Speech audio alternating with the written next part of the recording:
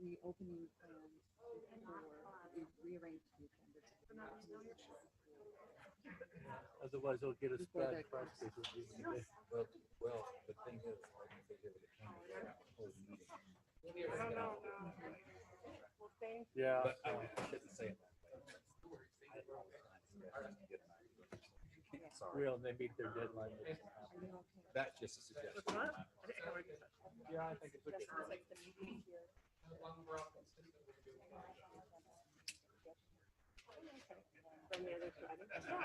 I think that's good. So just so you know, we're gonna wear our masks up to the podium, but then we'll take our masks off to talk. So everything hears clearly. Yeah, no, that's good. The only, I wanted us all.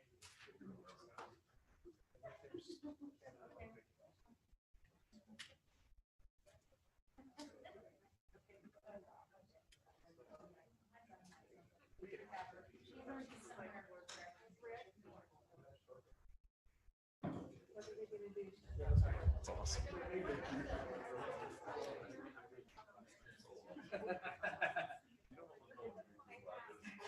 That's such a pain. Yeah, just. Yeah, that's perfect.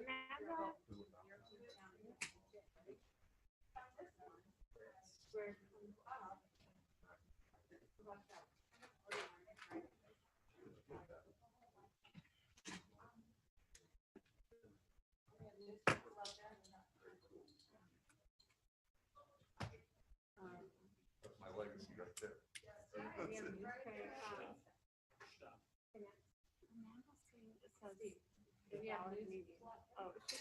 Supposedly. She's not there. Maybe she figured it out.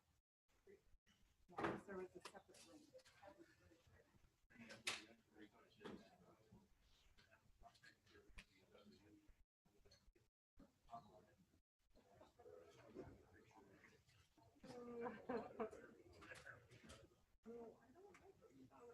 I really don't. I'll turn it off if I have to do something else, right? Take a drink or whatever.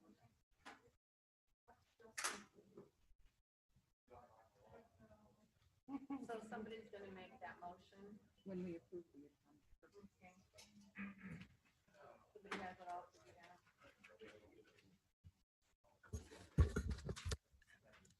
Okay.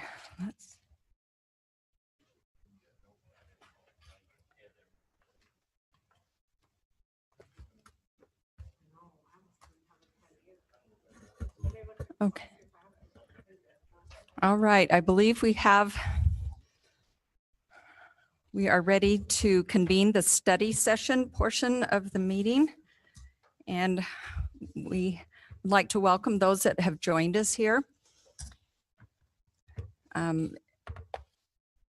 And sorry, I'm trying to pull out my agenda. So we are meeting here at the district office, 9361 South 300 East in Sandy, Utah. And we welcome those of you that have joined us in person as well as through the live stream. And also want to recognize the board members and administration that are here. So our first item will be our, I apologize. Our first item is to discuss the roundtable discussion items. This is something that was tabled from last meeting, and I would like to remind the board that the purpose of this item, we just have board members identify a few of the items that they would like to further discuss in our roundtable discussion. So we will not be discussing those items tonight, but we'll just make a list of them in preparation for our roundtable. And I also want to recognize that we are sensitive to the immediate things that our district and our administration are dealing with. We are very aware of that. But we just feel like this is a tradition of the board that will help us as we look beyond our immediate needs here.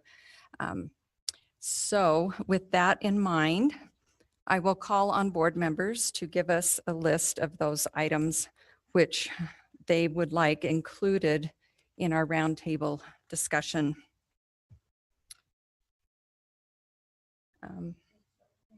Okay, who would like to go first?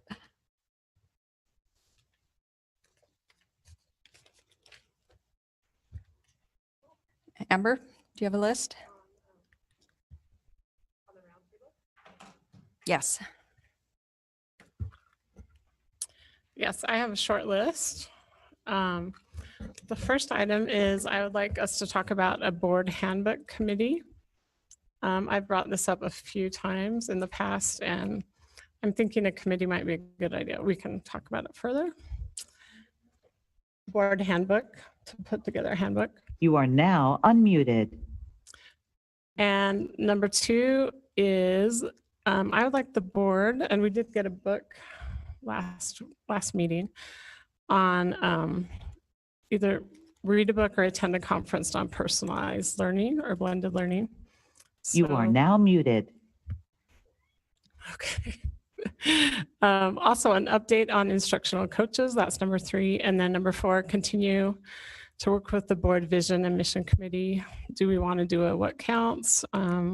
Get input from parents and community members. So because our committee, we did some work, but we didn't quite finish, and then COVID hit. So those are my items. Thank you. Thank you. Anyone else? Mr. Wrigley? Yeah, I guess I'll go ahead. I have a couple on here I didn't prioritize, but I think the number one thing I would like us to talk about, and it seems to be very good timing, is the creation of a learning environment, hope, safety, nurture, and stability as much as possible for our students and staff as we move into this new COVID school year. Developing a culture that we are all in together, and we support one another through these uncertain times. So just sort of that portion of taking a look at that. Second one is update our foundational visions, core values, and missions, to possibly add life readiness to our mission statement, which seems to be more of in line with our movement to responsive services. And then to get that and direct a correlation between these mission values and missions into our district educational framework, budgets, and strategic direction. I think that's the next thing. We've spent a lot of time on our core values and mission, but how does that specifically tie in with that? The next one is character education, enhancement of responsive services. I think we've done a lot of things over this last year, but to have a discussion of what else is still needed, where we're going, especially character education and resiliency in this particular time. Portrait of a graduate for both elementary and secondary. We've had some discussion about that. And in the past, I brought up and been interested to talk about the career pathways for high school. And then the 21st century skills and concepts as our foundation. That sort of ties in probably with our portrait of a graduate. We have had some discussion on middle and high school master report cards. We need to find out if we need to move forward with that or what happened. And the last one sort of fits in what we're talking about tonight, sort of a hybrid online education program that entices high schools, typical homeschoolers, and online parents back into the high school setting. So what we could do there. So I will just leave that with you, Madam President. Thank you. Anyone else? Mr. Millerberg.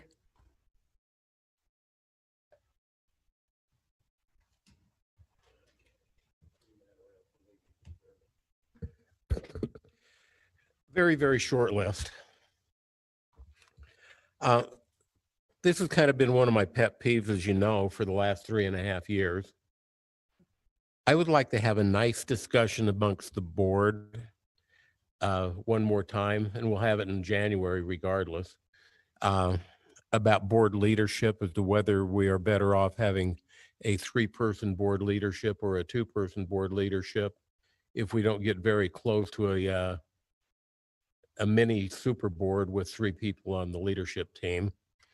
Number 2, I don't care whether it's a major corporation or it's an individual. I believe that the evaluation process helps us grow, helps us identify where we fall short, identify what we do well, and help us improve. And I would like to have a robust discussion about having a board evaluation where we sit down together and evaluate how we are doing as a Board of Education.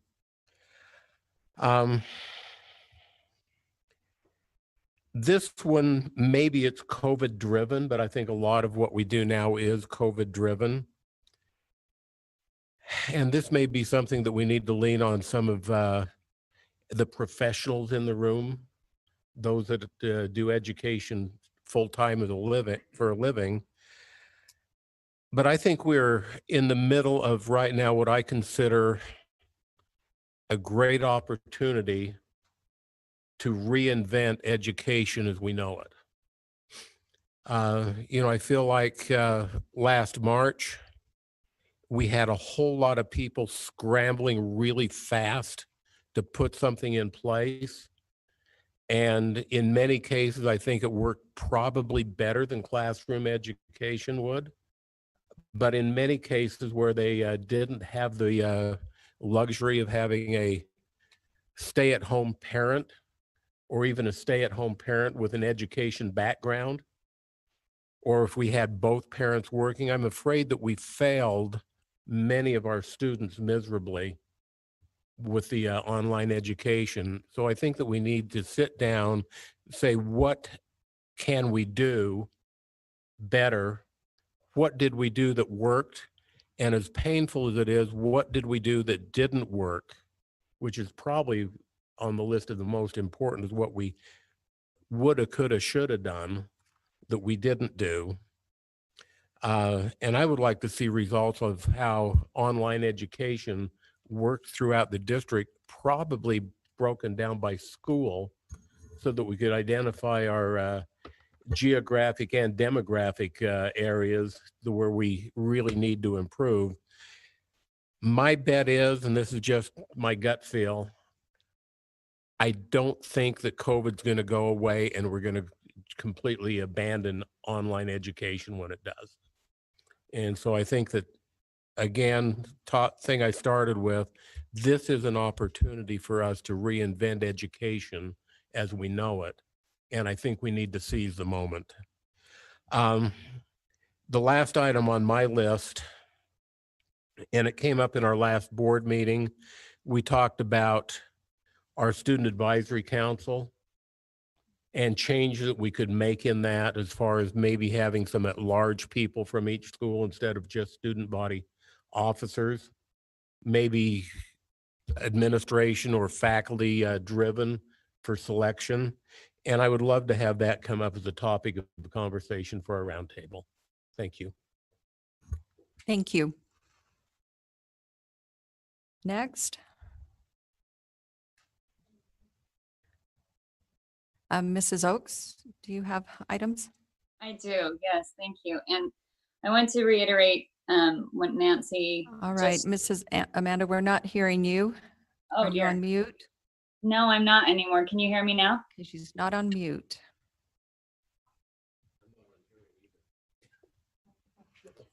All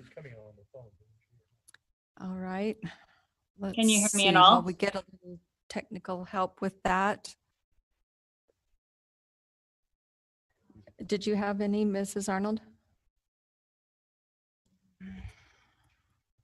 Well, looking at our list, it's going to be a very long night in discussing all these things. One of mine was the mastery report card and the standard-based grading. We've talked about where we're going to go with that or not go with that.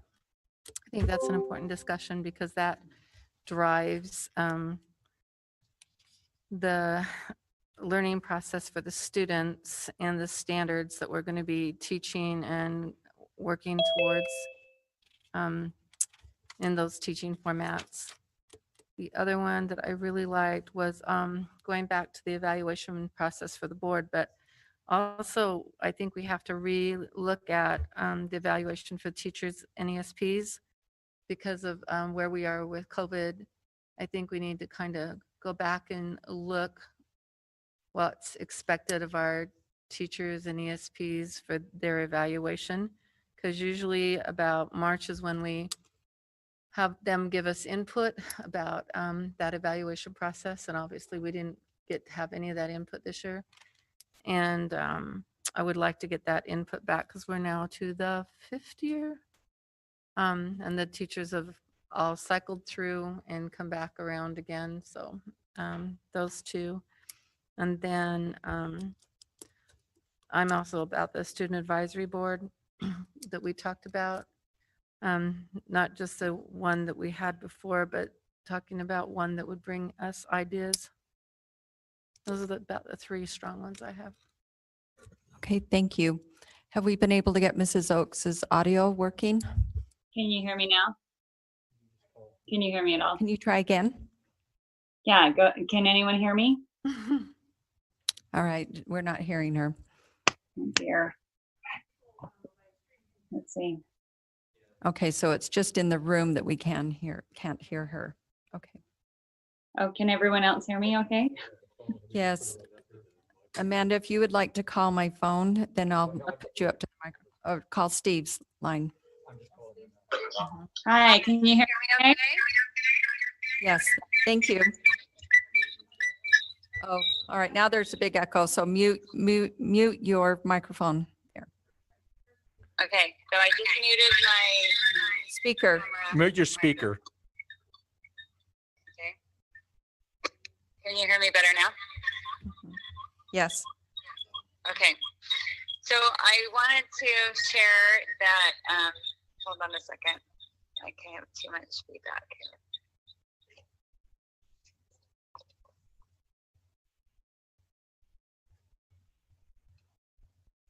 Okay, is that better? Yes. Okay, so I also want to reiterate what Nancy was saying about how we recognize that as a district, the administration has been going 90 miles an hour, going crazy, I'm sure, with so many things and adaptions, and I want to recognize that and be sensitive to that. Along with that, I do think, along with what Bont was saying, that there is a great opportunity that can be seized here. And I would love for us to take advantage of that while we have the chance. I would also like to echo the need for us to take a closer look at Portrait of a Graduate and discuss as a board how we want to reflect that in our own district. Let me look at some of my other notes. Hold on.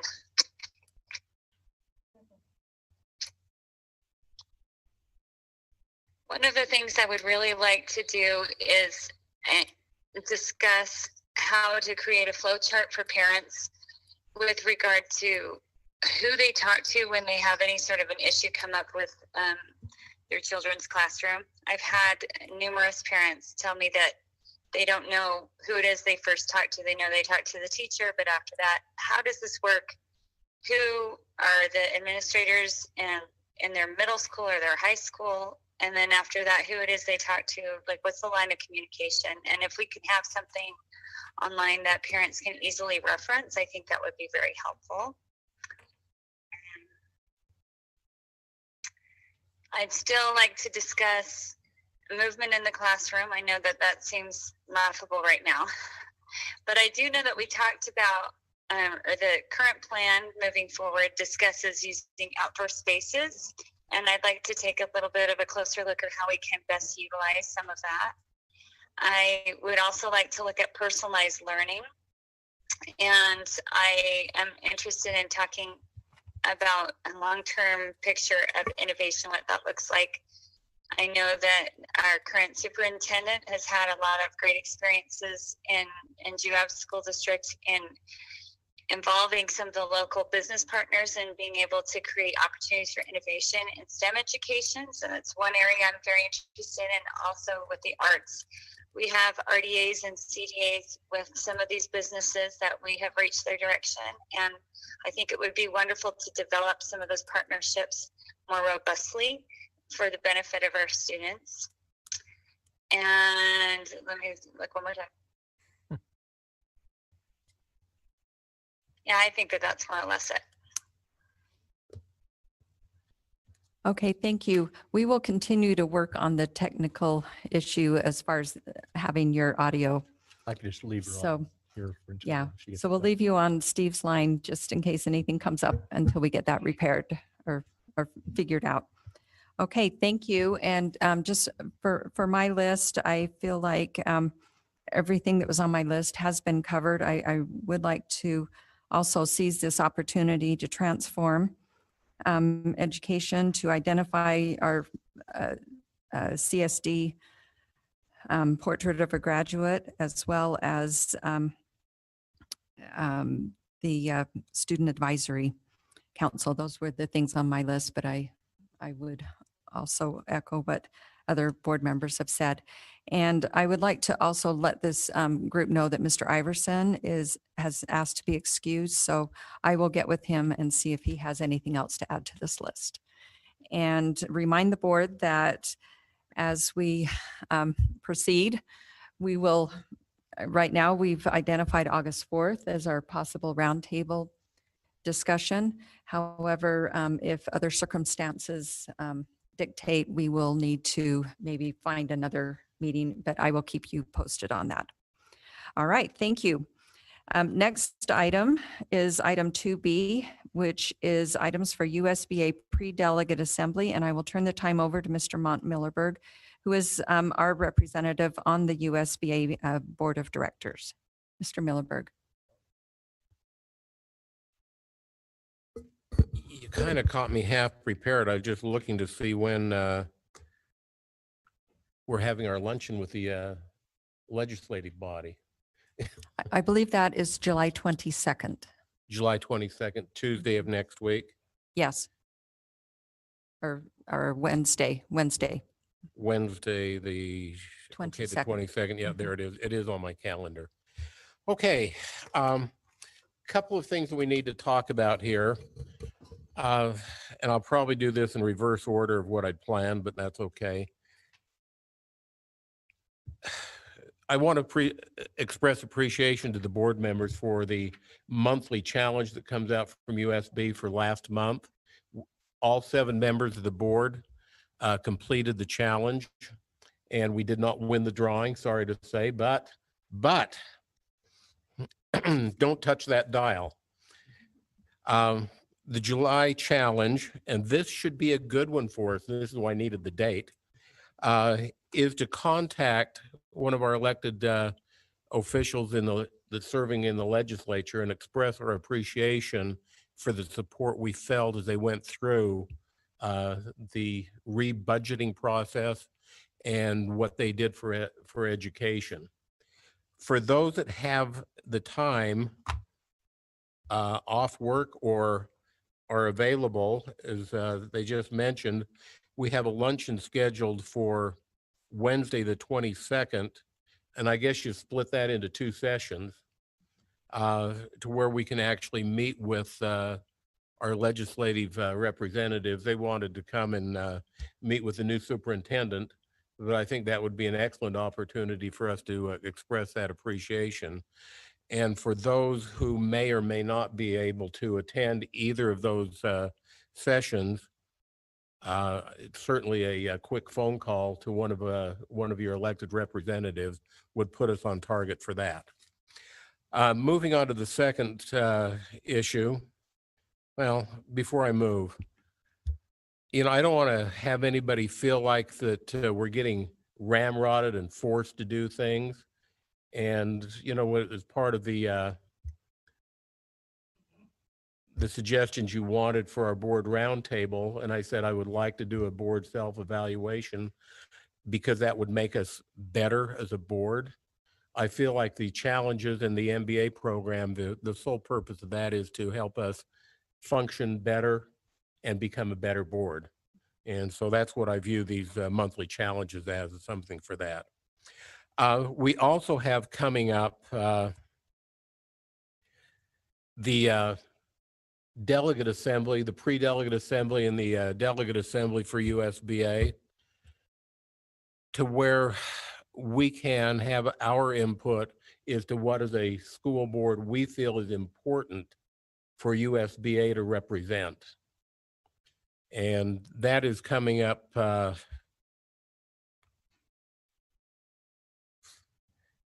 I believe that's coming up real soon. When is that? August early.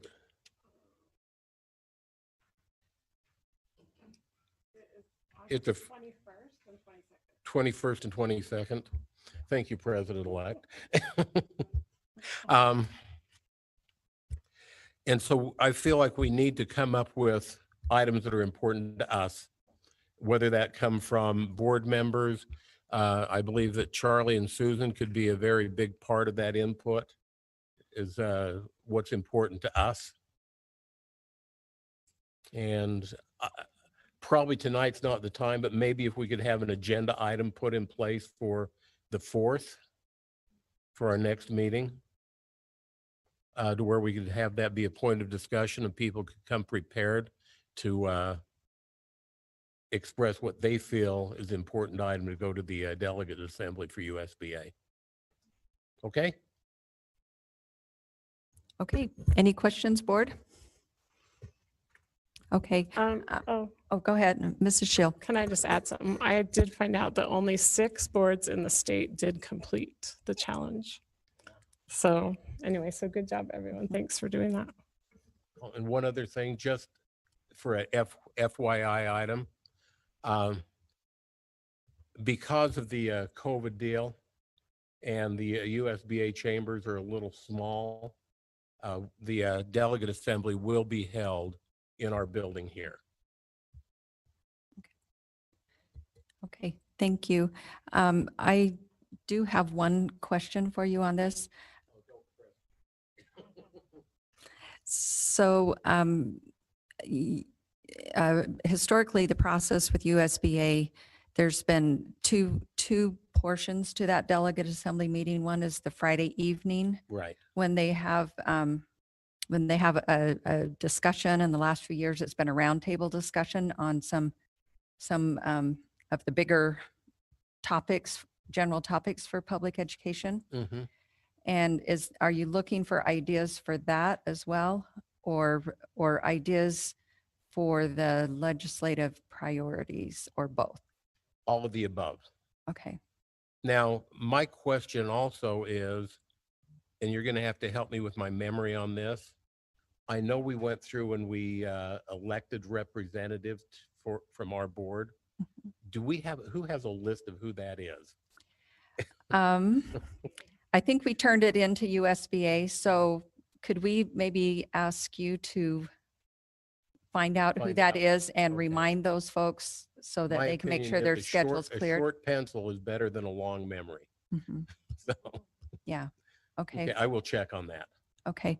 So then what you're asking is the board to be prepared for a discussion of 2 items, which would be a topic, roundtable type discussion Right. on the Friday evening Mhm. activity, and then some responses or reactions to the legislative priorities that will be Right, in draft form from USBA. right. Okay. All right. Any other questions, board? All right. Thank you, Mr. Millerberg, and thank you for your service representing us on that board of directors. We appreciate it. I will tell you that has been a very enjoyable assignment to have. And I appreciate the board trusting me enough to let me do it. And he does a great job, I will add. Great. Thank you. Any questions or discussion on that item?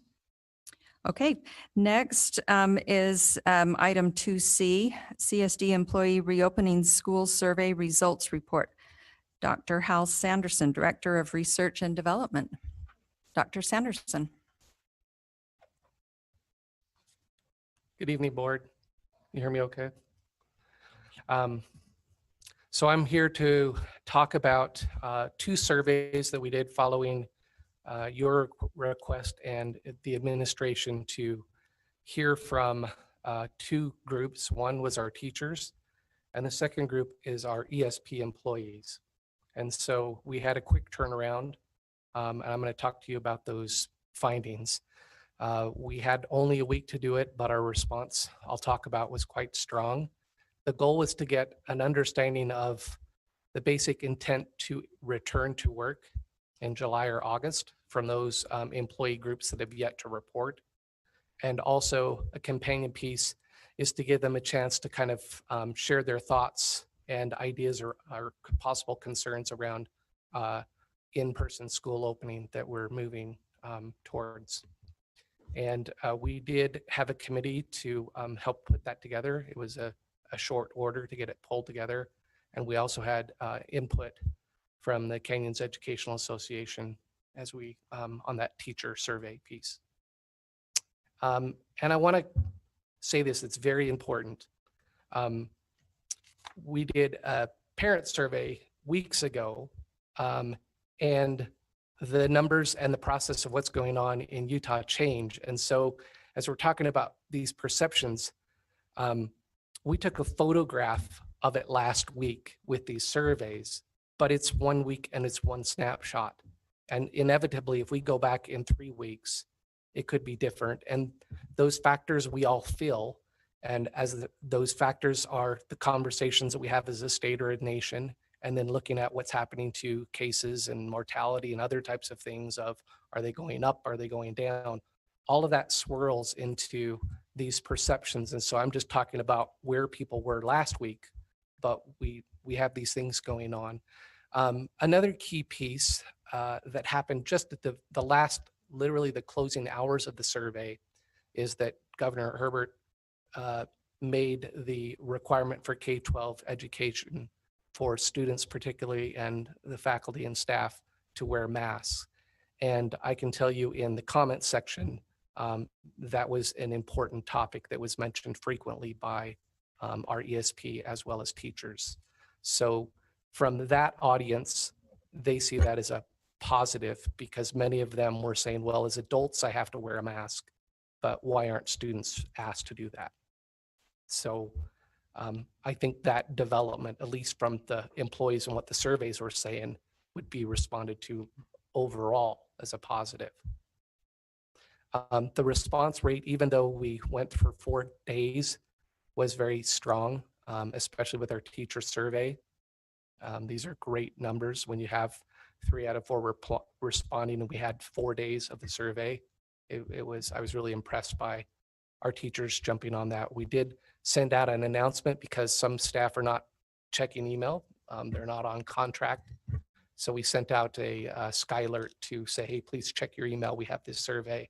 And I think by and large that was successful. So the big question, but again, snapshot in time. And it asked, did these employee groups intend to return to your in-person teaching or working assignment in the fall? We had 98% of our teachers saying yes and 97% of our ESP employees saying yes.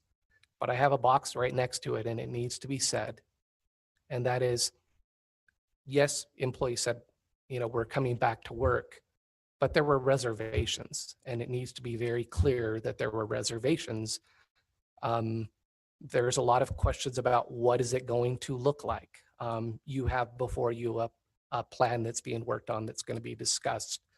The employees have those same questions of what is the final plan and then what is it, how is that going to be enacted? They're asking those questions. I know that earlier this week, there was a conversation in our HR department with an employee who said, I'm just uncomfortable. And when this administrator in HR was able to describe what our process will be for their safety and that process for them doing their job, they were much more comfortable with it. And so as you move along, there's a lot of communication, more practical communication to say, if you work in the front office, this is what it's going to look like. If you drive a bus, this is what it's going to look like. We need to kind of concrete actions around different roles to kind of help spell out that safety and health procedures. I think that will be well received and people are anxious to hear what that is. We had our next companion question for teachers was, depending on enrollment, would you be interested in a limited number of possible teaching positions that would be for online instruction only instead of returning to your in-person teaching assignment? And we had 33% of our teachers responded yes to that. That doesn't It just means that they're interested at that possibility. Digging into the data, there was these underlying concerns about health of, I feel more safe. Many of them, you'll see a few that I've pulled out. They talk about they may have higher risks, or they have a person that they're living with in their house, Julie, who is more of a high risk category. And so we had 33% of our teachers, and the number of teachers that represented was about 400 to 500. So that's a sizable number who were interested in that possibility.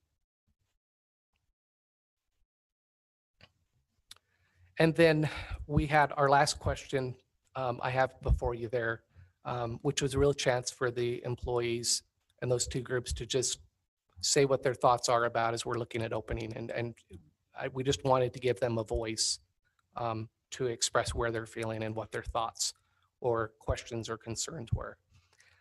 In using the Qualtrics analysis tool, it basically goes into those texts and we're able to flag different words and how often they're used. And so this represents that kind of an analysis.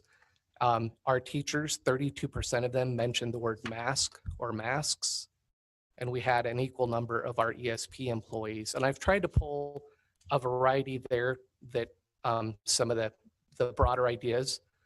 Most kind of felt like, well, I'm as an employee and an adult, I'm wearing a mask, and I'm nervous that kids aren't asked to do that. The middle box comment was one of the last respondents from a teacher, and this teacher was able to see the response from the governor, and you can see that they said, well, this makes me feel much more comfortable. And then the blue box, we did have some who talked about early grades education and phonemic awareness and other instructional techniques where the students need to be seeing the mouth and the teacher, and they kind of said, how is that going to work? Well, as we go into plans and the practicalities, we'll be able to explain that to our employees. But those early grade teachers have questions of, how do I do this and still stay safe? The next frequently discussed one is looking at physical or social distancing. And obviously a lot of that was broadly of, we're in a school and we have a lot of students, how is this all going to work? And can we really hold to the 6 feet? Clearly we've talked about mitigating risk, and we've talked about when masks need to be worn and what the distance requirements are, but there's a lot of questions of, how does this distancing thing work in schools? And as the ESPs in my job, when I go into schools, how is this going to look? So that was a clear topic that you can see a variety of different thoughts. And then the last one was two kind of comment areas. They're quite related, where I searched on looking at either the word sick or looking at high risk. And that came up to around 20% of the employee groups mentioning that. And I know that we've had some discussion to our employee groups about what our steps and processes will be, but there's a whole rash of another round of questions, and those who didn't see it the first time. So, there's a share of a number of employees saying, look, do I just use up all my sick leave if I do get COVID-19? What does that look like? What's my process? I don't have a lot of leave. So they have kind of concerns about that.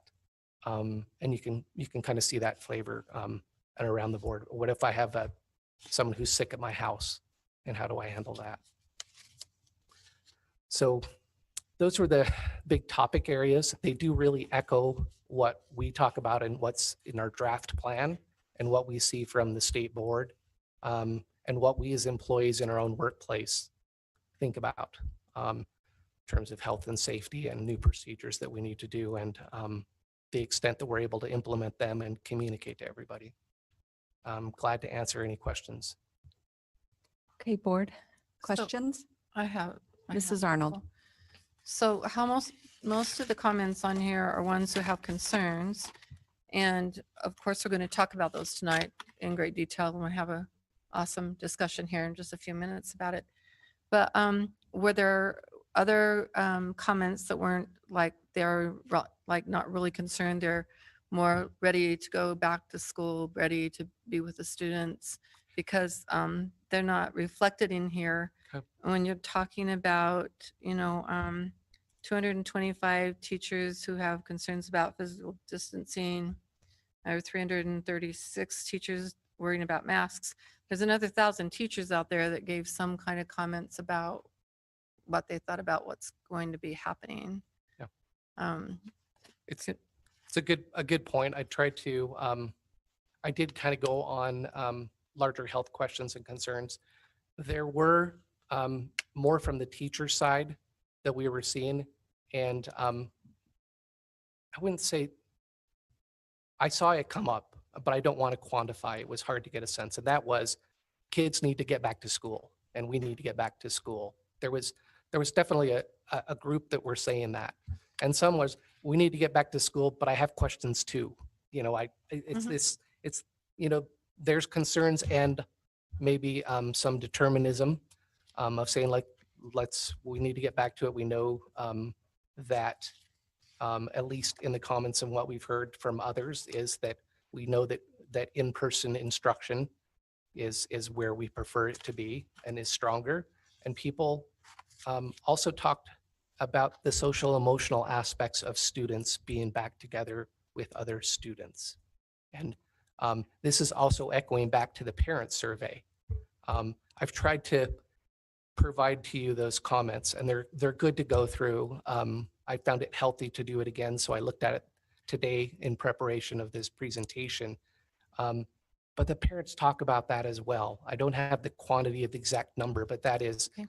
My kids are looking forward to being with other kids in school again. So I don't have the exact number, but there certainly is those who talk about it. We also have some surveys that of our employees that did this. Are you coming back to work? Yes. Do you have anything to say of comments or concerns or thoughts? Nope. And so when I say 2 out of 3 teachers or employees commented, I have a third, most of them said yes, who didn't have to do a comment. So you'd say like, well, they weren't strong enough that they felt compelled to talk about some concerns. I guess they're like, we'll be okay, or, pretty neutral about it. I don't have the quantity because of them not. Oh, I didn't need a number. I just was wondering what the other side of the coin is Sure. with those that are concerned versus those who are not concerned. So Very thank fair. you very much. Thank you. Board, other comments, questions? Mr. Wrigley? Yes, just a question for you. So we have to have our plans into the state by August 1st. Do you plan on doing this at some other time after we pass the plans to find out where they're at before the beginning of school, or is this just a one-time thing? That's you working with the administration. I know that we have scheduled enrollment to start July 27th, if I understand that. At that point, the discussion of are you in person or wanting to do online is kind of a front and center question. So it could be conceivable to ask as we're working out details where they're at. But I think the bigger question that I would say is we need a lot of focused communication to spell out what it will be looking like for parents. I think more details will, to say this is the extent that we're going to, I think will help parents understand that safety is important to Canyons and important as their students come back to school and what those processes are. I almost feel that it's hard to do a lot of things that we're juggling, but more reassurant communication and details to different families and communities may be a little bit stronger if you ask me to pick. Yeah, no, I think it might be interesting to see. I've talked with some teachers over this last week, and some of them didn't know all the good stuff we're talking about. I think when we get that down, we may be interested to see. And as you said, you'll probably need to know before we do registration where we're standing. Yeah. So, okay. Steve, I think we're going to have specific numbers, because when you're talking about 937 teachers responding that, yes, they'll just go back to the classroom, and you have 462 teachers who are responding that they would rather do online. but we don't have that many students who are going to do online. Maybe we need 60 teachers who are going to do online. Then what are those other 400 teachers going to do if they don't want to go back to the classroom? So I think sooner than later, we're going to have really specific numbers about how many kids are coming, who's online, who's not online, and teacher assignments. Right. And let me clarify that we had, when the survey closed, there were 24 teachers who said, no, I'm not going to come back. So there was a lot who say, yes, I'm coming back for in person, but if there is an online option, I'd like to consider it. Mhm. And so to me, I felt more comfort knowing there were some very few strong no's, but the group would say, well, I may feel more comfortable doing online, but I'm still willing to go back if I need to. But again, I think the key will be us really giving our teachers good information of what their job will look like and what we'll be doing for health and safety. Thank you. Okay. Any other comments, board? All right. Thank you very much, Dr. Sanderson. It's good to have an idea of what our teachers are thinking and feeling. And like was just said, I think we need some numbers. What will drive it from here, this point forward, I believe, is student registration. Right. So I would agree. It's coming up quick. it is. Thank you. Thank you. All right. Next item is Canyon's online instruction proposal. And we will turn the time over to Dr. Rick Robbins, Superintendent. Thank you, President Ting. Before I'm going to have Dr. Landward present on our online options, just to address Clarine's question. So our HR department is putting together an application process for teachers to determine online. So with your direction, I think we're very close to releasing that, as soon as tomorrow. So we're just trying to line up registration on the 27th along with those requests. But Steve Diamond and his team have done a fantastic job of putting together that form. So, and that was in conjunction with CEA as well. So we should have that ready to go so that we have we can have a little clear picture of meeting those needs. So first off, I'd just like to thank the board for this opportunity. And I'd like to just open up with a few words and ideas and thoughts before I turn it over to Dr. Landward and to express our options on online learning and invite a discussion. But I think it's important before we discuss this reopening plan tonight that we really revisit why we're here. And I think that's important because there are lots of narratives and lots of different pieces of information that are out there. And there's just a lot going on, as we all know. I don't think anyone is immune from that stress. Frankly, I don't think anyone has had to work through a pandemic of this proportion unless you go back close to 100 years. And so there's not really a playbook to just pull off the shelf that, you can look to. And I say that because I think that's important, as I've mentioned before, is that we have to be comfortable with the uncomfortable and that we have to be prepared to plan for change. But in that, I think it's really important that we revisit our why. And I say this because I think there's no doubt that we all have the desire to deliver on a promise to our children. And while doing so, providing a safe environment for all.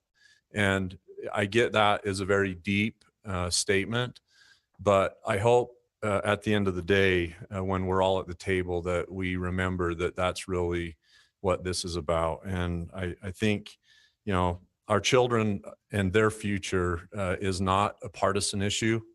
And it's something that I think we can all get behind. It's something that we can all rally around. Our nation, our future depends on it. And so I just want us to kind of keep that at the center of our conversation tonight. This is a shared responsibility between all of us, and this will take all of our efforts to reopen school. If you think back to early May, under the guidance of the governor's office, the State Board of Education, the state and county health department, in coordination with the board, this process began. And what we're aligned to is a template that the State Board of Education has provided to all 41 districts to align their reopening plans to. And so with that direction to reopen schools under that guidance, that's the orders that we have taken. And so since that time, I just want to share a little bit about the process.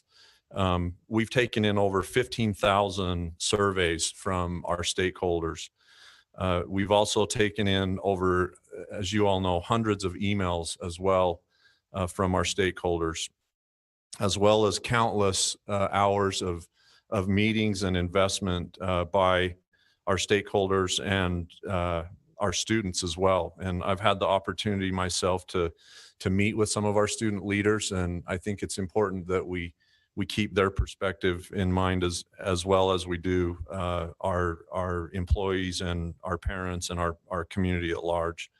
But in the end, the end goal is really to provide this world-class education experience that our students in Canyons have come to expect, and that we live up to that promise. So with that, I just want to express my appreciation to our administrative team, all of our employees, our parents, our students, our community at large, especially the board, for your guidance and direction on this. I am very confident that we will be able to reopen our schools and provide a safe environment for all. And it won't look the same. I think it's very fair to say that education in our world, our nation, and in our state will not look the same going forward. But it really does provide some great opportunities for us to really reimagine what that might look like. And I think tonight you'll see of some of those actions being put into place, and I'm very excited for that to occur. So with that, I want to invite up our ISD Director, Dr. Landward, to present and share our next steps on our online action plan. And then if there's questions, we'll go from there. So, Dr. Landward. I'm going to quickly sanitize here. Good evening. How are you all? Judging from the emails that you've been getting and we've been getting, I think that we all probably have the same dark circles under our eyes, which I should have left my mask on because they cover those up. I'm excited to share with you a lot of the brainstorming and work that has been done to date. What we'll be talking about tonight in terms of the options for instruction for our students is more than a beginning, but as Nancy has pointed out, a lot of the final details will have to be sorted through once we know how many students are going to be choosing which option. So as you are aware, we will be offering several options, and I'm glad to be able to clear that up tonight, as many of the emails that we've all been getting have assumed that we are going completely one way or the other. And we're actually going to be offering 3 options for all of our families. So the first will be in-person instruction at the school, running as close to as normal as we can, given all of the new circumstances that you'll hear more about later tonight. The next option will be online instruction, which I'll spend the majority of the time talking about over the next handful of minutes. And then we also want to be able to support those families who want to provide more of their guidance for instruction, but still remain tied to their schools and using the Canyons curriculum as well as the Canyons resources at their school. So there will be an option for district-supported and parent-guided at-home instruction. So with those 3 options in mind, More information will continue to go out after this meeting, but as I said, I'm going to spend the majority of my time talking specifically about the online piece, as that's where we seem to be getting the most questions. So as we talked in our last board meeting, we are moving up the registration to July 27th. So this will give us a little bit more time to start to plan. We are going to strongly encourage our families to register within that first week so that we can determine the FTE needs for the online learning process. So what that will mean is lots of communication from our schools and from the district to try to get that information available and get families registered. When families log on to register, they will have the opportunity to select one of those three options that I just mentioned: in-person instruction at school, online instruction provided by CSD teachers, and then the district-supported parent-guided at-home instruction. The online teachers will be assigned once we know how many students have elected for the online option. So after that first week of registration, we will look at those numbers and make a determination for each school, the impact that it will have on their overall school enrollment.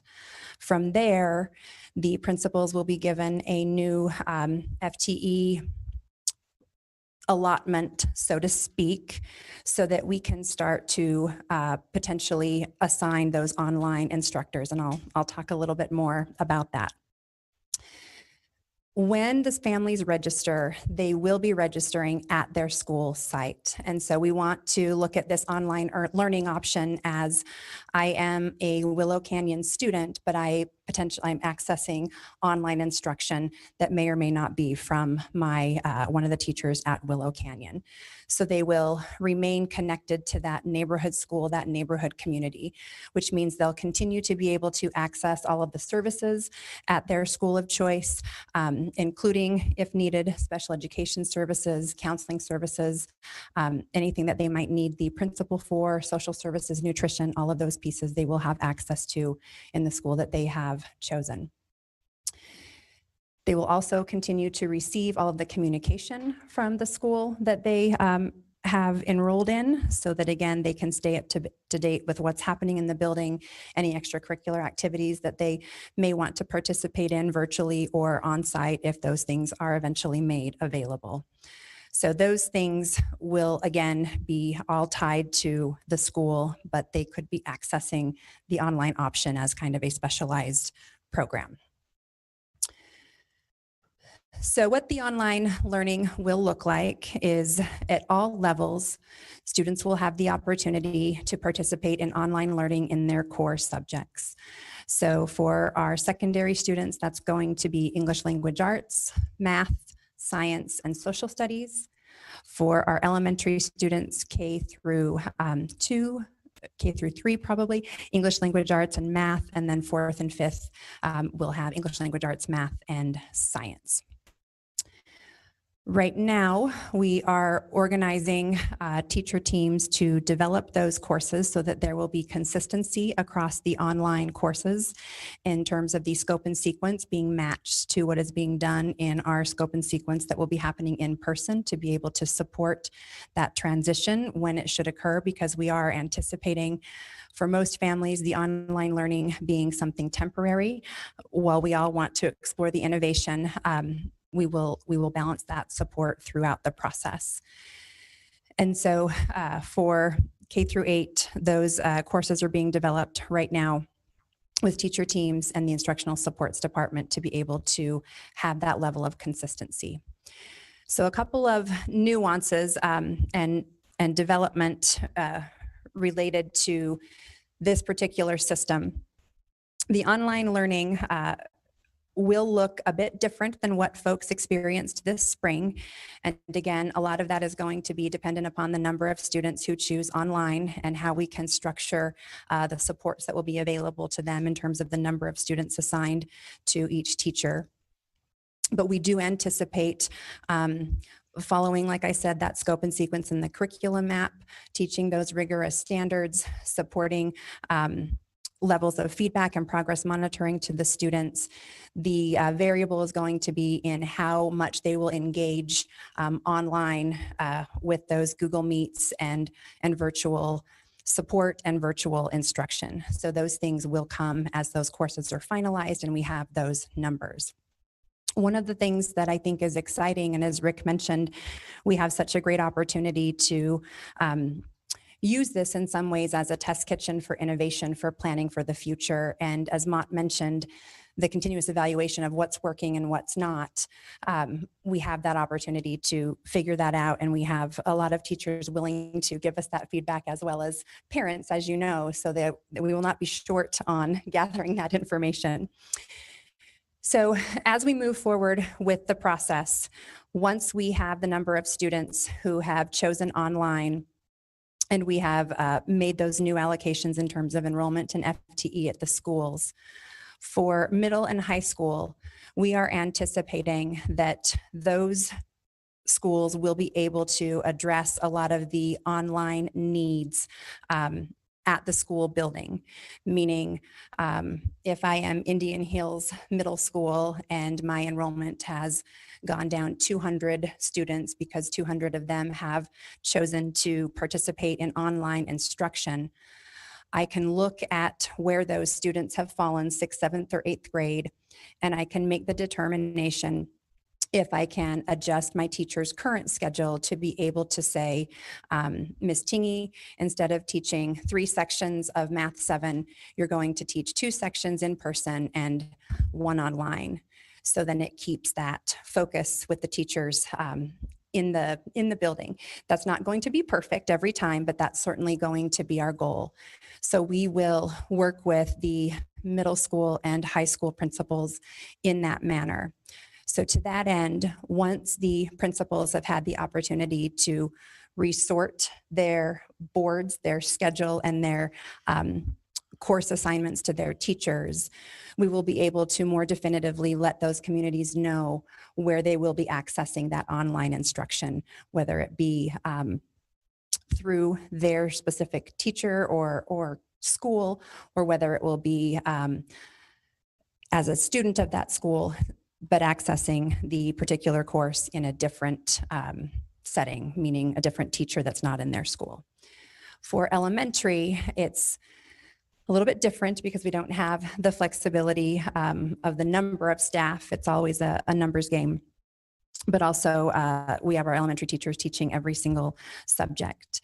And so as they look at the impact to their FTE and their school with the potential reduction in students, we'll be asking all of the elementary principal leadership community to work with us in a very transparent and detailed process to be able to identify the students, or excuse me, the teachers across the district who we can assign to support 1st grade, 2nd grade, 3rd grade, and so on.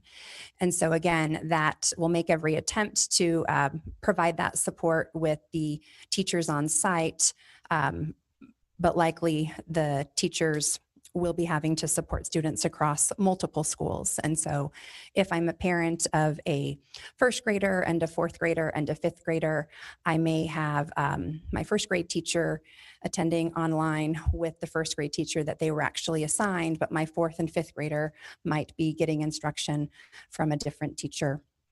And the reason we are focusing on that, as Dr. Robbins mentioned, we really want to ensure that what we are offering is quality and support for our students, so that when or if they choose to transition back to face-to-face instruction, we know that the support and education that they have received online is equitable and in the same manner in terms of rigor and support that would be similar to what they'd be getting face-to-face.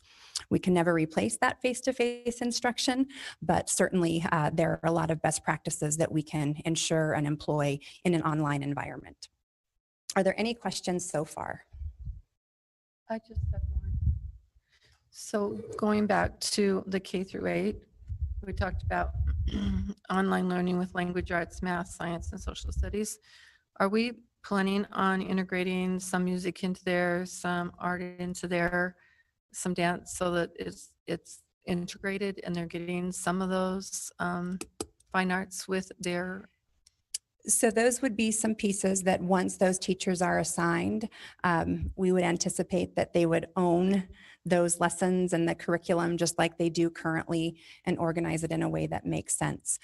With it not being synchronous instruction, there will be some different challenges, but as we saw great examples this spring, teachers came up with some great ideas about did. how to still do that virtually or how to assign that and integrate that into the assigned work. yeah, they came up with some awesome ideas. They did. The kids loved it. Thank you. Thank you. I believe Mr. Millerberg has a question.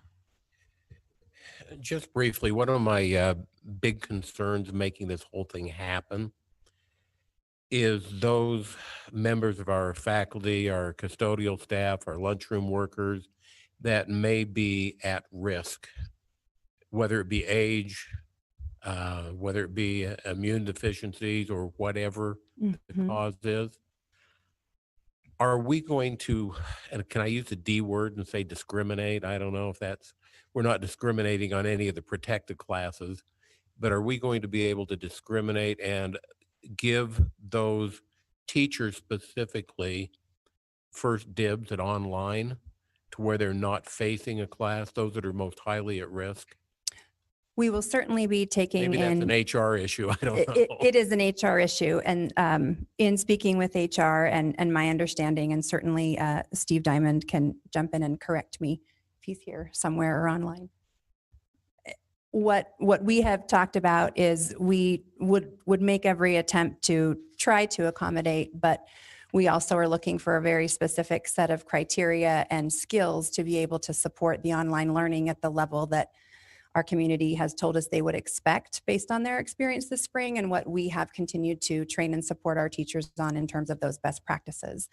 So it would be a matching, right? So if we have two candidates who want to teach 7th grade social studies and they have similar skill sets, but one is high risk, we would support the high risk teacher in the online opportunity. But then you have to be careful also, as you said, that they get the same quality of instruction. I don't want to decrease the quality of instruction. Correct. So I guess that's where we come into having nothing but highly qualified teachers, right? That is correct. Okay, thank you. Mrs. Schill. Okay, so I've had some emails from parents asking, what will the elective options be? And I'm talking 9 through 12, like, you know, if their child wants to do virtual, but then they want to participate in band or choir or that kind of thing. Is that possible? And then the second Really good question question. is, what about AP? Will AP be available online? Or, I mean, what's the plan for AP? So right now we are guaranteeing the opportunity to attend your core classes online. Any classes beyond that, we will not be able to guarantee, and certainly not at this juncture. So that's going to come down to, like I mentioned, the high school principals with the number of students who are electing to go online, determining what, if any, adjustments they can make to their master schedule and board with those teacher assignments. That said, the other part of your question, could they still attend the school for those? And the answer to that is yes, if again, it's feasible and there's room.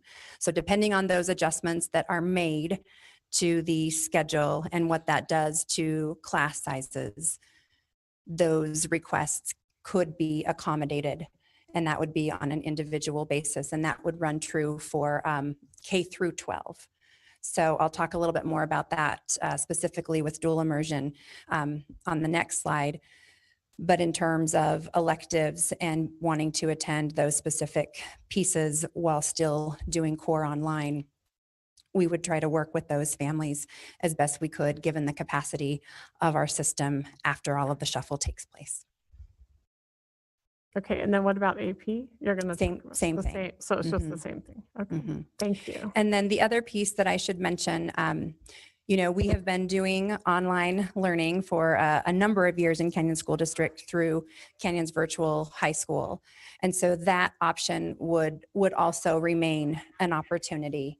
and might make the most sense for some students and might be a recommendation in some schools, depending again on how they organize their FTE and are able to accommodate online instruction at the building.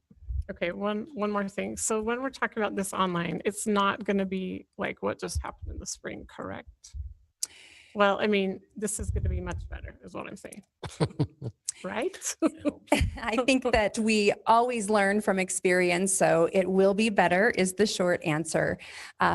The depth in which it will be better is what will be determined based on those number of students. Because again, we want to ensure that both our students and teachers can be successful. So that means not overloading the teachers so that they can't support the students in being successful, which then makes them feel less successful as teachers. And so we'll find that balance. Yeah, I don't want to delve into the minutia too much, but this is I'm ready for the minutia. Oh, this is kind of a conversation I've been having with my grandson. What is going to happen in some of the? Giving me a what if? No, this is not a what if. This is a it will. But what is going to happen in some of our elective courses? For example, choir, band. I've teased my grandson, Jackson, how is it that you're going to blow your trombone with a mask on?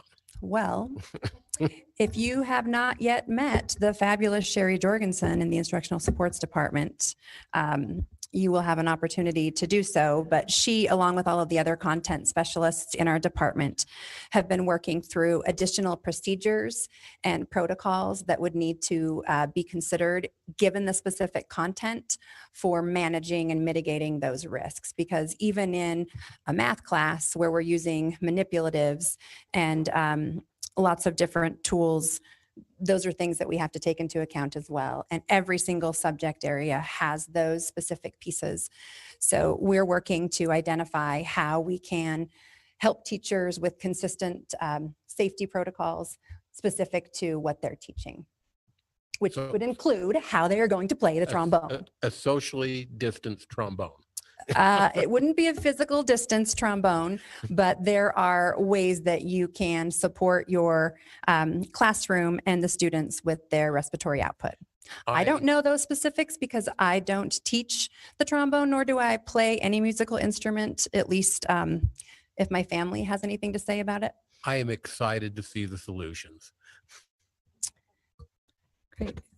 Thank you. I did have a question back to the elementary school, how this is being designed.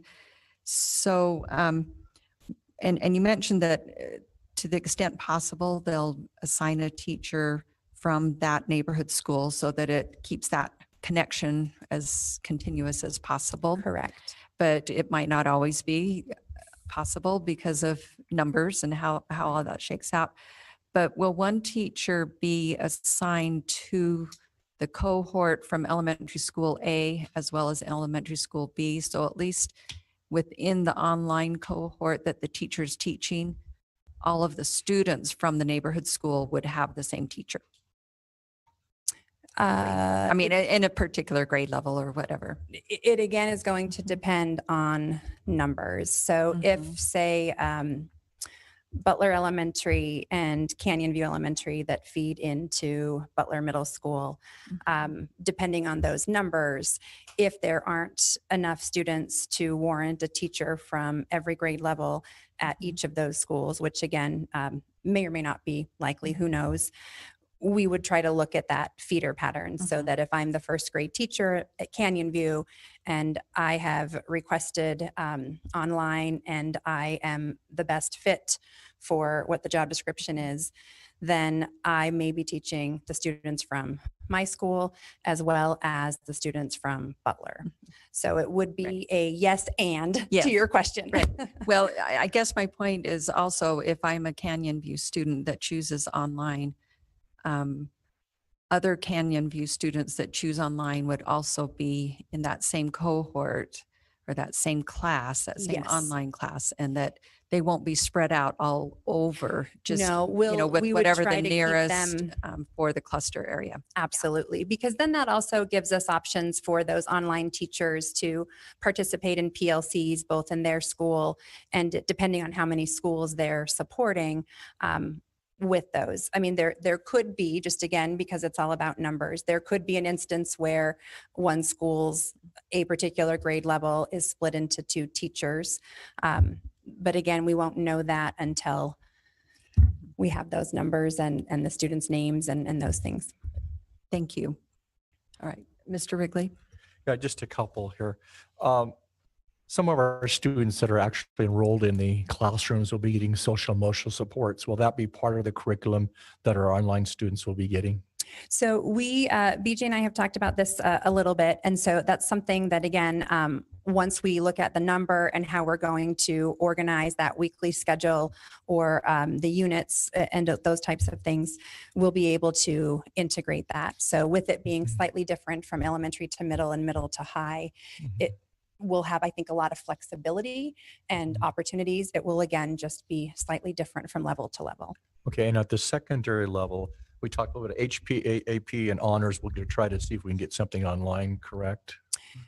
We're not guaranteeing. So Okay. again, I'm just going to reiterate that the guarantee for online learning will be your core classes. So English language arts, math, for secondary science and social studies as well.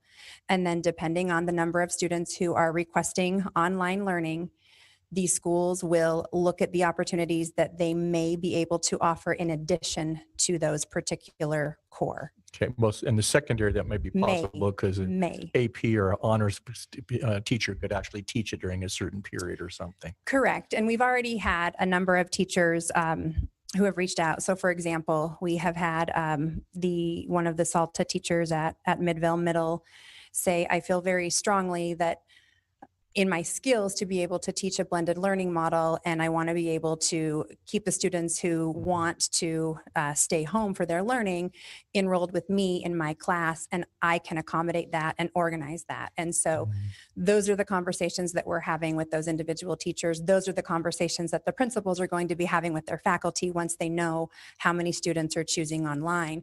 And then they'll be able to make those decisions and then advertise to their community what those options could be. And as a secondary student, I should be able to go online for the core, but maybe electives at school if I choose that.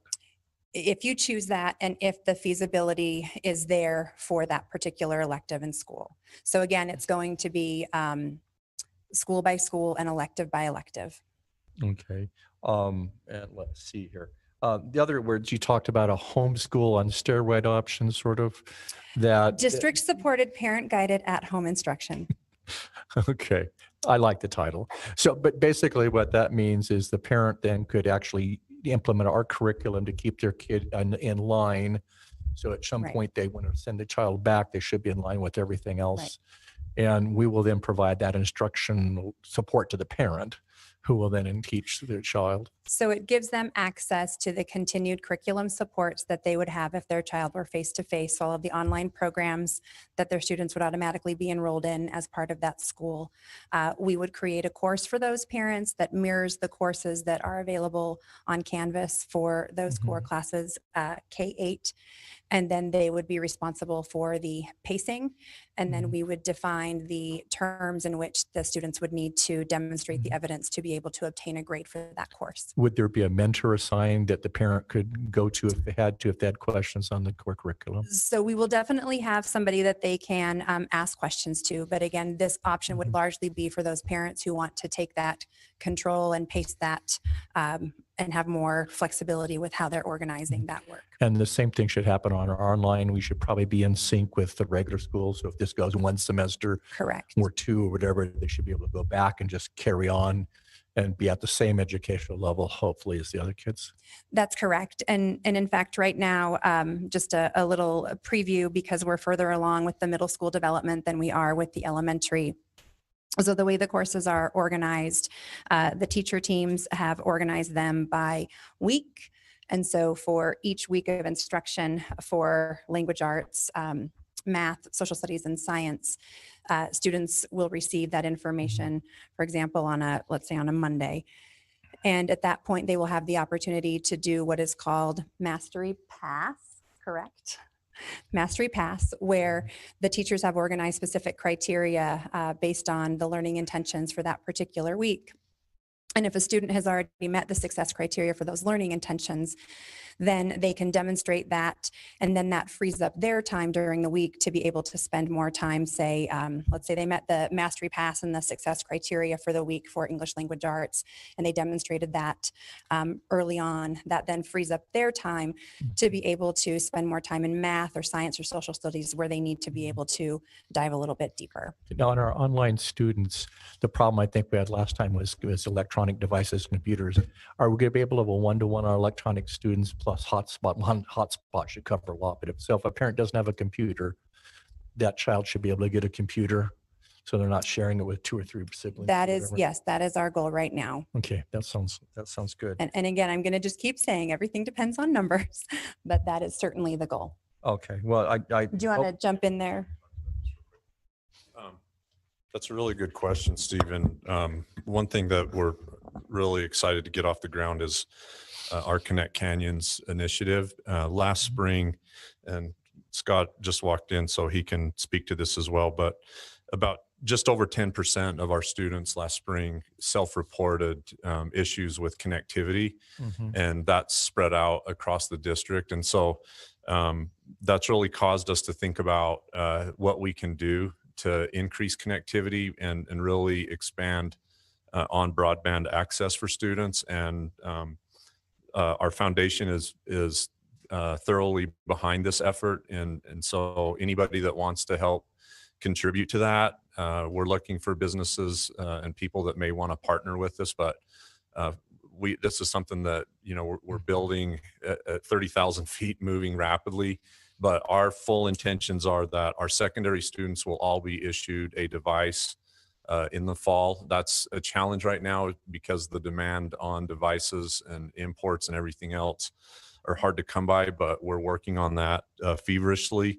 And then at our elementary level, we would do a checkout to each student as needed. But that still doesn't completely solve the connectivity issue. So those that would like to partner with us, I think I've mentioned this before, we really have a responsibility as a community where this is the new normal, that connectivity for our students is really more, in my opinion, should be looked at more as a utility. And as we partner with our cities and our towns and our state, this to me just should be automatic.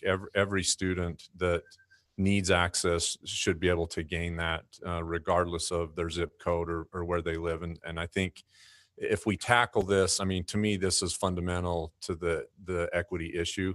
And so I'm looking forward to that, but this is an issue that we need to address. But right now, all secondary students will be issued a Chromebook, and then we'll check out to elementary students. But I also want to make it clear, it would be my recommendation and vision for this, that sooner than later, every single student in Canyon School District has access to a device as well as connectivity. So that's kind of where we're headed on that. Good, thank you.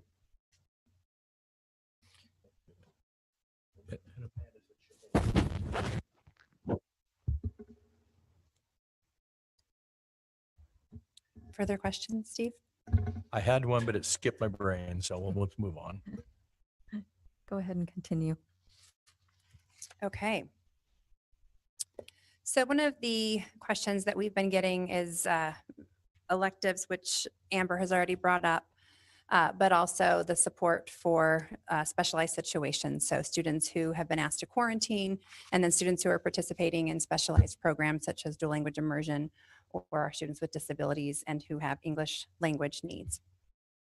So for our students who are placed on quarantine, either because they have symptoms or have been around students who have symptoms, this is where I think the incredible work of our teachers comes into play. So they have already taken on the great task of developing online over the course of March through May and June. And they're starting out the school year supporting their students face-to-face in a more blended model. So for those students who are going to need to quarantine or who are out, they will have the opportunity to remain connected to their class through Canvas and how their teacher is already using that as they're participating in face-to-face. They'll now be able to access that when it makes sense. Of course, if the student is tested positive and is working through those situations, BJ is going to cover that and how some of those things will be looked at on a more individualized basis. But we're really anticipating that that connectivity to the classroom teacher will be much easier to do because of the incredible work and skills that our teachers have developed over the last handful of months to be able to maintain that blended learning while they're in person. As for our students who are participating in our dual language immersion programs, it's very challenging to learn and acquire a language and progress that language in an online format. And it's not something that the state is considering outsourcing, nor are we as a district, because of the model that we have put in place, as well as the scope and sequence of that language acquisition that we have really outlined first through high school situations. And so the Utah State Board of Education is in preliminary discussions right now about how they will be able to support districts in providing, I wouldn't say online supports, but some ideas. Like I said, they're in the initial stages. And so as we've talked with our dual immersion team, and we are fortunate to have Ophelia Wade, who both serves as a Kansas District employee and as a State Department employee. So she has a lot of leadership and influence at the state, but also a lot of great guidance for us here at the district. And one of the ideas on the table would be to develop some online again, self-paced courses for our dual immersion students, and those would be developed by the best dual immersion teachers across the state. So the state would organize teams of teachers to develop those courses, much like we have here in Canyon School District. And then we as districts would support the development by helping pay for those courses to be developed by those teachers, and then we would offer those courses. So that is one option on the table. The other option, just like we talked about, students potentially having the opportunity to attend for electives, we would prioritize if families wanted to keep their students home for the majority of the school day, but access dual immersion in person, they could attend in person for those pieces. We also are looking at, again, this is all going to be dependent on numbers. If we have a number of students who would like to resume their learning online at home and they are a DLI student, we do have the capability with webcams to be able to do some broadcasting. The challenge would be that these students would not necessarily be able to participate, but rather observe in the DLI lesson. And then we would work with the DLI teachers to provide opportunities for, in every lesson, for students to respond electronically so that those students who are observing could still provide and engage in a particular lesson and get some feedback from the teacher. We also are looking at opportunities within that to, should that be the case where they are observing, having some teachers set up to be able to meet a couple of times a month with those small groups of students to just do a quick check-in. The important thing that I think parents need to understand if they're considering this option is that we will not remove them from their place in dual immersion, and we will welcome them with open arms when they return and support them in that process. So that's where we are right now with dual language immersion. And again, it's all going to be dependent upon how many of those students are requesting online instruction overall. I'll pause for questions specific to DLI now. Thank you. I believe Mrs. Oakes had some questions. Okay, can anyone hear me now? Yes, We can hear you. yes. Okay, good. It's a lot easier. Okay, Amber, thank you so much for thinking through so many different pieces. And you know that this has been a whirlwind of a year for everybody. And thank you for thinking through the pieces attached to DLI. I know you've been getting a lot of emails and communications from parents, and I have as well. I'm just curious, when it comes to the July 27th registration, if you have parents that want to say, do the home, parent directed, district supported option with some of the pieces, and then attend DLI, I guess my question is there going to be a breakout of what kind of online instruction you want to participate in with regard to DLI? It almost seems like its own kind of category in a way. I'm curious about if it's going to be clear for parents what it is they're choosing. I'm just a little bit nervous that they might think that they're choosing one thing and actually signing up for another, really delineated. I think that that's a really fair question, and I wish I had a really concrete answer. Unfortunately, it's going to depend on the number of students and how we organize that. And as I mentioned, the state is just in initial conversations. So I'm not even sure if those options that I mentioned will come to fruition and when they would come to fruition. Right now, they are all focused on getting their big annual Audi conference up and ready virtually to support all of our teachers training that happens here in a couple of weeks. So once we know, so what we can do, I think, is be a little bit more clear than perhaps what I've been able to articulate tonight, because there's so many moving parts about what all of those options could look like, recognizing that it may be a combination of those, or again, at the very least, they keep their spot and we welcome them back. And hopefully that's enough for many to have those conversations. And I'm happy to chat with any of the parents who have those questions, as are the principals, as they've already been doing. Once we know the number of DLI students who are choosing online instead of in person, we then, I think, can formalize what those particular options would be, whether it's observing through the webcam. By that point, we will hopefully have more details about whether the course through the state will be available and when it can be accessed. My hunch is it would focus on language acquisition and literacy and those components that are already part of the DLI by grade level. And it would try to resemble as close as possible. And again, because right now this is just a brainstorm idea by the state directors, they haven't gotten that far into the planning. But given their commitment and our commitment, that's something I think that we would advocate for, as would they. Real quick, how does this work with the bridge courses? Have you had conversations with the University of Utah about how this functions at the high school level? And I regret that that is the only area that I am really unclear on at this point. So I hope to have more information about that in the coming days. Again, the state is just gearing up for these conversations now. And so it's not something that they have had the time or have been prepared to be able to address at this point. So to be continued. Okay. And then, so just so I'm clear on, I know you've kind of gone into part of the description. As a parent, if I have, so for instance, I'm coming at this with the perspective, I do have a child with diabetes, right, who is considered to be more at risk, who's in the immersion program. Say I have him start at the beginning of the year, things are going well, but then a child in his class comes down with COVID.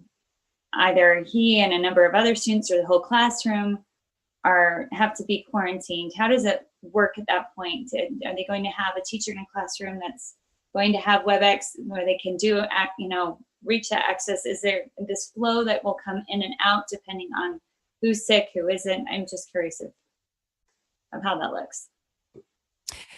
So with regards to those particular procedures, BJ, I believe, is going to address those a little bit later. And so he'll have the specifics on that. And what would be true for any classroom would be true for dual immersion as well. Thank you. I had a question after hearing Mrs. Oak's question about confusion with the registration process. Will the administration identify a help desk or somewhere where a parent could call if they're not quite sure what they're actually signing up for? Can we ask that?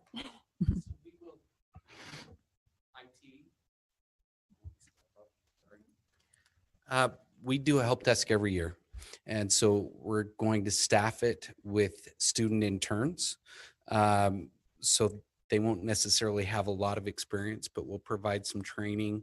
We'll also work on being able to take an interpret. So we bring in people who can interpret for non-English speakers, and we'll do our very best to take them. At times, we've taken 15,000 calls on that help desk. So I'm anticipating it will be busier this year, but it's a busy time. So. Okay, thank you. I think it's important too that we will definitely provide training to site-based, so that as parents call into their schools, that they can get those questions answered as well. So. Thank you. And any other questions on DLI? I have a question. Well, Mr. Wrigley. it's not specifically DI, but it was before that. Can I go back? The question is, just a statement, I guess, it's very specific that parents understand when make decisions, it has to be thought out, because it's going to have to be for one semester at least, because if we move all these teachers around, it's going to really goof up the classes and make them more crowded if we have people coming back into classes because they chose not that model. Is that correct? That's correct. And so I think that, that is the biggest challenge that is waiting on all of our families, is what is going to be best for their children and their families' needs. And so it will need to be something that they think through, because it will be a commitment for an entire semester for those specific reasons. We will certainly entertain on a case-by-case basis if students need to re-enter who have chosen online, and vice versa. We will do what we can to accommodate that. But everything is driven by the teachers and making sure that we have the quality teachers aligned to the specific offerings that we would like to be able to accommodate families with. Yeah, but I worry about class size. If we have several and then they decide, oh, I'm going to bring them back, then it increases the existing class size because you can't move the teacher from online back there. The other question I have that's important for parents to understand: if they decide to go outside of the school district to another entity and then decide after October 1st to come back, we don't get paid for them for the whole entire year, from my understanding. We get paid for our FTE based upon October 1st census. There's still a component with average daily membership, and there's a specific formula. Average daily membership. Mhm. But it does have a financial impact. It does have a financial impact. So that's another thing too. If you decide to leave the district and they try it for 2 or 3 months, please come back before October 1st, because it will financially affect the school district and our ability to have the FTE needed to meet their child's needs when they bring them back. Is that correct? Can I ask a question about that? And maybe this is for the superintendent. Is there any way to have a conversation with USBE about that? About whether or not there could, I guess it's set by the legislative language, but whether or not there are any exceptions in a year like this year to be able to reevaluate numbers mid-year, or has anyone had those discussions? I think, Amanda, that they are having ongoing conversations about moving from the traditional 990, 180 funding model. As we all know, it's based on average daily membership, and that look back window is October 1. So it would have, some ramifications that way, but I know that is a conversation that they're having currently about potentially changing. Having said that, that's way above my pay grade with the state, so I have no idea, what to recommend that way, but I know that they understand, that these issues are happening. Okay, thank you. I have something. Is that okay? Yes. So I see a small problem, maybe in a big one, but as these people call in, or these people register, we're not going to be able to even give them a real clear answer. I mean, truthfully, right? Because it's based on numbers. Until we get the numbers, we can't give them an absolute clear answer about where we're going, where they'll be going and what they'll be doing, except that they'll get standard-based education. They'll have the best teacher possible, and we'll do all that we can do for them. And that's what we would do anyway. But I can see as people try to make the decision and we're saying, well, it depends on numbers and we can't give you an absolute until we have numbers, how frustrating that could be. But I just want to reach out to everybody who's listening and help them understand that we are really truly doing all that we can do and trying to figure out the trickle down effect of if this happens. Like, for instance, as I'm thinking through this, if we pull off, let's just say 60 teachers to do home learning, and then things turn around and life isn't as bad as we think, and everyone goes, hey, we're just going to go back to school, take off masks, and we're going to be great, then we still have 60 teachers out there that then we have to bring back into the classrooms and reestablish all those classrooms, which means those kids may or may not have the same teacher again, because there might be, there might be 20 kids who are at this school who need a teacher, and they'll have to pull maybe 2 kids from another class to average out the classes. There's a huge, huge trickle down effect that I think people need to be aware of, and that we are trying to think through them faster than they happen, and the same thing with the digital learning. If there are more, and then each quarter more kids want to be on digital learning, then we have to pull teachers out of classrooms to put them in with other classes. So this is not going to look like anything we've ever done before. Before, it was always, here's your teacher, here's the 21 kids, and that's where they stay and that's who they have. We don't and can't guarantee that. We can't, but what we can guarantee is that students will be connected to their neighborhood school or the school that they have chosen, and that students will have access to online learning in English language arts, math, social studies, and science, and that instruction will be high quality and will align to the scope and sequence that they would have gotten had they been able to attend in person.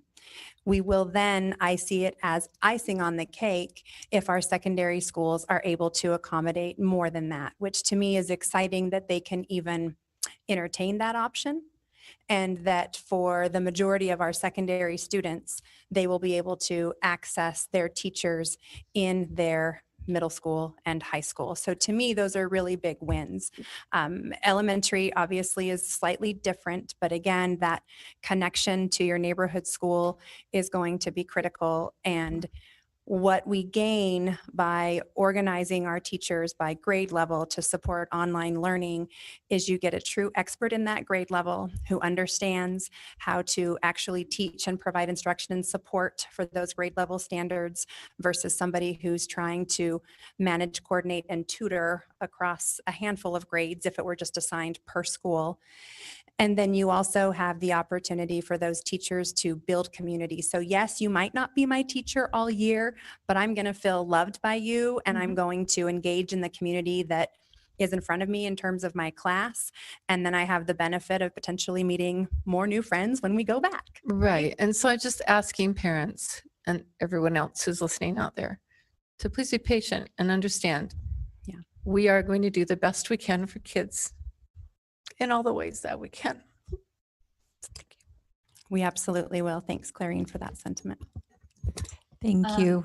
And so can you briefly just talk about the special ed and English language learners options?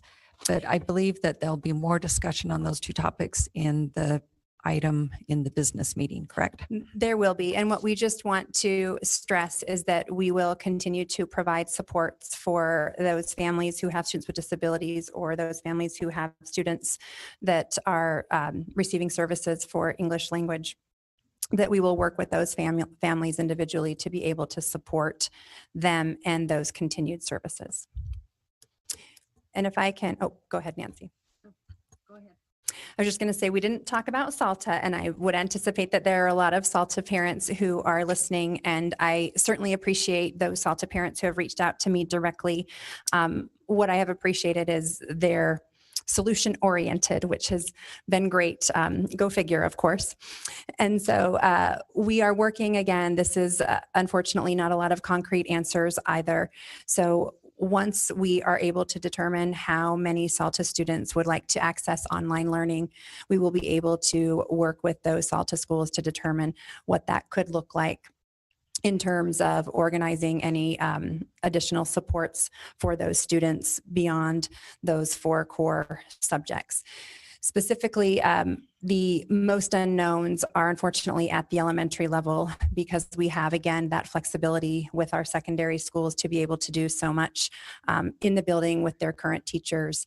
And so we have already developed online courses for 6th grade SALTA, the 8th grade, or for 6th grade math, I should say. For 8th grade math, I'll start with I'll go in order here. So let me back up. 6th grade, 6th grade SALTA math, we have an online course in development with our math department and teachers that will be available. For 7th grade math, I mentioned that particular teacher already reaching out and feeling like she can do that. So that'll be a conversation that she and Mrs. Robinson have at the building. And then for 8th grade SALTA math, they always have had the option to be able to take that through CVHS. With respect to the other subjects, the way the courses are being designed right now, because those standards are not different in those subjects, including for SALTA, we will be adding for all students the opportunity to continue to extend and explore their learning within those subjects. Whether or not at the middle school they will be able to accommodate additional online SALTA courses, again, will be part of that discussion once we know how many students are interested. Great, thank you. I believe Mrs. Oakes had an additional question before we conclude. Yeah, so I have, this is a question just seeking some clarification. So when I read the return to school plan, and I know that we're presenting it kind of at different times of tonight's meeting, and I'm hearing you talk about blended learning, meaning that we're going to have classroom teachers. So help me understand, are we going to have kids' classroom teachers make the transition where if you have kids that are sick or they are being quarantined at home, they'll be teaching both in the classroom and also overseeing the online learning, or am I misunderstanding that? No, and I apologize for using that term without defining it. So in our face-to-face instruction, all of the teachers will be using Canvas to support their learning so that students can use that as the learning management system. And that includes whatever education technology will also be occurring during the day, or that students would be assigned when they go home. And again, this is in that in-person setting. So if a student has chosen to participate in school in person, they will already have been participating in blended learning with that teacher, which means if they are quarantined, then they will just still access. So rather than a teacher sending home a book and here's all of your assignments, they'll just continue to follow along in Canvas. Okay, so does that mean that the teacher is not having to create, I guess, 2 lanes of content, right? I mean, they just continue to teach their regular class, and the student has access to being able to watch what's happening in the classroom and gain everything online. I'm just concerned about making sure we're not replicating what the teachers are doing too much. I mean, I think that would be incredibly overwhelming. Correct. Yes, Okay. we're not putting that burden on our teachers. We are just simply saying that the student can access what they've already been accessing when they are out sick or out on quarantine. Okay, great, thank you. Not necessarily streaming though. Amanda said Correct. streaming. Not- Like the classes thank you, will not Amber. be streamed. They'll just have stuff on Canvas. Yeah, and some will, because some teachers are doing that already and have been, or some are already recording different parts of their lesson and posting that. So those practices, if they were already in place, will likely continue. So is that based off of the teacher's preference then? Are we going to have, as a district, some teachers that might be streaming and some teachers that might not, and that it's just based off of what the teacher's likes or dislikes are in that area? I mean, I'm just trying to understand what determines whether or not a student can have access to, for instance, an AP class that's being streamed versus a math class that's not being streamed, and how is that decision making taking place? So the way, again, we see it, which is could be rough and certainly refined. once we have worked with the principals to identify what their board is going to look like and the online offerings that will be available in their classes, say for secondary, at that point, we would be problem solving with principals, what their needs are and what the accommodations in terms of technology and equipment that the teachers will need to be successful in teaching that class online. So we'll prioritize those particular situations with our streaming equipment first, as well as our DLI, again, depending on the number. And then from there, it's going to be based on the teacher's proficiency and the equipment and all of those pieces. So streaming is not something I think that will occur on a real regular basis for just a general teacher with face-to-face instruction. It would be that they would be pulling the streaming in because of some of those circumstances that either they're teaching online or they have a large number of their students out for quarantine, and they'll be pulling those pieces in. In terms of recording parts of their lesson, that's already been going on for a number of years and will continue. And I would even anticipate that we would see more of that based on teachers' fluency and proficiency with that they've developed over the last handful of months. Does that help? Yeah, it helps a little bit. And it sounds to me as though as a district, we might have limited amounts of technology that would allow us to be able to stream a lot of classrooms. Am I understanding that correctly? I think that's fair to say. Scott, are you nodding behind me? Yes. Okay. It doesn't mean that we couldn't get more, but right now it's still something that we aren't in complete excess. Okay. Because, you know, out of all of my kids, my teenagers' teachers, I mean, we didn't have any video access to any of them. And so I was curious about that. I mean, in my mind, I feel like that can be very, very helpful if you're at home and you're trying to do at-home learning. And, you know, whether that's because you're being quarantined or because you're high risk and you have to not be there for a while. But I'm just curious whether or not we ought to take a closer look at that. I know that was the subject of a lot of parents' emails requesting that specifically, and how much of an expense would we be looking at as a district if we were to buy more equipment to facilitate that?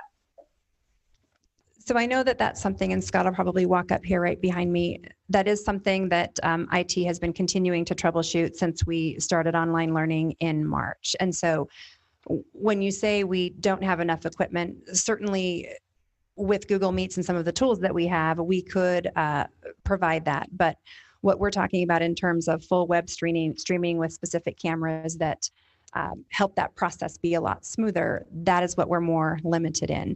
And the other piece is streaming is a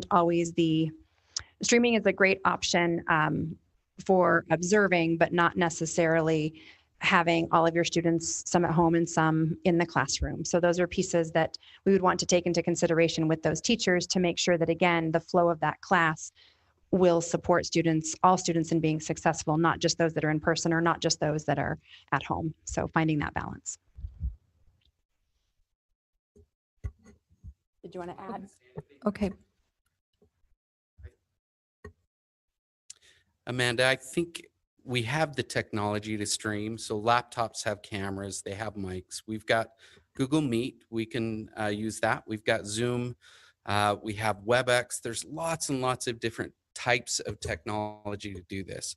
One of the real challenges, and we've experienced it in board meeting, when we try to bring a live audience, so like a classroom, and then a virtual audience, the interaction becomes very difficult. And so I think Amber really alluded to that it doesn't become an equal situation. So those who are virtual may not be able to participate in class. They may be able to watch it, but they may not be able to ask questions.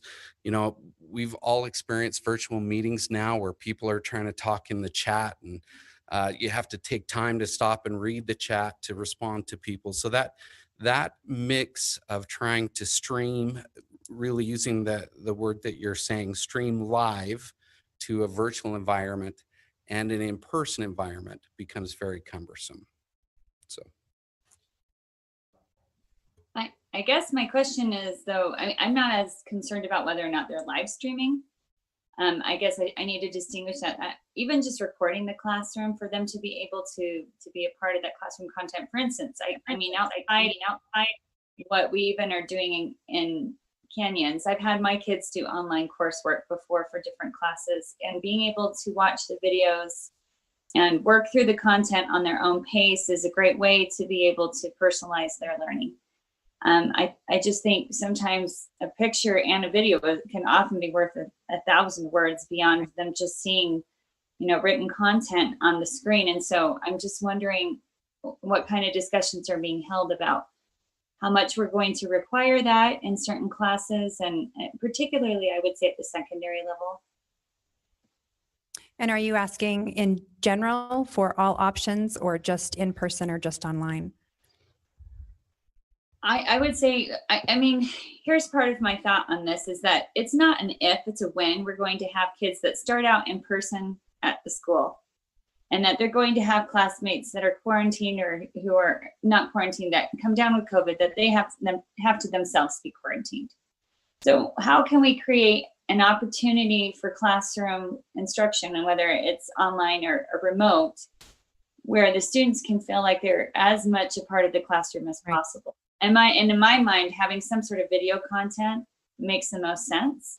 And so I'm just curious about if there are plans being formulated on that, or if we're turning that over completely to the teachers based off of preference, or if there are some sort of requirements on the part of the district to making sure that that happens.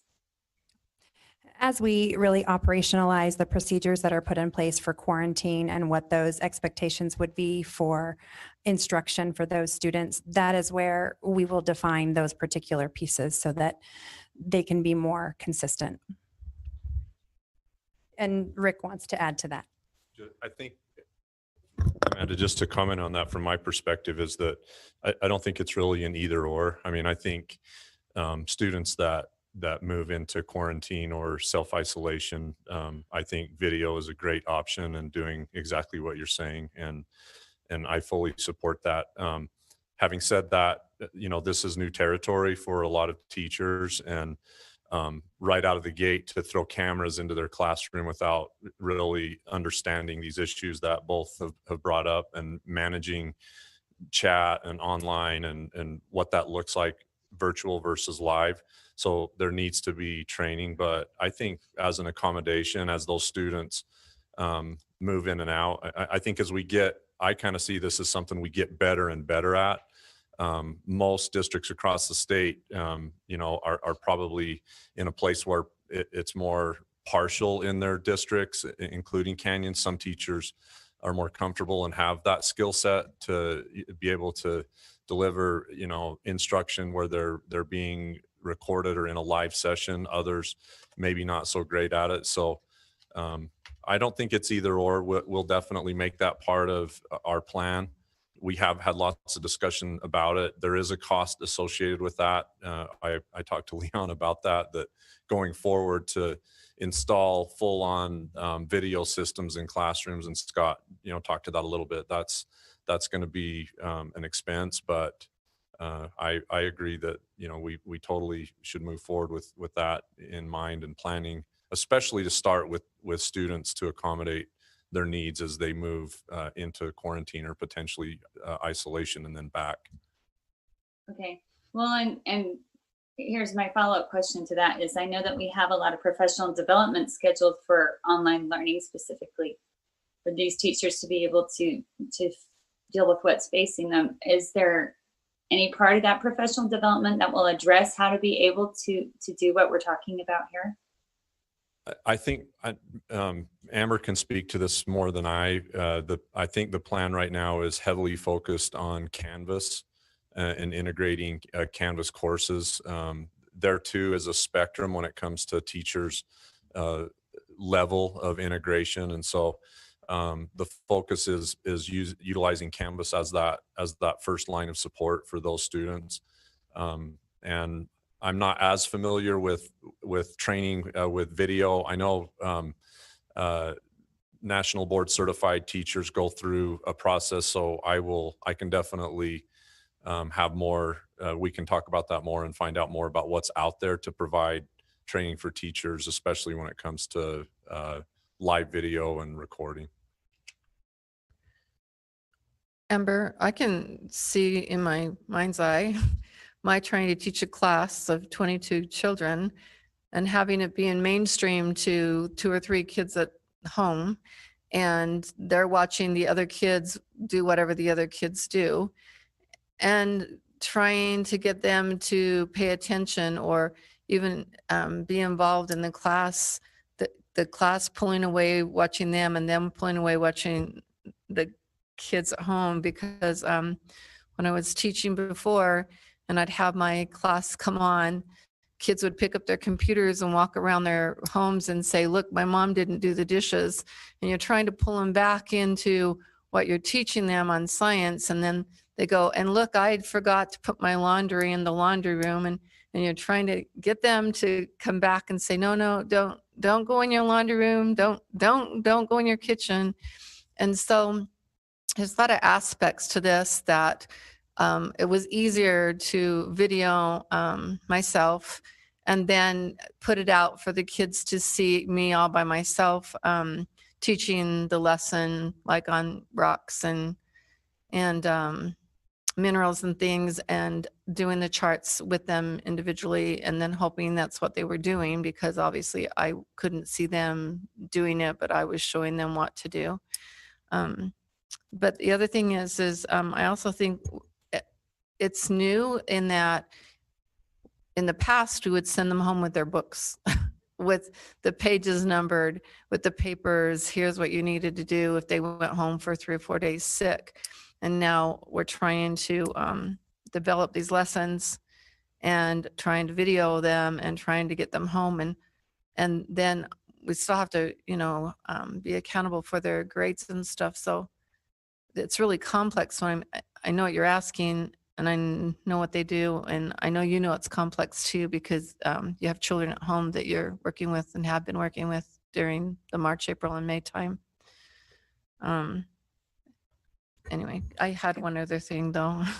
Okay, So when we're talking- quickly, and then we'll bring this to a conclusion so we can take a couple-minute break before we begin the business meeting. Thank you. Okay, so my other thought was, if we're going to spend a lot of time, quite a bit of time, right, trying to decide how we're going to deal with DLI and with SALTA, I think we need to spend equal amount of time trying to decide how we can get electives for students in there. And I know that we're going to kind of leave that up to the principals, but my grandson, who is autistic, goes to school because of an IEP, right? Only for his mechanic classes that he has, that they have arranged for him to come to. He does do his math and science, social studies at home, but how their parents get him to do that at home is because it's like a reward to go to school and be with some other kids and be able to do the mechanics and the art and the things like that. So as we go through this, I would really like us to spend as much time looking at those electives as we do for the DLI and SALTA students, because the numbers are humongous, and I don't think they should be ignored. Okay, thank you. Great, Can thank you. I Did just- you have a concluding thought? I think just we recognize that this is a challenge for all families to make this decision. And so I think balancing out when you have the chance to take a minute and breathe and think about, again, what are those health risks that you're trying to mitigate versus the academic risks for your child for the long term. And that's really what it comes down to, which is no easy thing to weigh. And so I just, again, want to encourage the parents to continue to reach out to us in the venues that they have been doing so in the last month, so that we can address some of those questions, so that they can make this important decision with the information that they need, given that it is a commitment for at least a semester. Okay, great. Anything else? All right. So you'll know, One more thing, Nancy. yes. I just want to clarify my point. I'm concerned that if we have kids that when they're transitioning online because they're doing at-home learning, if you hand them something over on Canvas, the likelihood, particularly with some of the younger kids that are not as familiar with it, of them feeling connected to the classroom without some sort of video content, even if it's been recorded previously, I think is pretty small. And I'm saying that as a parent after having gone through that with my kids over, those last few months. I feel like it can't be overemphasized, the importance, especially this generation of these kids that are so hooked into YouTube and visual media, like to be able to keep their attention and focus. I think we need to really consider how it is we're going to do that from a visual perspective.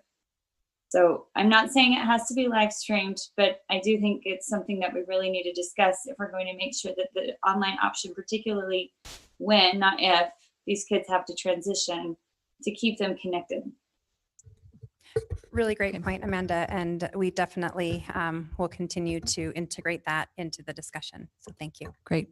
Thank you all. A great discussion. And item 2E, we are going to move that to later on in the meeting, and it will become item 7E. So just take note of that on the agenda. And then also it has been recommended that we move item 7D to now become item 7A, and then renumber those other items following that. So with that, I would like to give the board about a 3 or 4 minute break, and then and those that are here, if they want to stand up and stretch their legs, and then we'll begin the business meeting. Thank you.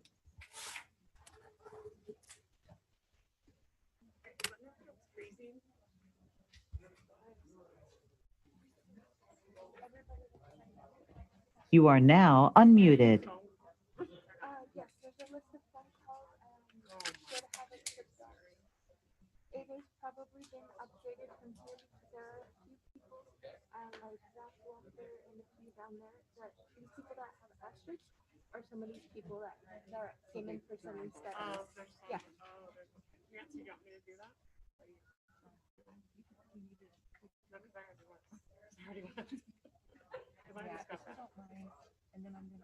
Which one do you want? Do you want me to cross them? Cross them off here and you'll leave. Yeah. Okay. Got it. Just the ones that have asterisks, because Emily isn't on that list. No. Okay, so you asked her. And then So they should be her. towards the So I'll just cross her off. I'll just go like that. And then the right underneath her, those two. Oh my. Oh, yeah. And Amy underneath her. Oh. Yeah. Oh, yeah, I know her. And Okay. then Zach.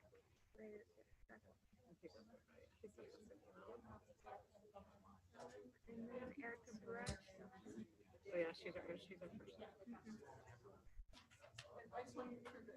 Yeah, okay. Well, you already have it. Organized. Okay. Yeah, so that's. Yeah, I don't see that, Emily. Okay, that's not too bad.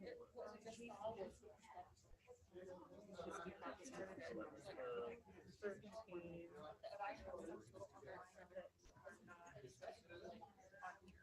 So there's 90. There was some lady named Debbie who dropped down, put her down the staircase. Okay. And then Sarah Montoya is still here. And she wants to know about. Okay. Well, no, it's part of the plan. Oh, are they actually in the system waiting? I got it. Yeah. So what? Okay, the other one doesn't have a topic. Debbie dropped out, but she may rejoin. Okay. So let me just say question mark. What about this Lily? You don't know about? I don't know about her, and I don't have a phone number for Bethany, so she dials in. I'm gonna have, that's why I started asking, because I was thinking to take a break. So you have to have the number because you ended up. Do you want me to tell you? Yeah, tell me who's in the queue. I'm gonna start. Okay, I'm gonna go over. Do you want me to come over? Yeah.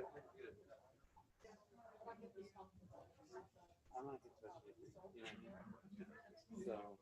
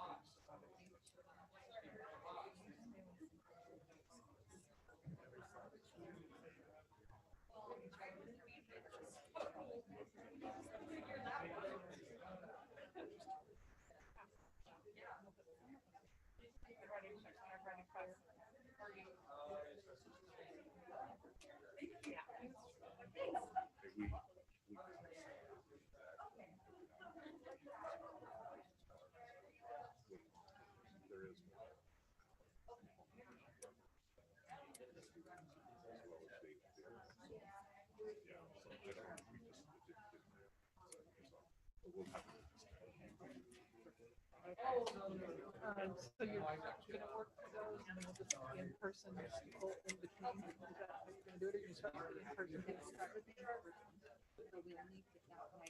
Okay. But we're gonna have literally. That's what I've heard.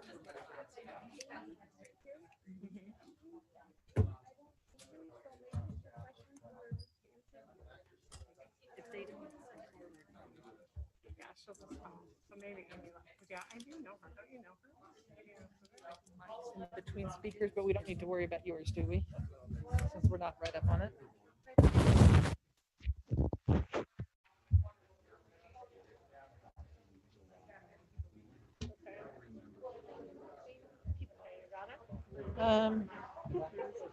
Since we don't have to be in the other rooms, yeah, maybe.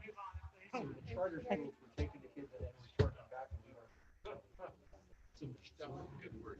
the speaker. This is how many and it is how many are cities, and that's used for the state to say, and it's probably this much. Everywhere else is already fixed, but then at the end of the map, you can through but here it's not. You've got a map that was, you can get right up to each other.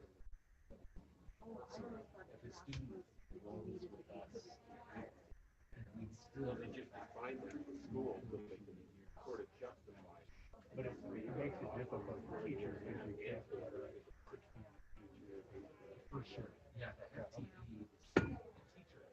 We may get the money, but we may not. We would get the money. The teacher. Being one of those we get. I like to visit school. Making sure that those reports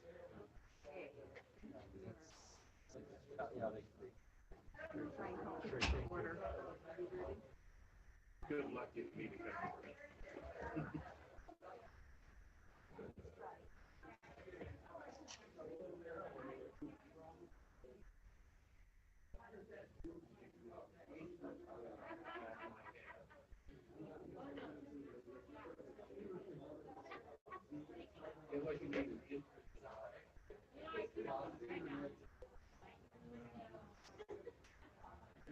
They're doing such a great job, and no matter how much hate mail we get and all these comments, people don't understand, and it's a disaster. But you guys are amazing people, and you guys always try your hardest, and I know that. Thank you. Thank you.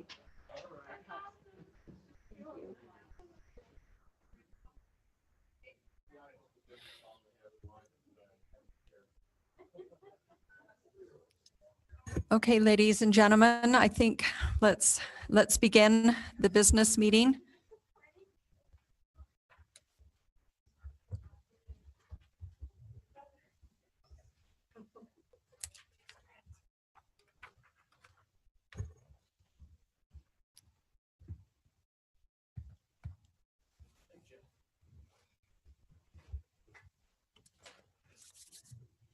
Okay, good evening. I'd like to welcome you to the meeting, the business meeting of the Canyons Board of Education. And I would like to thank you all for your patience as I realize our study session went over time a little bit, but as you know, we're discussing some pretty important things. And so I appreciate all of the engagement and all of those that are here attending the meeting. We are meeting at the district offices located at 9361 South, 300 East in Sandy, Utah. The first item on the agenda is to approve the agenda for this evening. So I will call for a motion for that. All right, I'd like to make a motion to approve the agenda for July 14th with some modifications. We'll be changing this number 2 study session E. We will move that down to new business and renumber it 7E. We will also move in new business number D, which is Canyon School District's opening school action plan, to A, then move A to B, B to C. So if that's okay, that's my motion. Yes, thank you. Cindy, did you get that? Okay, thank you. And then C to D. All right, so we have a motion. And is there a second to that motion? I'll second it. Thank you. Any discussion to the motion? All right, seeing none, I'll call for a vote. All in favor, say aye. Aye. Aye. Any opposed?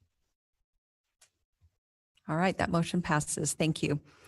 So the next item is we will be led in the Pledge of Allegiance by Cindy Hansen, Director of Middle School Principals.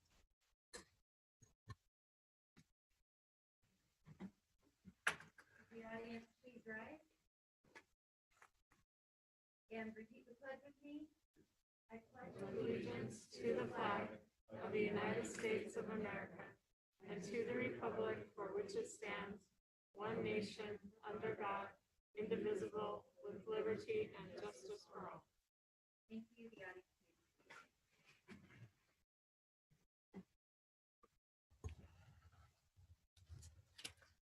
audience. Okay, thank you. Next item is the patron comments, and I would like to give some instructions before we begin. Those comments, the Board of Education encourages public comment and public engagement and values input from students, parents, employees, and patrons of the district. As we go through the comments this evening, I would like to indicate that if patrons have provided written documents, that they should be given to the board secretary. Cindy is here in the room.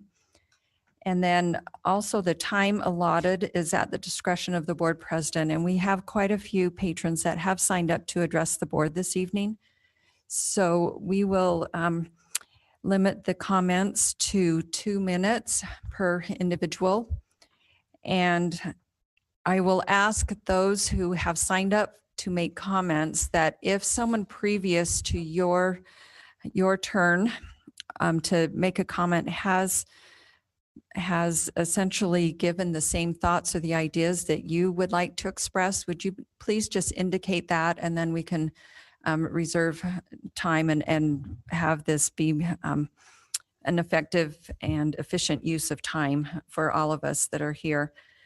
And then we have patrons that have signed up that are here in person as well as that are joining us over the telephone line.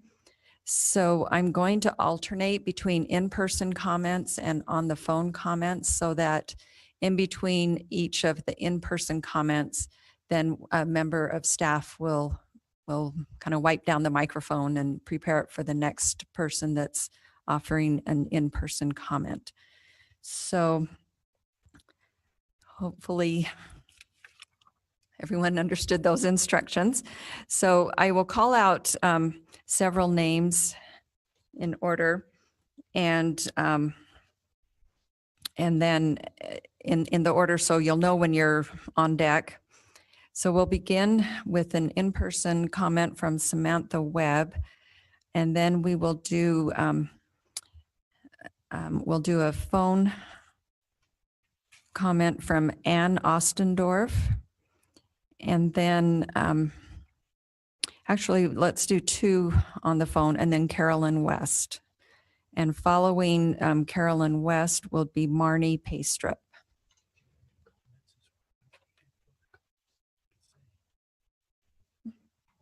Yeah, okay, all right. I think I've covered all the housekeeping for this portion of the meeting. So yes, we will begin with Samantha Webb.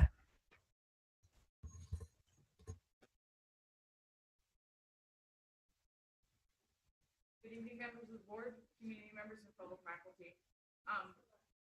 Which one? So, I want to express the thank you for, at least having this opening conversation, but would like to express my concern as an educator in a high school environment. I recently just sold one of my preps, so I now teach 7 different classes, 5 of which are AP classes. One is a freshman geography class, and another is a class that I am just starting this semester on civil rights and social justice, which is more needed now than ever before in the history of the United States. I have 7 preps, 7 classes that I need to prepare for. My lowest geography class last year that I had 42 students that I had to take care of. And now I have 5 classes of collegiate students who are wanting to get degrees and hopefully get credit before they ever hit college. And I'm being told that I have to prepare online and in person and in hybrid and account for all those students who may be quarantined at any given time. I'm wondering, from the board's perspective, where am I supposed to find that time? Because I'm now not only prepping 7 classes, I'm prepping 21. And I have to care for all 250 some odd of my students, as well as being one of the advisors for the Gender and Sexual Identity Alliance, for my skateboard club, for my freshman girls soccer team, and for my whole throwing squad, male and female, for track and field. I go from June until October and January until June with sports. And my kids in their clubs need somebody to be there, especially a minority group like the LGBTQ plus students. So how do I split my time? And what do I do to my 18-month-old and my 4.5-year-old at home? My 18-month-old, which I had to bring to the hospital just a few weeks ago for a fever 105. Where do I find the time? Who's going to take care of us? I get that students are important, and I'm not missing sight of that. And I know that the spring, when we had to throw everything together in 2 weeks, was not perfect. But we did it in 2 weeks. We bound together and we helped our students. So how am I going to find time if I'm not going to know until the very start of school how many students I have or what classes I'm teaching or in what manner? And then how am I going to find the time during the school day? Where do you want it to come from? And what are you going to do when we all get sick? When you need subs for every teacher? Because all the kids are going to get sick and 2 weeks later it's all the teachers. We saw it with H1N1. We saw it with norovirus. This is worse. We had a student die at Alta last year, and it devastated us. What happens when 2 students and 2 teachers die? What are we going to do then? How do I explain that to my kids?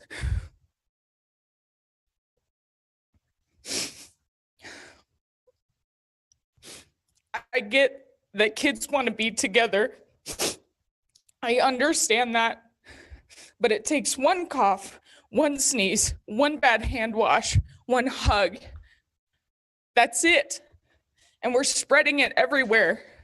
There are 12,000 active cases in Utah right now. How do we know that our kids aren't one of them? That I'm going to take it home to my 18-month-old? Guys, I'm scared. I'm scared that I'm not going to make it through the school year. I am 27 years old. I've got kids at home and I've got a family. And I get that people want to socialize, but I want to live. Life, liberty, and the pursuit of happiness is what we fought for in the Declaration of Independence. And I know people want their liberties, but I want my life. And I'm not willing to give it up because somebody wants to have friends at school and wants to be with their friends. Because really, if you want us in the classroom, how is it that every district meeting is social distanced? And there's no concern. This room is 4 times bigger than mine. I fit 38 kids in my class. How am I going to do that? Let us have the time to prepare online learning and let us improve on the stuff that we did with 2 weeks advance notice. Give us the opportunity to show you that the 151 college credits that I took to get my degree are worth something more than babysitting. I can teach my kids. Let me teach my kids and be able to go home to my kids and make sure that they nor I get sick. Please. Please. Thank you, Ms. Webb. Thank you.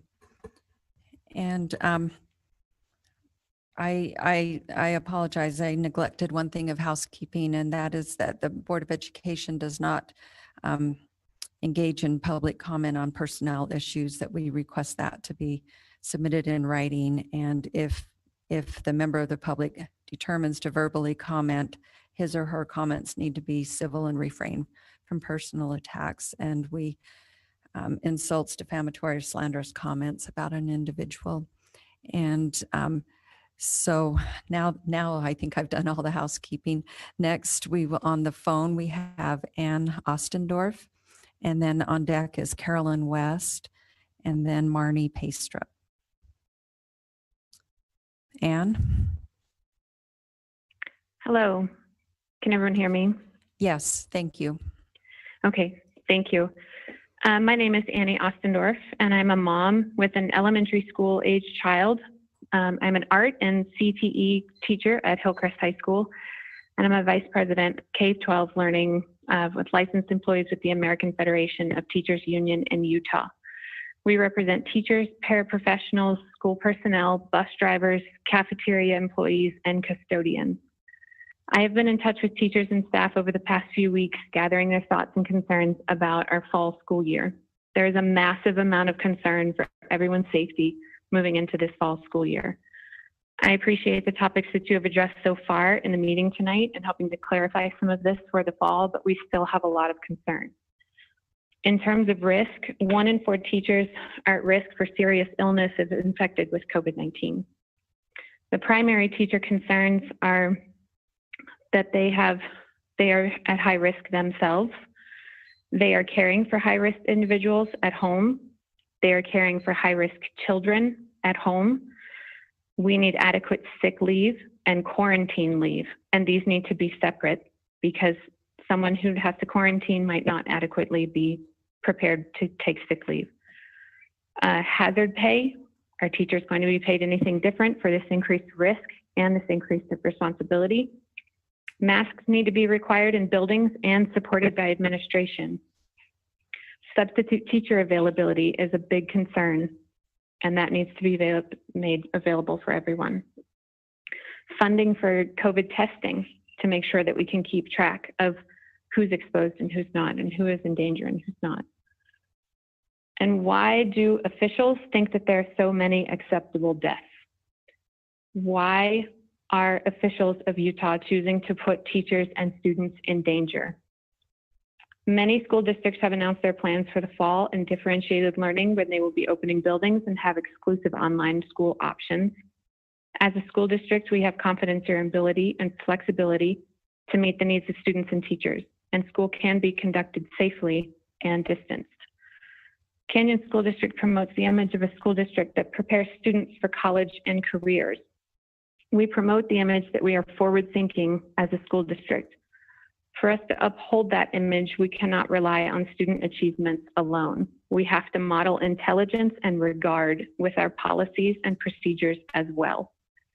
We are a district that uses evidence-based practices with our instruction, and we must also use evidence-based in our current evidence and scientific information to make decisions about when and how it is safe to reopen school buildings. Every one of our precious kids deserves respect and the opportunity to show up to a safe space of learning and support. Our students trust us to provide a safe opportunity for them. Opening schools when infection rates are climbing clearly tells our students and teachers that there is not a commitment to their safety. Having school meet in person with no reduced class sizes while our state remains in critical need tells our teachers that you do not respect their lives, their professionalism, and the work that they do for you day after day. Please consider enacting policies during this time that maximize student, teacher, and employee safety. Thank you. Thank you. Okay, next is Carolyn West, and then Marnie Paystrup, and then Stacy Ahrens. Okay. No. Carolyn? Okay. They're just going. All right, then we will move to Stacy Ahrens and then Marnie Paystrup.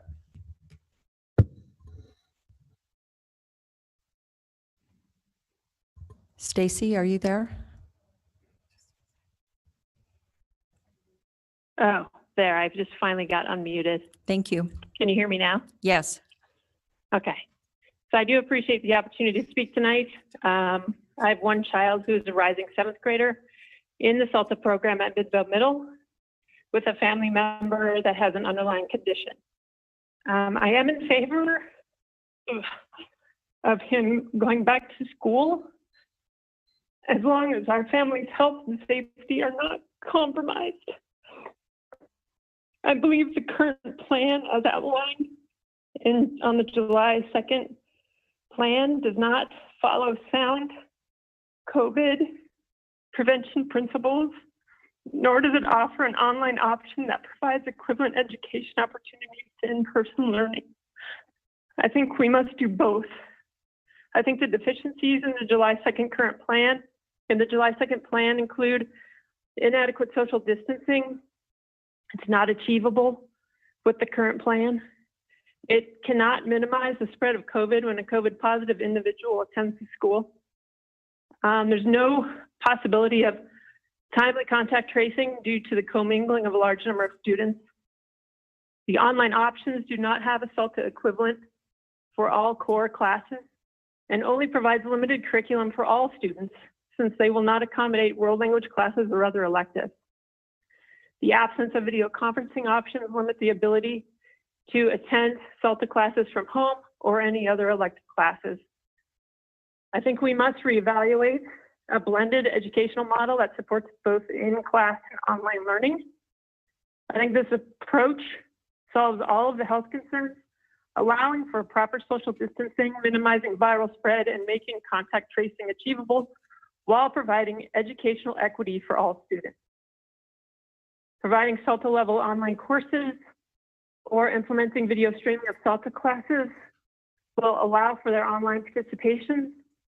I think providing flexibility to the principals of each school so they can work with their families and tailor an educational solution for individual cases where flexibility can be provided is really important. I don't like, it appears that there's a forcing of either all online or all in school model when a more flexible approach might be able to be offered with consultation of the principal. I think maximizing moving of teachers from classroom to classroom instead of moving students is also another good option that isn't being considered. I think creating socially distanced learning opportunities while also preparing adequate processes for COVID outbreaks. My son is looking forward to going back to school and we want him to be able to go. But based on the July 2nd outline of the current plan and of what I've heard so thus far today. I don't think that is achievable. And I believe that we, as a community, must provide a safe, robust, and educationally rich options while minimizing the spread of COVID in order for him to be able to attend school safely. Okay. Thank you. Thank you. Okay, next is Marnie Paystrup, and then we'll have Brandon Wolf. And after Brandon Wolf, Sharice Naso, and I apologize if I mispronounce. You are people's now names. muted. You are now unmuted. So I am here as a teacher in high school and also as a parent of young children. And I think that all of us are in attendance in this meeting because we, number one, care about our students and our kids, and number two, we care about education. Education is a fundamental human right, according to the United Nations, but so is the right to work, and so is the right to health. And our current plan for returning in August is not appropriate in order to meet all of those needs. The size of my classroom, guys, it's like a third of this room. My class sizes range from 35 to 40 every period. It's just not doable with the case count being this high right now. This is my community. I grew up down the street. I went to school in this district. It was called Jordan, but all the schools in this district, right? I care about the people here. I care about my neighbors. I care about my students. I want everyone to stay healthy, and I want everybody to survive this pandemic. We need to take steps as a community to rally together and do the hard things in order to make it through. And those hard things mean not coming back to class in person immediately. And the sooner we can bond together as a community, the sooner we can return in person. I propose that we start completely online. And no, it's not fun. We miss our kids. Yeah, it's hard, but we can do it. And the sooner we do it, the faster we can come back. When it's time to come back as case counts decrease, I propose that we do modified schedules to make sure that we can maintain social distancing. If we follow these and we follow proper mask wearing and sanitation as a community, then we can return and be together very soon. If we do this plan and if we teach these classes online, our students will already know their teachers and they will be able to flow seamlessly back in class. But if we are trying to do a method where we've got some students are doing blended learning, some students are out for quarantine, that is double or triple the workload on teachers. I give you all permission as board members to look at my Canvas course, both before and after we had to go into soft closure, to see what I'm able to prepare for my students. But I want you to know that I do that after contract hours. I put in a lot of time after. I can't do double duty. I have a family. Thank you for listening. Thank you. Okay, Brandon Wolf, and then Sharice Naso, and then Amy Roosevelt. Brandon. Yeah, hi. Can everybody hear me? Yes. Hi, my name's Brandon Wolf. I'm the president of the Canyon DSP Association. Just want to take a second and say thank you to all of you. You guys are putting in a lot of work and a lot of thought behind all this stuff, and I just want to say thank you and thank you for the support you show the ESPs of the district. So, just thank you. Thank you, Brandon. Okay, Sharice Naso, and then Amy Roosevelt, and then David Cardall.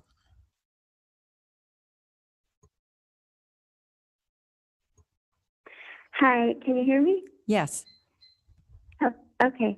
I just have a few comments to make, and I know you can't answer questions, so maybe you can answer it later down the road. But I'm a parent with a high schooler who's going to be a freshman, and also I work as a paraeducator at an elementary school.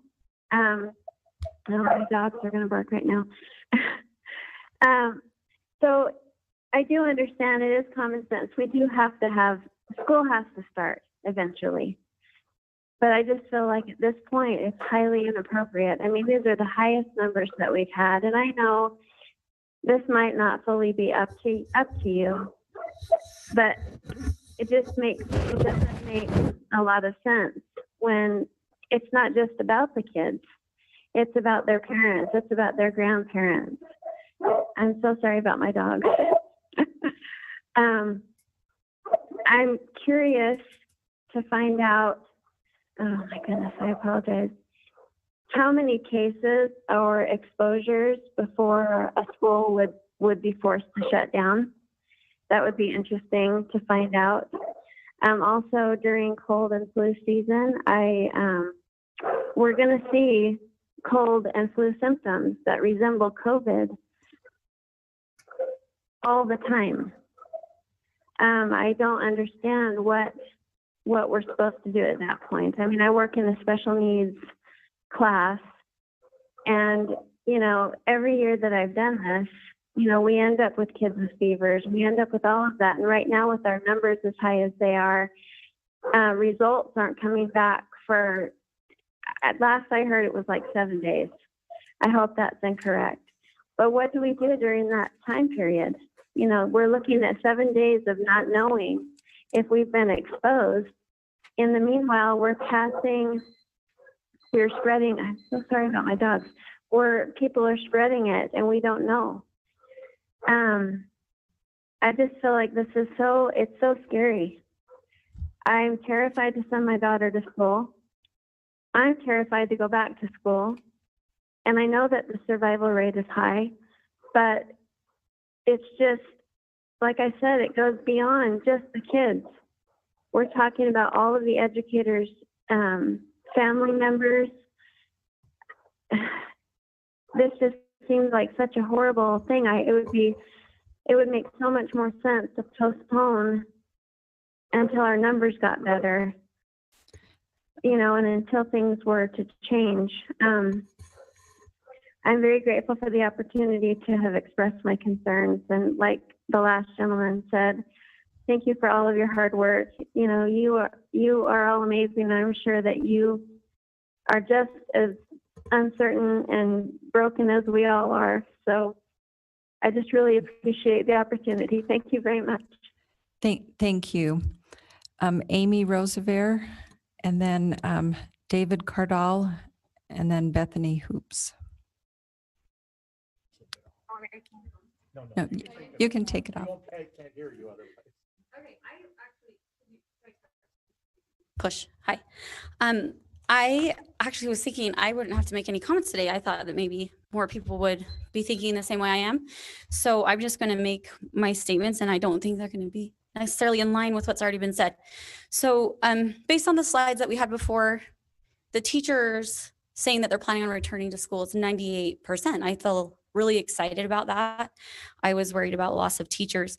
But, you know, as far as the children go, if you have a child 15 years or younger, your child is more likely to die from the flu, 20 to 1. You're 20 times more likely to die from coronavirus if you're under the age of 15.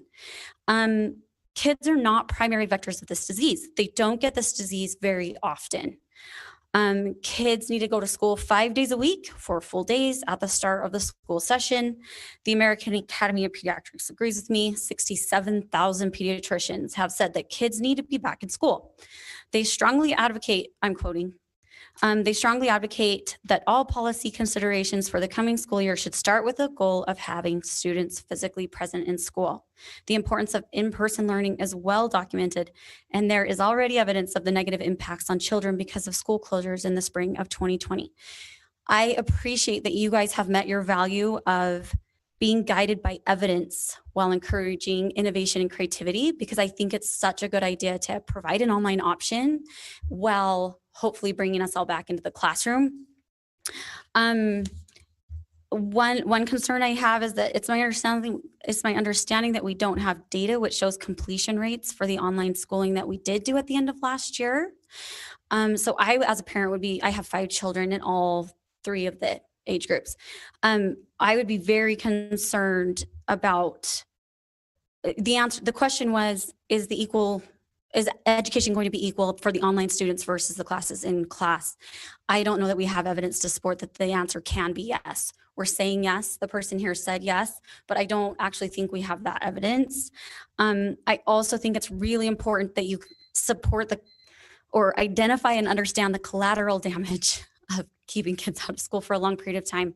So my last thing, and I'll sum up in 10 seconds, with your yellow phase that I had read that was outlined as far as having split schedules, possibly alternating days, all the other potential options that you presented. Me as a parent, before I can sign up and register and commit for a quarter, I would really love it if you could give us as much information as possible so we can make the best decisions for our children. Thank you.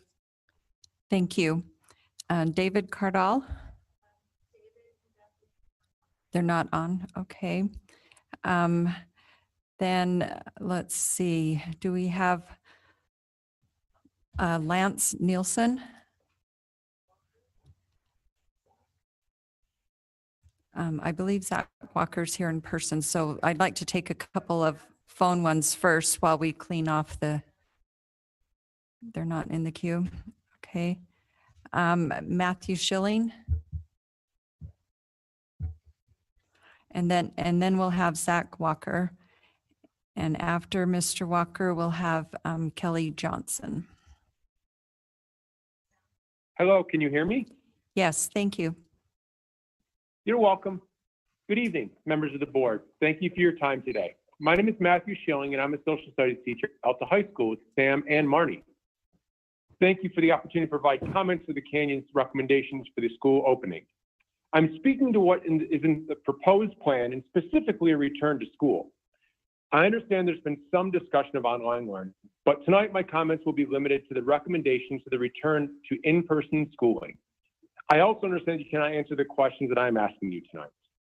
As an initial matter, I'm concerned with the Canyons that is the only, if not the only, school district in Salt Lake County that is proposing a full return to the classroom for students and teachers, despite a 530% increase in COVID-19 cases statewide, a 498.5% cumulative increase, and a 271% 7-day average increase in Salt Lake County alone since May 1st. Under the plan, as proposed, high school teachers like myself, Sam, Marnie, and others could be interacting with up to 40 students per class for over 80 minutes blocks each day. My classroom is small, without windows and poorly ventilated. I'm extremely concerned about the exposure and the precautions the district is taking to protect teachers as well as students. For example, the district's plan states that each day staff member will be provided 2 cloth face coverings. How did you determine what types of masks? These masks going to have filters? Are they N95? Has the district conducted a hazard assessment to determine the most appropriate mask for the current situation? And what other types of materials does the district plan on purchasing for teachers to use to reduce the likelihood of exposure? Also, specifically in the plan, it states that there will be a campaign to use face covering. What recourse will a teacher have if a student refuses to wear a mask? And also, what are the specific unique student circumstances, quote unquote, allowing them to not wear a mask? Why does the district recommend that there will be, quote, no split schedule unless mandated by the health department? It is in the plan, it states that this is an option if there's an outbreak. Why are we waiting for an outbreak to occur? How is it possible to maximize 6 feet of distance between desks when you acknowledge, quote, it is not feasible for the class to do that in your plan? For a class of 40 students, in order to maximize the 6 feet on all sides, my room would have to be 1,400 square feet, which it is not. How can the district allow large gatherings, including sporting events and practices, even with contract tracing? Large gatherings consist of yelling, talking with loud voices, and breathing heavily in close proximation to one another, and in places that are not well ventilated. This seems like a plan for disaster to me. We would all prefer not to be exposed at all, not the subject of contract tracing after the fact. What are the incentives the district is doing to de-incentivize students from coming to school when they're sick so they don't miss the test? What incentives will you be giving, or will you be requiring teachers to use Canvas instead of handing out papers? Where in the plan does it discuss the contingencies in a case a student or a teacher in the school contracts the virus. With the number of children in family, will it be contract tracing for that school or other schools? For example, my school has over 2,200 students. In conclusion, I love my job, I love my students, but I didn't become a teacher to have to worry about getting a disease every day that could kill me. I love my job and I love my students, but I did not become a teacher to have to worry about getting a disease every day that could cause long-lasting physical and mental effects. Finally, I love my job and I love my students, but I love my family more. And I did not become a teacher to have to worry about bringing these diseases home to my family. I do appreciate all the time you're coming in, and thank you for your time tonight. Thank you. Okay, Mr. Walker, and then Kelly Johnson, and then Michael Ahrens. I think, sorry, it's not tall enough for me. So thanks for your time. A lot of things I wanted to talk about have kind of been mentioned, so I'll skip over some of it for time. My whole family's affected by the district. My wife's a teacher, teacher of the year, good job. And also 3 of my kids are in the district. So generally I'm supportive of school as long as we have the right precautions and data in place. There's an article written by an epidemiologist who's also a father. Some of you may have read it. That has some really good guidance. If you haven't read that, I'd encourage it. I am pro-mask. And I think that the district is generally taking the right precautions to be as safe as we can go into school. I think there's a couple of things that might be worth considering. One of them is while we're tracking quarantine, while we're only requiring quarantine for 6 feet, no mask, 15 minutes, I think it's also worth tracking other metrics in there, even if you don't quarantine them, so that we can study if that is indeed the right strategy. I'm very pro-mask, but I think we should look at data on if improper use of masks is better than no masks or not. Elementary school kids are going to throw masks at each other, stick their hands in them. I don't know whether a mask misused is better than no mask, but I think it's worth looking into. But the main thing I wanted to comment on is why I think those precautions are good. I don't think we have enough mitigation strategies in place for when things go wrong. And I think you've heard a lot about that tonight. I think one of the potential solutions to that is a better hybrid online in-school model. While 98% of the teachers said they are coming back, 30% said they don't want to be in classroom. So you have this large contingent of teachers that may not want to be in classroom. You're going to have infection rates and quarantine that are going to drop your teachers even further. You're going to have a massive amount of, or massively insufficient amount of substitutes. And so I think the district needs to consider when these things go wrong, how do we handle them? I think Amanda was talking about that a little bit at the end of the study session. And I think, like I said, I think the solution is to consider how can we better have a hybrid and in-school solution. For example, you take those 30% teachers, each grade level has an online option. If a kid gets quarantined, they can go to that option. They're fully supported. You've heard from a lot of teachers that they don't feel like they can support both in school and online, and there's no way they can. So due to the lack of time, I am not able to share all of my ideas. I did email some of them to you about a week ago. Hopefully you read it, but I think I think there's ways to solve it. One other quick one that I didn't mention in the email is maybe you give one of the 4th grade teachers half of a class load, and she also does the online class that students can rotate into. So that's my encouragement. Thank you. Thank you. Okay, Kelly Johnson, then Michael Ahrens, and then Emily. I'm sorry, Emily, your last name. Will you say it when you step up, when it's your turn at the microphone? Thank you. Kelly Johnson. Yes, thank you. My name is Kelly Johnson. I'm an 8th grade science teacher at Middale Middle School. I would just like to echo the same concerns that my fellow teachers have brought up regarding the safety of an in-school model, but I'd like to speak to maybe some facility changes we could make in the schools to make an in-person model more effective and more safe. Specifically, I would like to recommend the district consider the UVC 222 nanometer disinfectant lights. They are inexpensive, and a recent publication in Nature indicates that these can inactivate up to 90% of viral particles in 8 minutes. And unlike their 254 nanometer counterparts, they are safe for use in occupied spaces. So we could sanitize the air that both our children and our teachers are breathing and allow an in-person synchronous sort of solution for purifying that air. Again, It is inexpensive and can be installed in classrooms that simply have a plug and doesn't require a lot of cost. Thank you. Thank you. Okay, Michael Ahrens, and then Emily H, and then let's see, next up would be Lillian Hall. Michael, are you with us? All right, thank you. Yes, this is Michael. I'm a dad with 2 sons in middle and high school. My concern is, well, first of all, thank you for the opportunity here and for all of for everyone's service and efforts here through these trying times. I am concerned that it seems like one of the most important issues, the how to address COVID cases in the schools, really has not been addressed very thoroughly at all in this plan yet. And I do feel that that is a piece of the puzzle that could really blow things up this semester. And what I mean by that is with all the good intentions, all the plans in place, all the contingencies in place, what happens as we move through the semester and there is a positive or 2 or 4 positive cases in a school? If we don't have the 6-foot distancing, we have kids changing classes and walking through the hallways, there really is no realistic way to perform contact tracing. So then what we end up with is either we have to ignore it and just pretend like there's not really a good chance that it's going to get spread, or if we address it with a true 14-day quarantine, we're going to essentially be quarantining half of the school. And then while half the school is quarantined, another case is going to pop up and we're going to have to quarantine the other half of the school. And before we know it, it's going to be mid-October or November, and we're going to have empty schools because the entire school is quarantined, and we're going to be scratching our heads saying, geez, we should have thought of this. Now what do we do?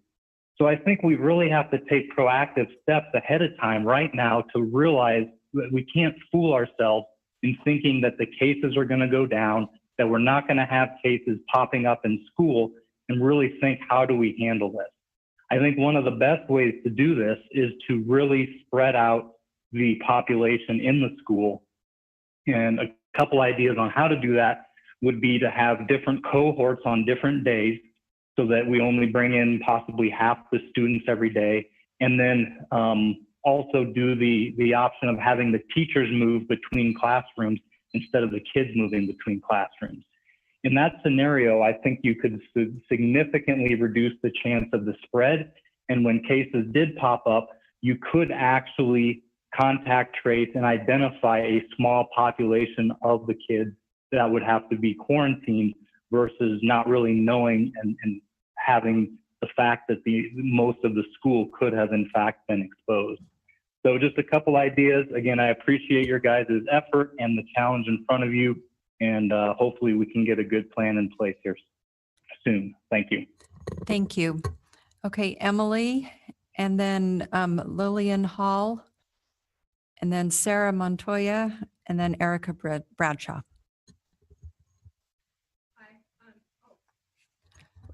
Hi, I'm Emily Inouye Huey, and I'm a parent and also a former teacher. And I'm here today on behalf of 25 dual language immersion families who are concerned about this fall. Our big requests, as I look through the 25 letters that we put together, the big requests are: 1, please protect our in-person students and teachers, and 2, please provide good DLI options for online learners. So as far as, this is my version of a PowerPoint. As far as the in-person learning, if we look at just staff, we have 4,700 staff members. Say we decide that we don't believe kids can get this disease or spread it, which I really question, but say we believe that. That still leaves us with these staff members. And if we look at the most conservative estimates, the New York Times is 4 times this highest estimate here, 1.4. The Salt Lake County is this 0.9. I'm going down at 0.28. If we look just at this very, very conservative estimate, that's 13 staff deaths. It's probably much more likely around this 42 to 66. To me, that's too high a price. And so as you consider these things, this doesn't talk about people who are going to have strokes, people who are going to be hospitalized for long periods of time. As you consider these things, please put every precaution you can in place to protect both our staff and including students. We have more like 40,000 people, right? And that doesn't include their families. So some of the requests I would make of you are that you enforce masks. I think a great truth that any teacher can witness to you is that an unenforced rule is not a rule. If you go and you look under a desk and you have to clean it, I will promise you the gum rule, it doesn't apply unless it's enforced, right? Beyond that, temperature checks, sanitizing stations. A lot of the parents who wrote to me asked for A/B schedules so that students have smaller cohorts and they can spread out lunches, clear guidelines for staying home when you're infected or others in your family are infected, and clear plans for when exposures happen in the schools. Some of the families that I'm representing here today have kids with leukemia, have kids with asthma, have kids with blood tissue disorders, or family members who are elderly. They asked that you don't put pressure on them to send their kids to school because they're afraid of losing their spot in the DLI program. So please provide students with online options. As we've talked about in earlier meetings, we have a real problem with attrition in this program. And when we get to the secondary schools, we have trouble having enough students to carry classes. As we think about the elementary schools and having uneven class sizes, we need to have as many of these students stay in the program as can, and having an online option will make it more possible for that to occur. I am so grateful for all you're doing. I am sure when you ran for school board, you did not think you would be making life and death decisions, and we are rooting for you and praying for you. And thank you very much. Thank you. Okay, is Lillian Hall with us? No?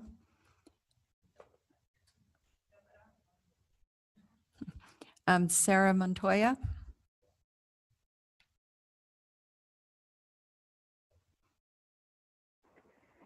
Hi, can you hear me? Yes. Hi. So I'm a mother of a rising first grader. Thank you for letting me speak today. Like everyone else here, I have strong opinions about the return to in-person schooling in the midst of our rising case numbers. I think our government is asking us all to make an incredible sacrifice, and they're not holding up their end of the bargain by providing adequate testing or implementing smart public health policies. All that aside, I've reviewed a lot of the USBA materials regarding reopening from the State Board of Education, as well as the district materials, and I don't see any reference to actions that address ventilation systems in the school. I've done some basic research, and it does seem clear that adequate ventilation is a key mitigation technique for transmission rates indoors. So if we're going to have in-person learning, I would feel really a lot more comfortable to know that the district is doing a lot of work to inspect ventilation systems, publicize ventilation rates, and do any sort of remediation or retrofitting where needed to increase ventilation rates. I like the prior commenter's mention of UV filters, and there's higher level air filters as well that I think have better ability to trap viral particles. I would love to see some attention paid to that. All of that said, for what it's worth, I would appreciate a more flexible schedule. I know that if in-person is mandated or 100% available, then I have a lot less flexibility with my work to stay home with my kids. And so I feel a lot of pressure to send my kids just based on economic needs in our family. And so that I hope that's considered as well, where if there's a split schedule or something and then I have to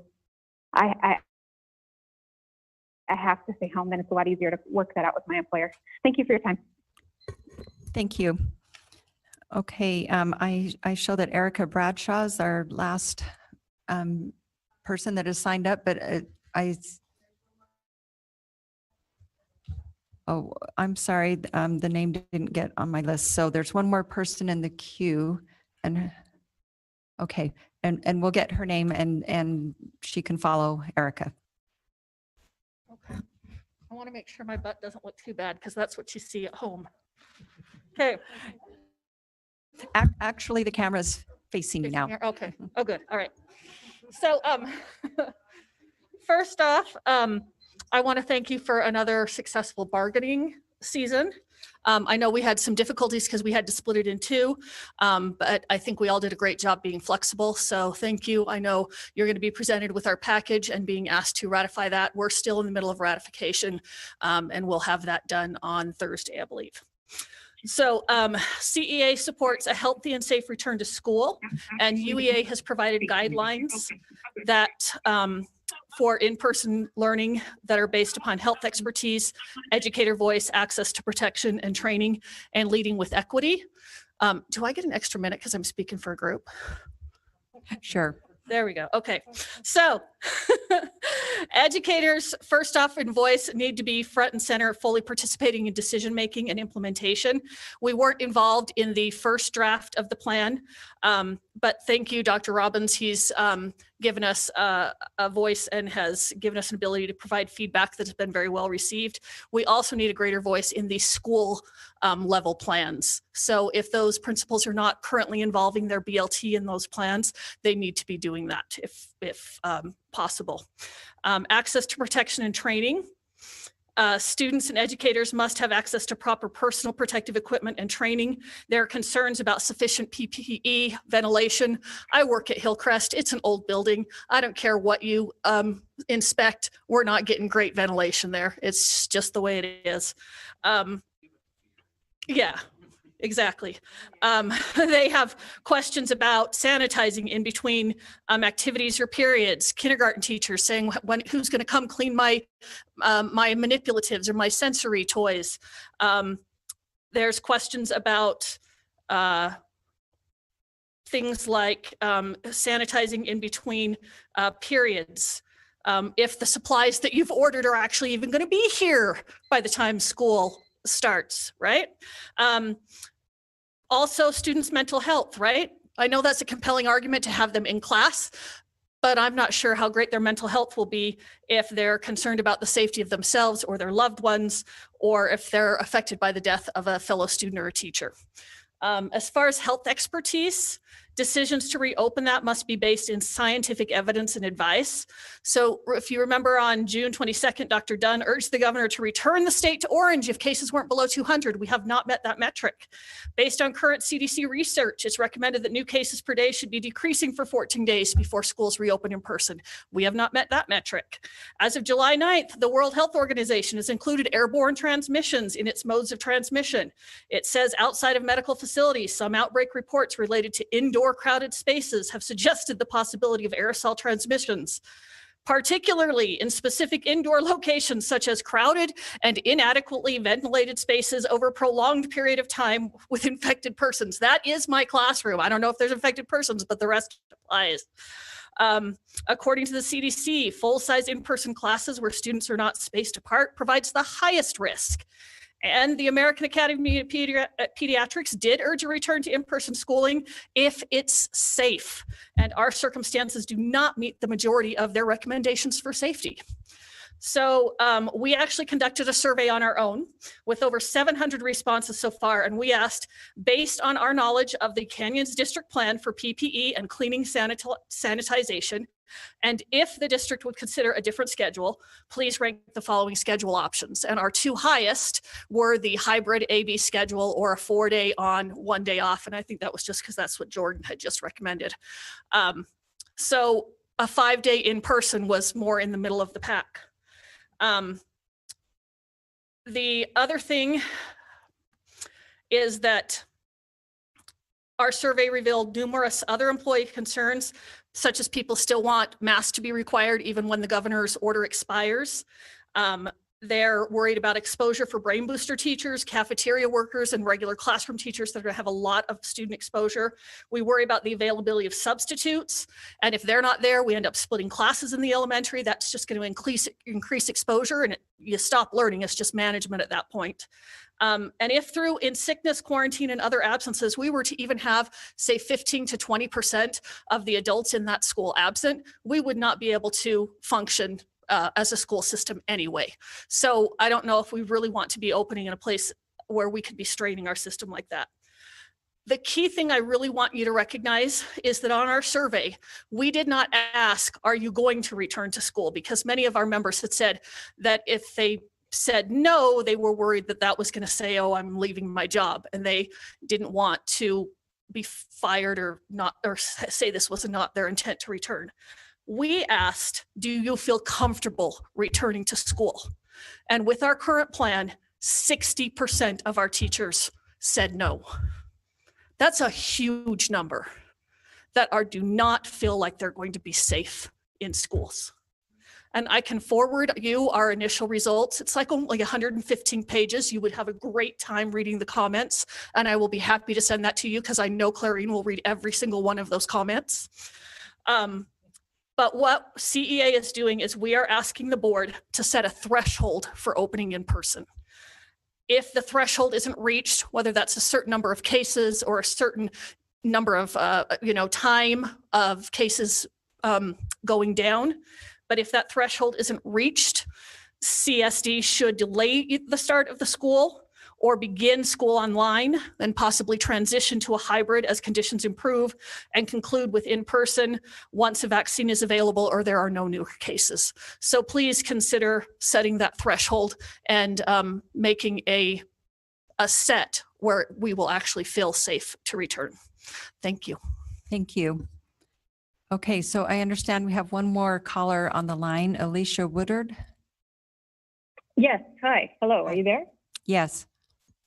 Hi, I'm Alicia Woodward. I'm a Canyon School District employee at Peruvian Park, and I also have 3 kids in 3 different schools in Canyon School District. And I just also want to applaud everything the person before me just said, because it was excellent and succinct.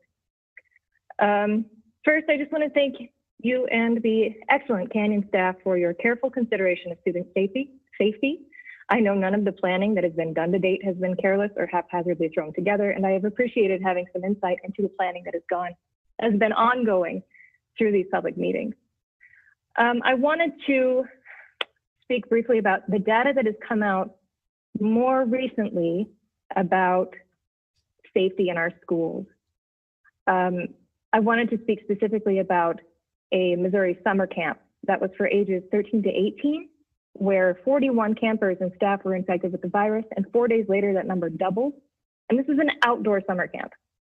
And in addition to that, this was in spite of daily cabin cleanings according to the CDC guidelines, isolation rooms for symptomatic children, air filtration systems in each cabin, temperature checks, a health screening, a 2-week quarantine before camp started. All of these things are very similar to what we have put in place for our children in our schools. And still, we see these numbers in infections. We see places like in Texas, where preschools across the state have had 894 staff infections and 441 children infected among 883 facilities. It seems like maybe that's a low number when you look at the percentage, but it's still a lot. And in addition to that, we talk about the expense of the safety measures and the expense of providing devices for distance learning. But another expense to consider is what parents are going to do when their children get infected and have to be hospitalized. In a study in The Lancet across 25 countries in Europe, 582 children under the age of 18 were in the study. 363 of those were admitted to the hospital. And the average hospital stay for COVID patient is between 10 to 13 days. That is an extraordinary cost. And that's the ones that live. There is a elementary school in Three Rivers, Canada, which is actually in French, but I'm going to spare you that pronunciation because it would be awful. But in one elementary school classroom, 11 students in this classroom, which, as you know, is not representative of elementary classrooms in Canyons District or in Utah. 9 of those 11 students were infected. Cases in Minnesota among 6 to 19-year-olds grew 80% from June to July for almost 4,000 cases. That's 9% of the cases in the state. And look at Utah. We know that community spread is bad here right now. And the idea of opening our schools, which will do nothing but increase that community spread, is just, it's foolhardy. It is not a good solution. The options that I've heard to delay the opening and then move to online. And then when, yes, a threshold has been met for safety, that's a great plan. And that is what we should be looking at. Before I close, I just wanted to reiterate that I know that the staff and the board, they want what's best for the children. And hopefully they want what's best for the teachers, the staff, and the support personnel of the individual schools. Cohesive plans have to be in place to support our teachers if they are required, against all moral reasoning, to choose between their jobs and their health to the same degree that student safety is considered. Those of us in favor of school closure until we know for certain we can safely manage the level of risk, understand that it comes at an expense not just measured in dollars, but in the health and safety of faculty and students, and that it must be a priority. Thank you for your time. Thank you. Thank you. And I believe that concludes our patron comments for this evening, and we appreciate all those that have taken the time to speak to the board.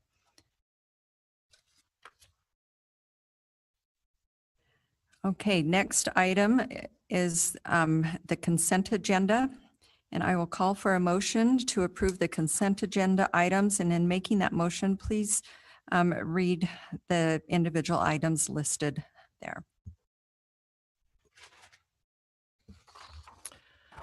I move to approve the consent agenda. Item A, approval of minutes from June 30th, 2020. Item B, approval of hire and termination reports. Item C, approval of purchasing bids. Item D, approval of June financial reports. Thank you. Is there a second to that motion? I'll make a second. Thank you. I have a motion and a second. Is there any discussion to the motion? Seeing none, I'll call for a vote. All in favor, say aye. Aye. Aye. Any opposed? Okay, that motion passes. Thank you.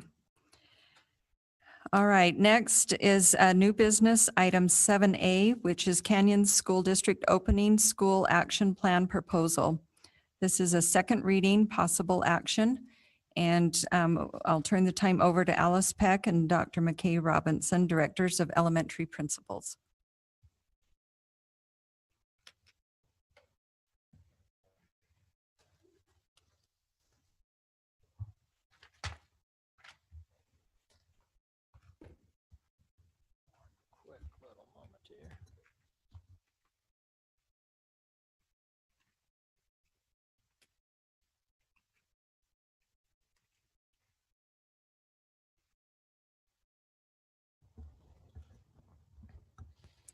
All right, President Tingy and distinguished board members, thank you so very much for the opportunity to present our recommendations for our school reopening plan. As we discussed a couple of weeks ago, a lot of time and effort has been put into these thoughts and ideas and plans and recommendations.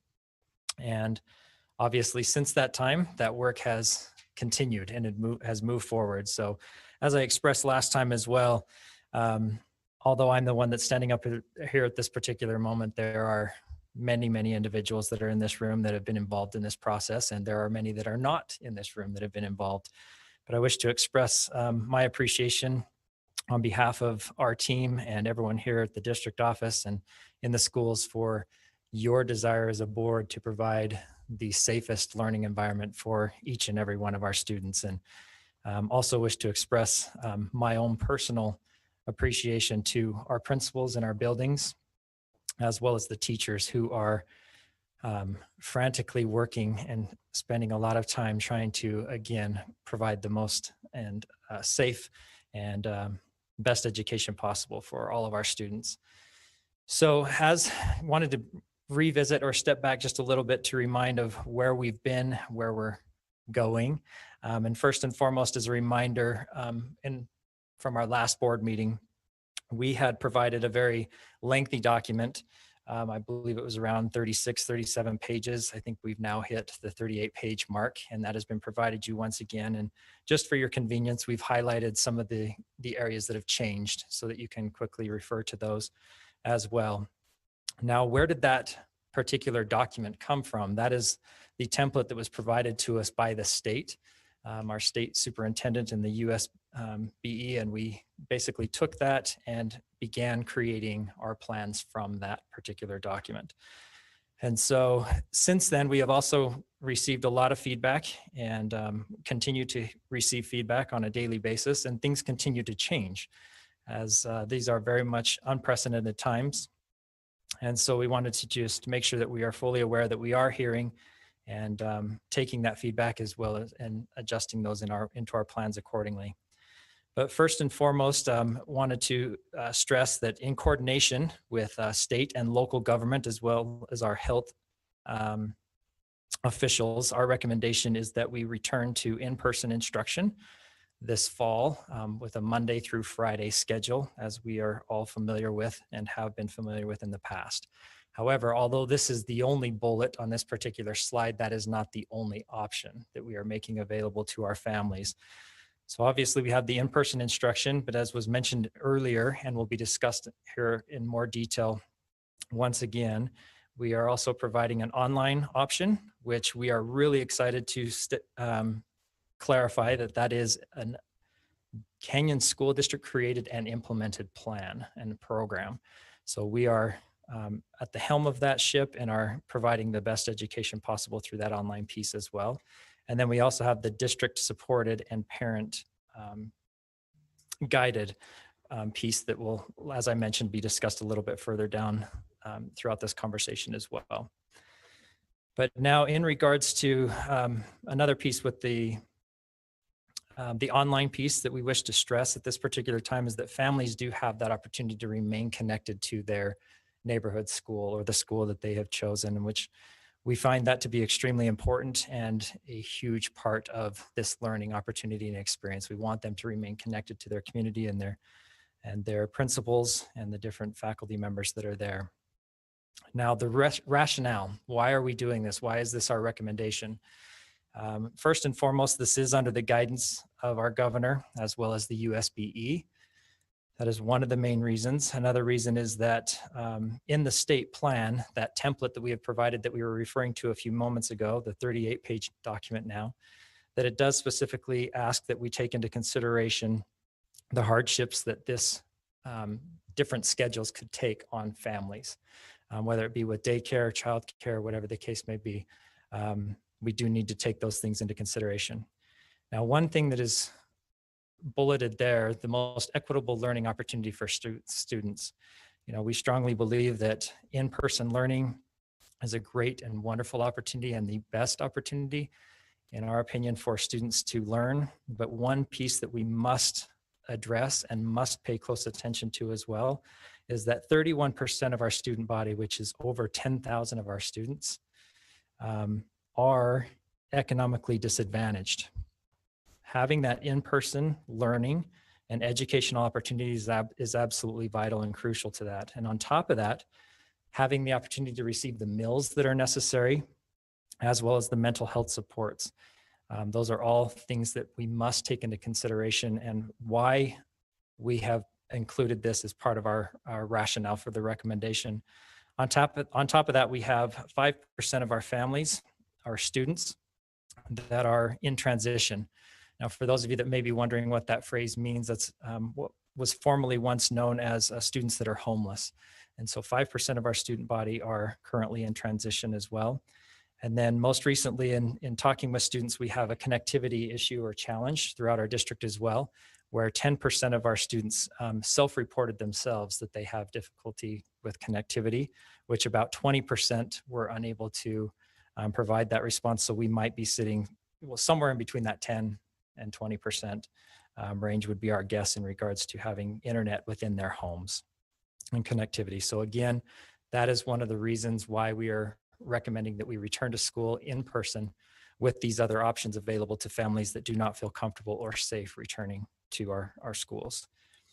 Now, how do we move this forward? How do we provide, as we are dedicated to providing that safest learning environment possible for those that choose to return back to our school? Well, first and foremost, that very lengthy document, we have been going through that line by line and aligning all of our recommendations and requirements that were provided by the state, and are recommending that now as well within our district requirements and recommendations.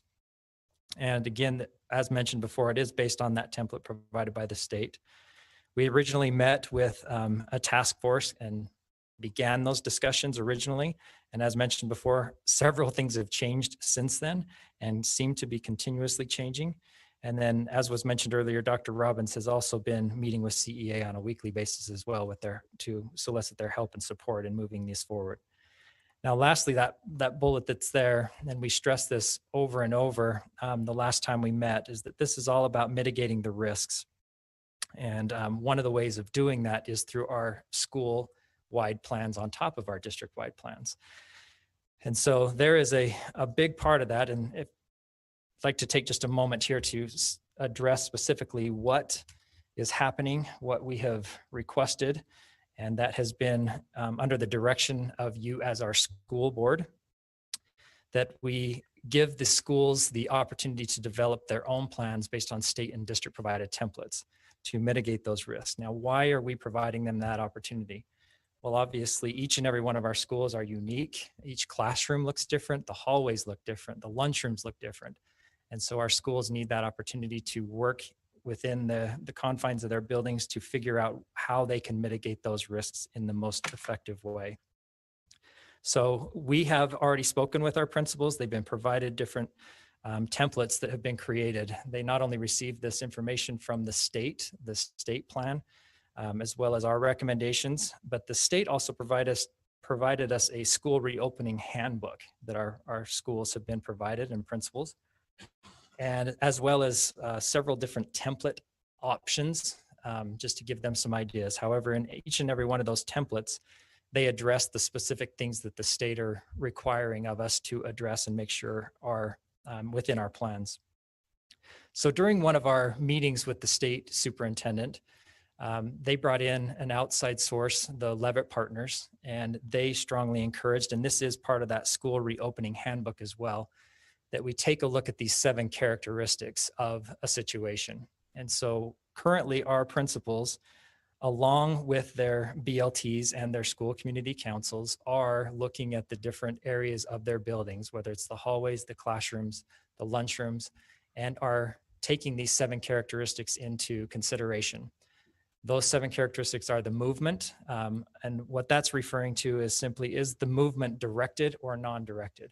Are we having them walk down a specific area in the hallway, or is this more of a free-flowing PE type situation or whatever? So having to look at the particular area and situation and seeing, are students going to be directed in their movement, or is it just more of an open flow?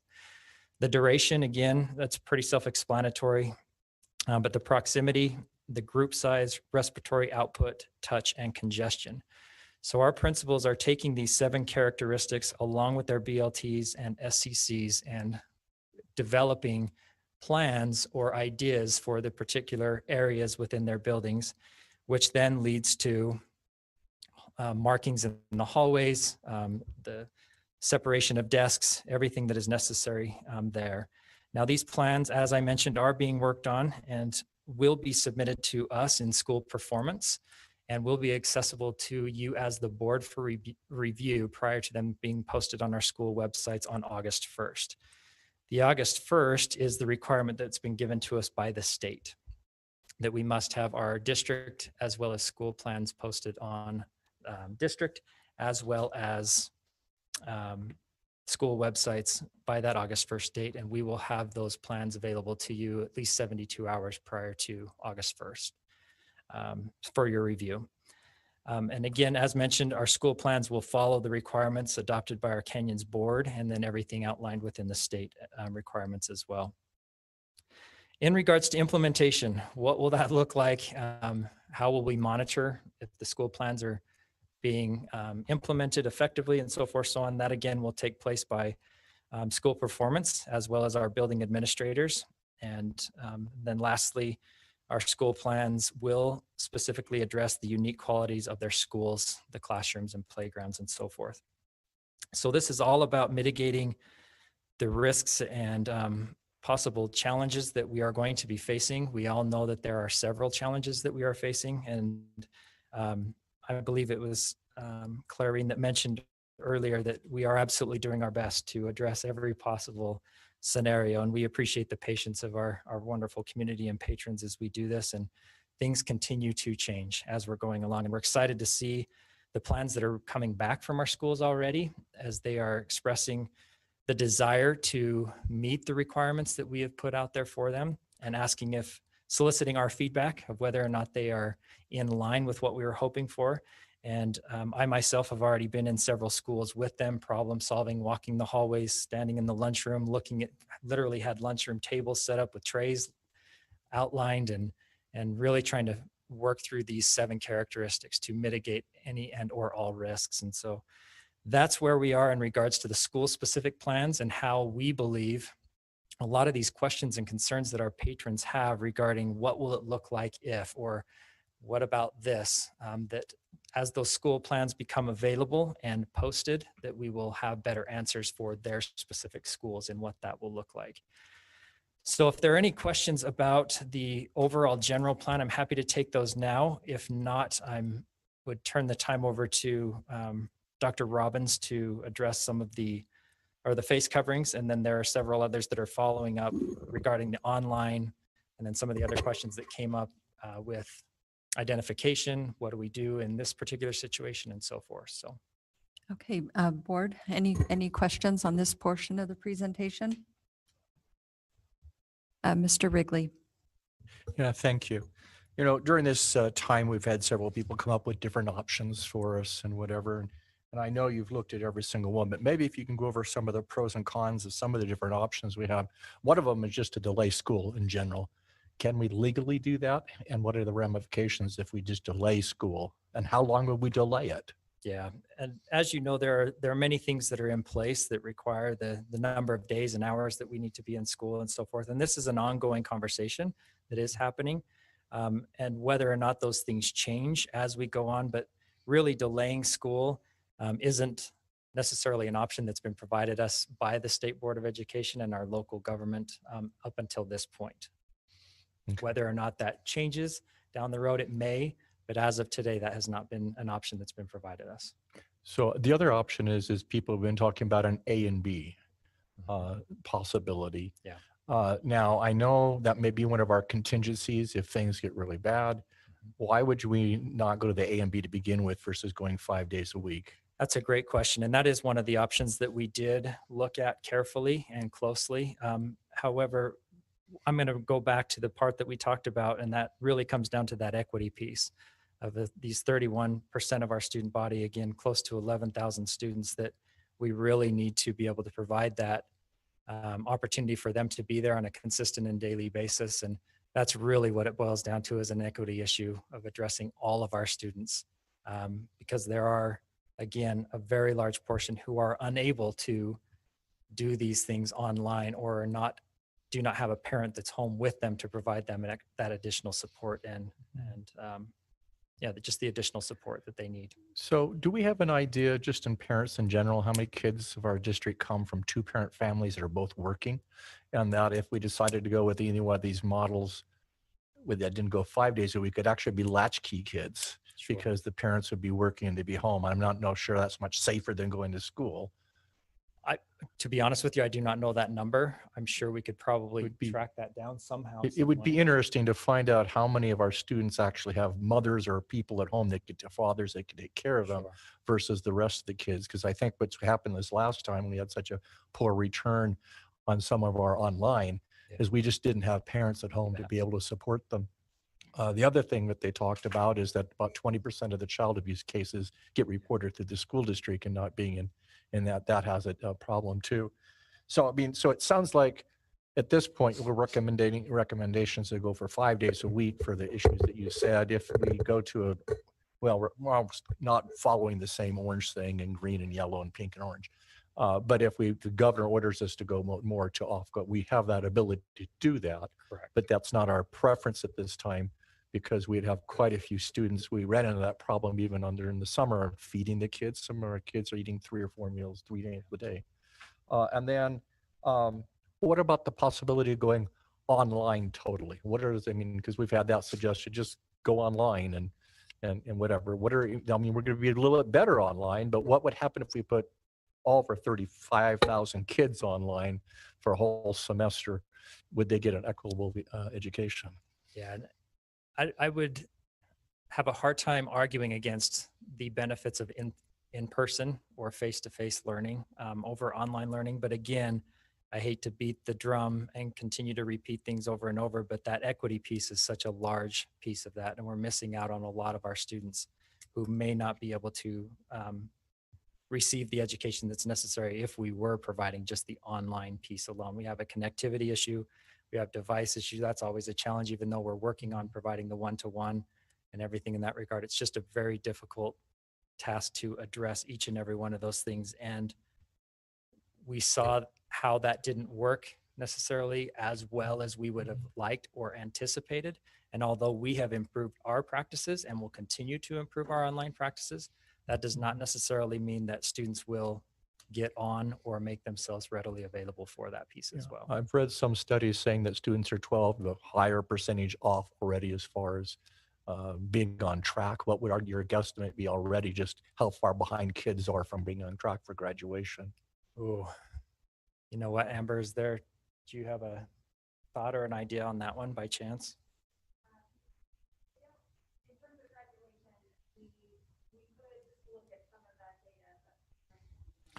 Well, I've just read some studies that basically say that already, that they're considering that the kids are 12% behind using online.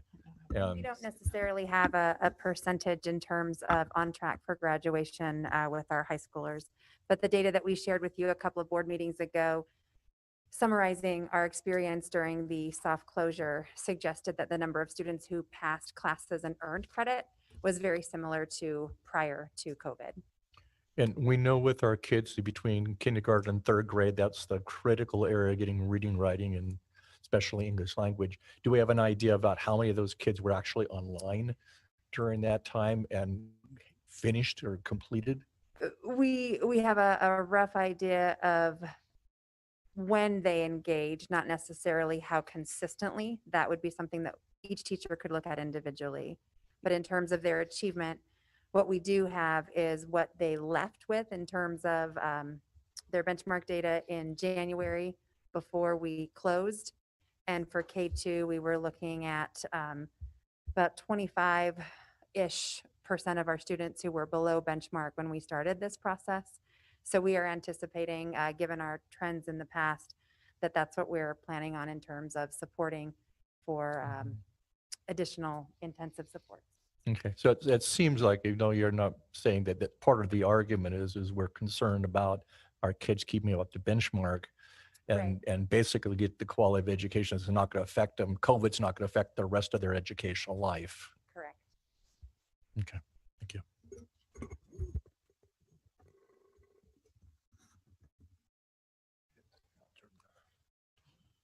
Just to follow up on that, Steve, for me, to summarize that piece, I think if we go back in discussing and kind of fleshing out those plans, we have those on the ready. So if you remember at the time, about mid-May, we were still in color phases, right, in planning. And then the state made a shift. It was about Memorial Day weekend that Governor Herbert made a shift, as well as the state board. And that really moved us away from the color phases. And so at that time, the state directed us to not utilize the color phases as a framework to develop our own plan. And that's when the state board created their plan for us to begin a plan to reopen school. And there is some flexibility in that, but as I read that plan with their requirements and recommendations, it feels, and short of directing us to open school face-to-face, which 40 of the 41 districts are opening with the majority of face-to-face instruction, that's the direction our state is going, not only with coordination with the state board, but also the governor and the county and state health department. So that's really where we're taking our lead. And I think when you look at those things, those factors that we were considering, So we had the state change, and then in their language, the parent hardship piece. There's no way to get around that. And that is a reality to this. Any type of AB schedule or split schedule will cause hardship on our parents. And kind of coming back to that equity piece, for me, there's just no way to ignore the fact that 30% of our students are economically disadvantaged. And to say that, in my opinion, to say that their needs will be met on a pure online basis, I think is a misnarrative. That's not an indictment on Canyons or our state. That's the reality that, that really shined a light on that inequity when we moved to that model in the spring. And so I think, in fairness, our educators, our teachers, our schools, we did everything we could. It was said tonight, within 72 hours, we had to completely flip that switch in that system. And we did it with the most, zest that we could. But I think to say that that's a plan to start out with, to address that, I think we would fall short of the mark, especially considering that there's connectivity issues along with that. When you're talking about, 3,000 plus students that either don't have internet access or struggle to get connectivity, and the fact that, we can do as much as we can with hotspots, but really hotspots, you're talking about 10 to 15 meg versus most internet home plans are 70 to 100 meg. So students transferring work back and forth that requires video, portfolios, projects, you can see that that's a heavy lift. So that's another element. And then the last element, I think, the fact that we've been out of school for 4 months, the lost academic growth cannot be overlooked or understated, as I think we've all mentioned. And I don't know how much longer we can continue to go and not address that without serious consequences later.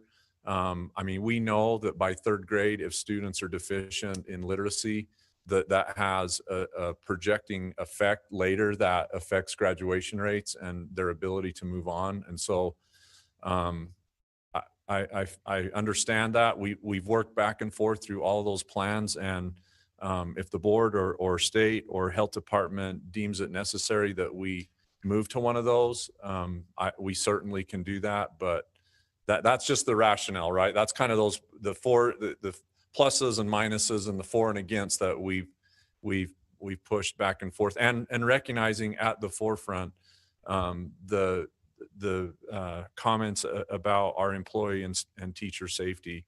That weighs heavy on me. It weighs heavy on you, and our parents. I think, none of us want to be here. It's just one of those things that we're in the middle of, that we've got to deal with.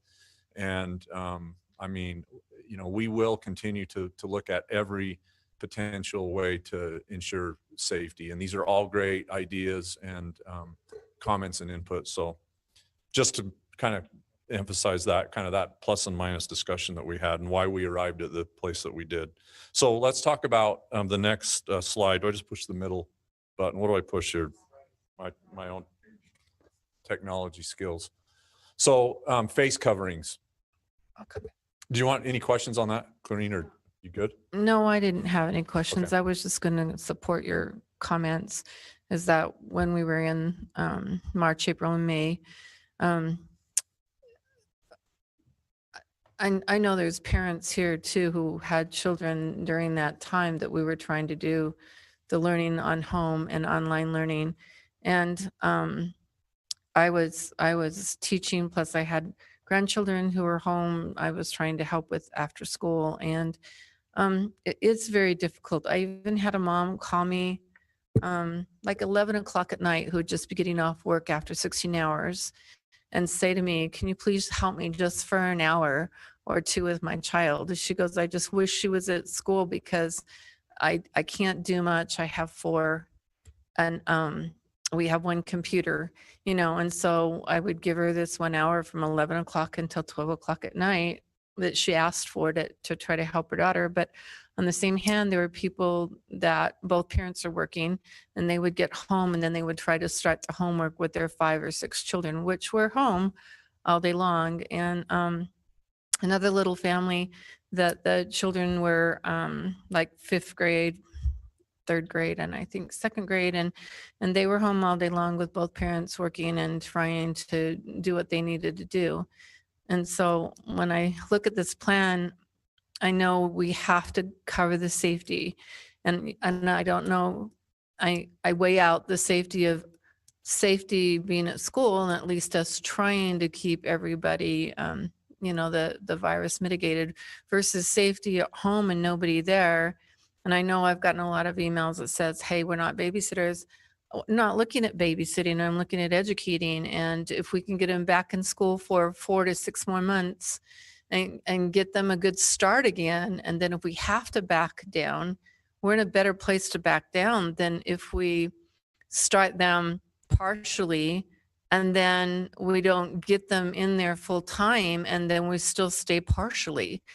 We're going to lose so much ground with them. And so I looked at your Monday through Friday and I thought about it long and hard, and I thought, we just need to try to get them there as long as we can, for as long as we can, in case we do have to back down. But if we follow all the safeguards with, the masks and all the things that you've already explained to us, that you're going to explain to us once more, that, and then I thought about my son who works for Walmart, and he and his family's been concerned because he's right there every day with all those people, hundreds and hundreds and thousands of them. And I have to be proud of them because he comes home, he walks in, he goes directly to the bathroom, he washes his hands, takes off the clothes, showers, gets new clothes on. And so far so good, right? And crossing our fingers, that it stays that way. But I think this is a good time for us all to learn some safety issues on not just washing hands, and just being more careful about how that's spread and how we can protect our families. They made that decision. I know another little family who husband has been out in the trailer most of the summer because the teenage boy went to see his girlfriend. Well, then the husband went to get them. And so they were both in their trailer for 14 days. And then, of course, the husband went to help somebody move, and then they were in the trailer for 14 days. And so it's just, we have to have a new mindset. And like you say, it's not comfortable. It's kind of uncomfortable, but we'll just keep moving along. But to not move forward and try to get them back into an equitable, I forgot the word I'm trying to think of, education, stability, situation, they're not going to learn. They're not going to be able to. And so, thanks. Okay, thank you, Clarine. On the face coverings, so as we know, last week, Governor Herbert ordered on July 9th that all students, staff, faculty, and visitors at all K-12 schools in Utah are required to wear a mask fall semester. We will follow those state requirements and recommendations and mandates. And from my perspective, we will enforce this. What that looks like, I'm not sure yet. We did talk about the last couple of board meetings, Canyon School District adopting a new discipline policy that's very much based on restorative practices. I think to Clarine's point, when we talk about implementing a requirement for face coverings, is that we're much better off in really promoting this and engaging this as a culture and as a shift and a change, and a little bit uncomfortable. It doesn't mean that students and teachers are in masks every single minute. There may be some safe zones for students to take their masks off. There may be times where social or physical distancing is possible. But having a face covering on you each day and going through the health check, as well as making sure that you're okay to come to school with your face covering and wear it wherever that's appropriate, that will be enforced. So I hope that is a message as well to our employees that for me in my recommendation that is a voice of support for their safety as well as our students.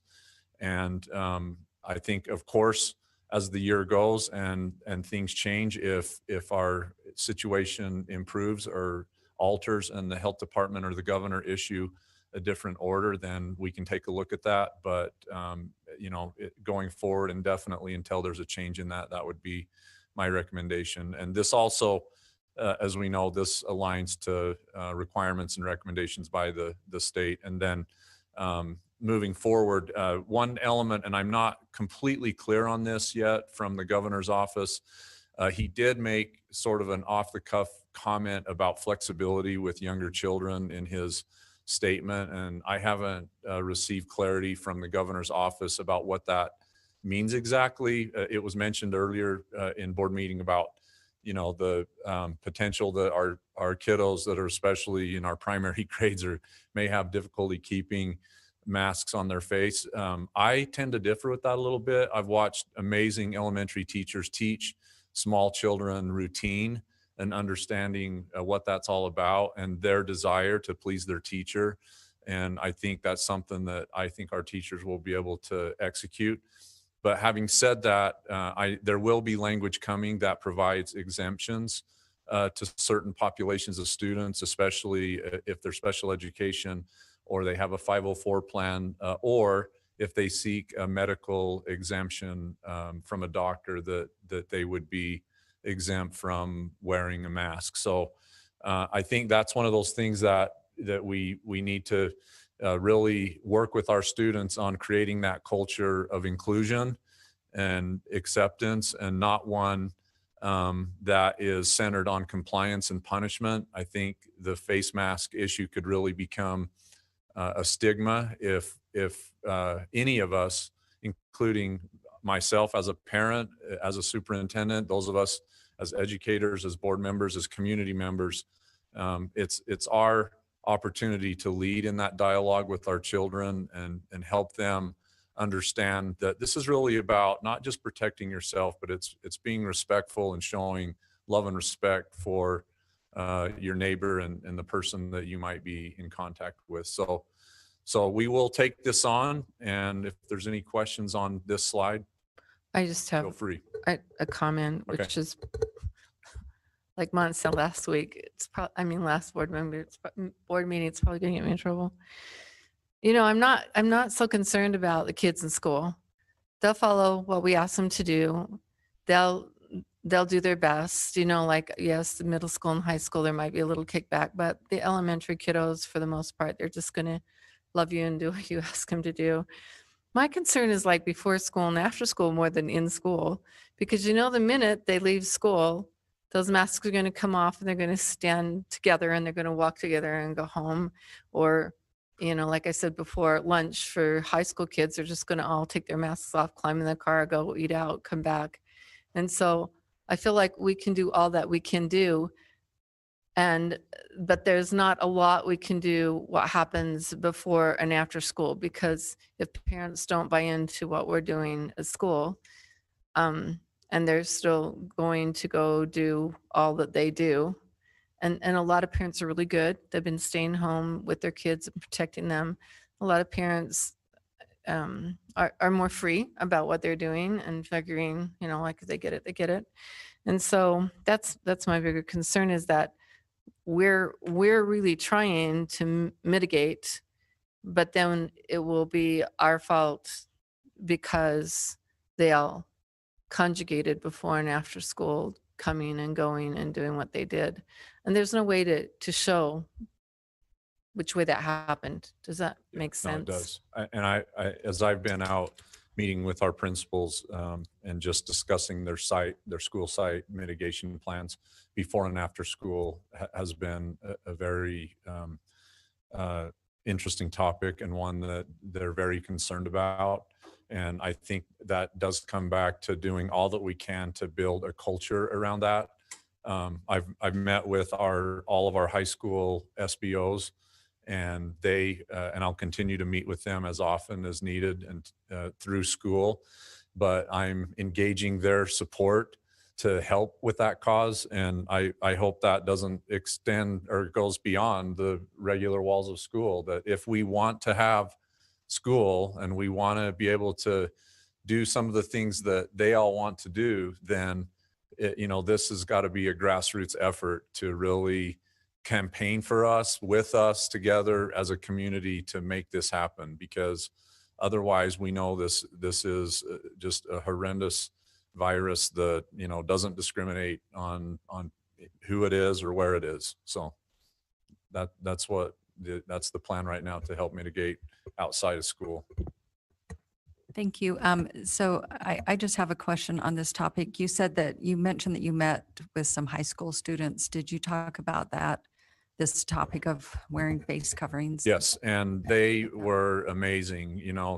Sometimes when you start to feel a little bit sorry for yourself and wondering, how we're all going to get through this, you just need to sit down with your own children or their friends together and listen to their comments. And I'm not minimizing or diminishing their fears, but at the same time, this generation are the most resilient, excited, just amazing kids. And their comments were, hey, we will get around this. We will make this fun. We will do, we're going to incentivize this in our high schools so that kids want to wear their mask. And maybe it's contests, or we do logos on the masks. I mean, whatever their attitude was, Mr. Robbins, whatever it takes for us to have school and be back, we are willing to help. So I was very energized, by their passion.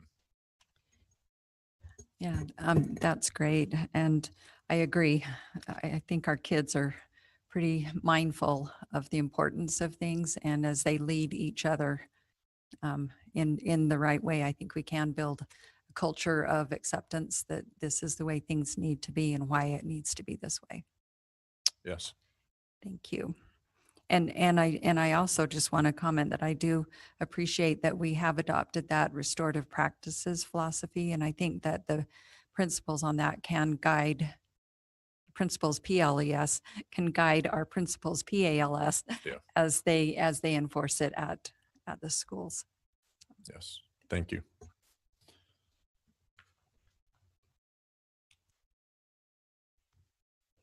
Okay, BJ, you come up.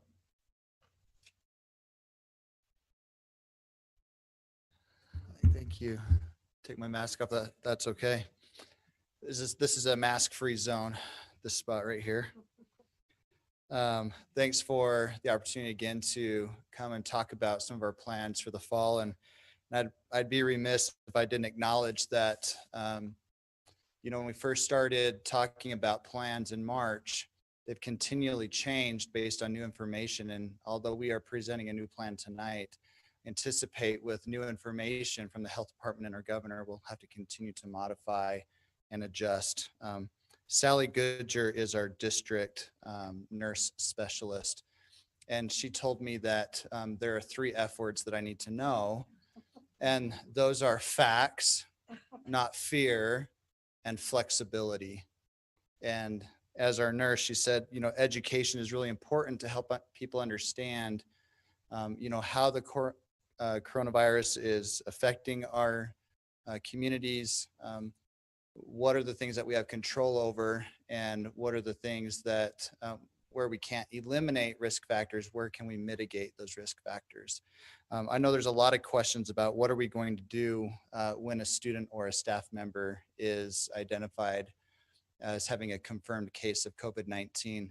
And I think number one, we'll do our best to protect the privacy of those individuals because it won't be our information as a public school system to notify the community of an individual's health concern.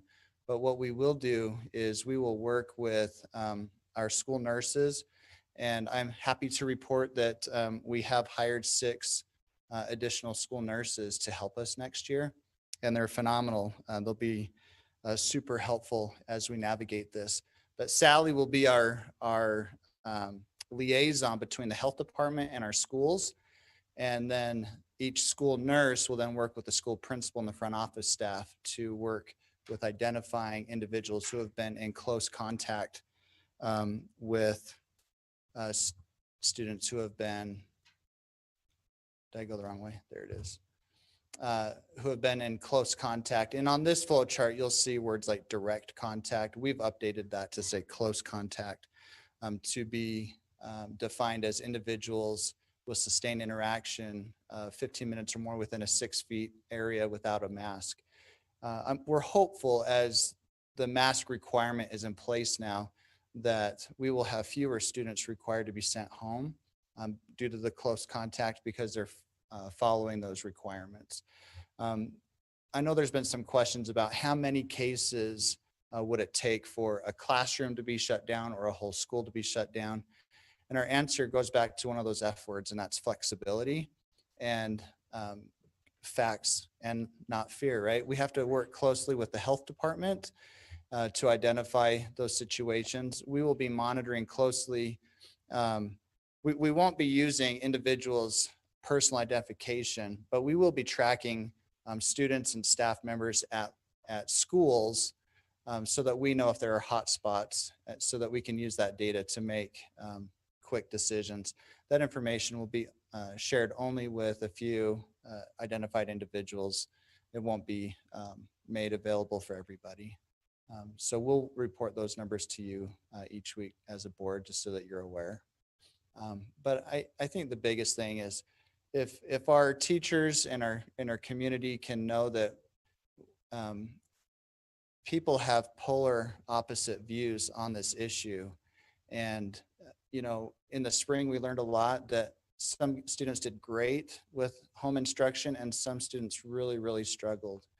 And since then, we've also had many families reach out to us and say, you know, my student is really struggling with mental health. Their depression has deteriorated. You know, we've had students feeling suicidal. We know that we've had some students who have been in unsafe situations where there's been abuse or domestic violence. And it really will be important as we follow these guidelines for students to be back in school, so we can provide that safe place as much as possible. And again, continue to work to provide the emotional safety for our staff and our students. We have a lot of work to do still, but I hope our employees, our patrons, our students have faith in our board and our district leadership as we continue to work with them to identify these processes. And again, we're continually getting new information to help us make these decisions. And we really want to do what's best for students while providing that flexibility for people to make choices that will support them. Are there any questions for me while I'm up here? So before, are there questions then on this section of the presentation? Mr. Wrigley.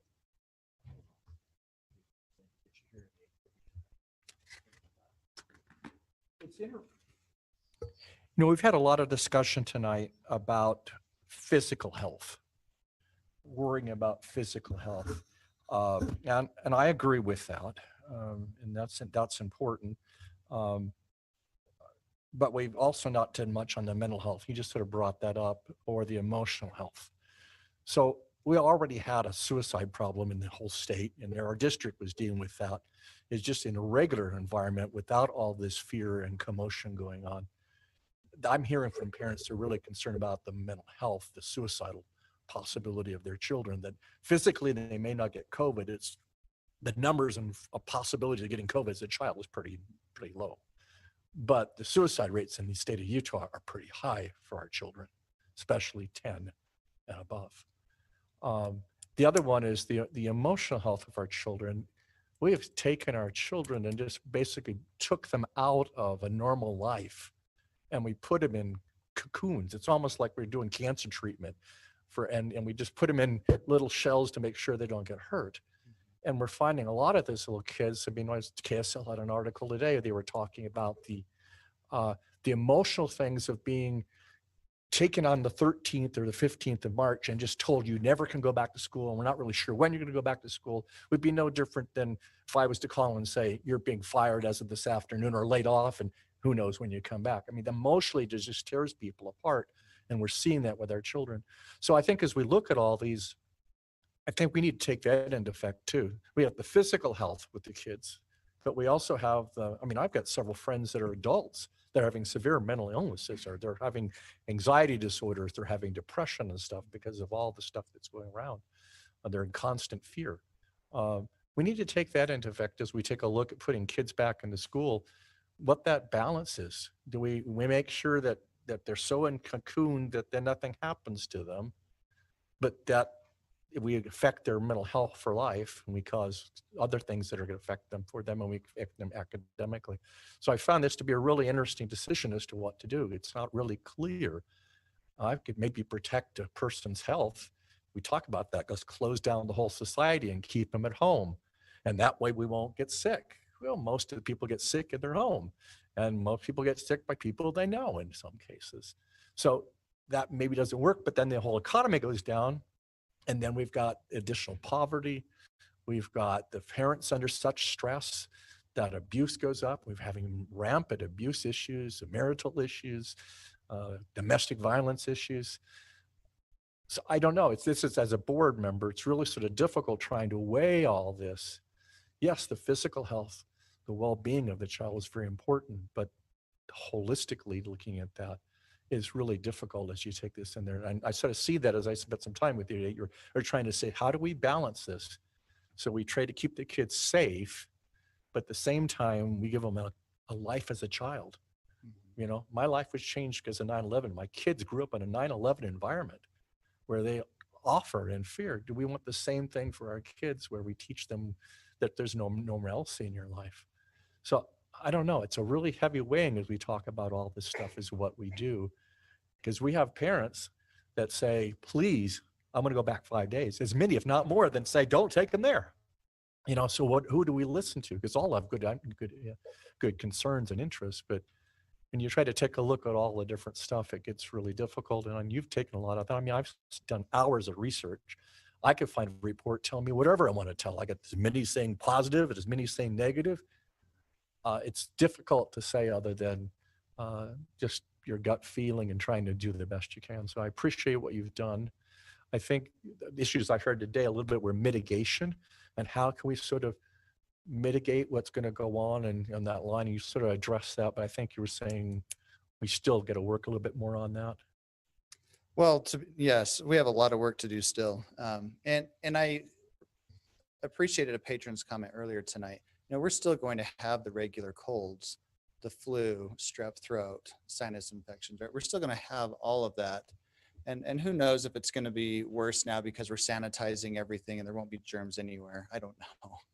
But what we do know is that we'll have to be very careful to make sure that we work with students and families, and we will need to be very flexible as we continue to provide education to students and support our staff and students. On this flow chart, you'll notice that one of the things that we're doing to help the students and the families with attendance is that we will mark whenever we're requiring a quarantine, that we'll mark that as a school excusal under home and hospital, HH, for the duration of that, even though it'll be blended learning. That way, you know, in our attendance policies, it's not going against the family. We're not requiring the doctor's note right there. But the health department is sending this letter home to the family. The family will have to follow those requirements to let them know when they can return. And if we were to put a student on home and hospital, typically that's 2 hours a week of instruction with a teacher. And when a student is on home and hospital, the main focus is on recovery. Maybe there was a surgery. You know, it's really, education is secondary to the recovery process for them. And in this case, we'll have a lot of, I don't know how many students we'll have at home, but however many that is, we don't want them to have a major disruption in their learning. And so the digital teaching and learning, all the training that the teachers are receiving, that flexibility will be helpful. But we will mark that as a home and hospital. And along with that, we'll just continue to monitor and support, train our teachers, our students on how to use personal protective equipment, how to increase and improve hygiene, how to mitigate these factors. And it'll take some time, but we'll continue to provide resources and supports. There's a lot of argument right now between my right and your right. And I think we've been trying to come up with a plan as a district to validate each parent's concern and try to figure out what they want for their kids, to say to the parents, I want my kids home and not doing anything, versus the parents saying, no, I want my kids here. So we've tried to come up with a balance to honor parents' choice in a safe way. We can't guarantee anything. I don't think anybody can. You can get in a car accident on the way to school. We can't guarantee that either. But I think from what I've seen from the different people that I've talked with, everybody's trying the best they can to mitigate this. And if we did this with the flu, we probably have a lot less deaths on the flu too. Yeah, we'll have more information from the health department to help us make these decisions. And can I just make a comment how much I appreciate these flow charts? It helped put things in a good order that I could understand it. And I think it will be helpful not only to our school personnel, but to our families. Yeah, I'll give a shout out to Colleen Smith, one of my program administrators, for helping make these. She's very great. And they were done in conjunction with Salt Lake County Health, who we're working very closely with, right? Yes. So all of that is kind of met their criteria for an acceptable identification notification plan. Yep, and we'll continue to update these as we get that new information. Thank you. Do you want to go over the second flow chart at all? It's all more right. for the employees. Yes and no. So yes, I guess. So I read the second flow chart too, and I really I like both of these flow charts. It did make it more simplified for me to go, oh, we'd go down this side or we would go down this side. But my thing about sorting who has a flu and who has a cold and who has COVID when kids come in, because sometimes there can be 10 kids in there not feeling good in a daytime, right? And so are we going to put up little corrals for those kids so that they're not by each other? So if somebody does have strep, they don't give it to the COVID, which we don't even know, right? We don't know if they have strep. We don't know if they have COVID. That's right. Or are we just going to quickly call somebody and give them you have 10 minutes to come pick up your child, so that parents know that they can't leave them there all day long or half the day because they can't get off work or whatever, but we need to have emergency contacts can pick them up quickly? So the health rooms are going to need to be utilized, and we'll have to keep track of who goes into those rooms, and we'll do our best to keep separate students who are showing signs of COVID and students who come down for other reasons. We have students come to the office for a lot of different reasons, and I credit our front office staff for getting they to like know. to call home. They just want to call home. Getting to know these students and their situations, and I'm grateful that we'll have more nurses to help us make these decisions, and we will have identified spots where we can quarantine students in the health room, and if we need to identify a secondary location for students, we'll work with each principal to identify that area. Okay, thank you. And we'll really communicate and request parents keep their contact information and emergency contact information up to date. So the other thing I thought about, because the one lady brought it up about light and air and ventilation, was an article I read about the flu in the 1918s. That the French discovered that if they took their patients out in the sunlight and in the air, they got better. And matter of fact, less people got ill, like the people that were taking care of them didn't get ill. And so I was thinking there should be a way that we can take the kids out maybe a little more often in the air and in the sunlight. Like even if we could do a rotation basis, and even if all they did was walk and they were 6 feet apart, a couple of times a day in the sunlight.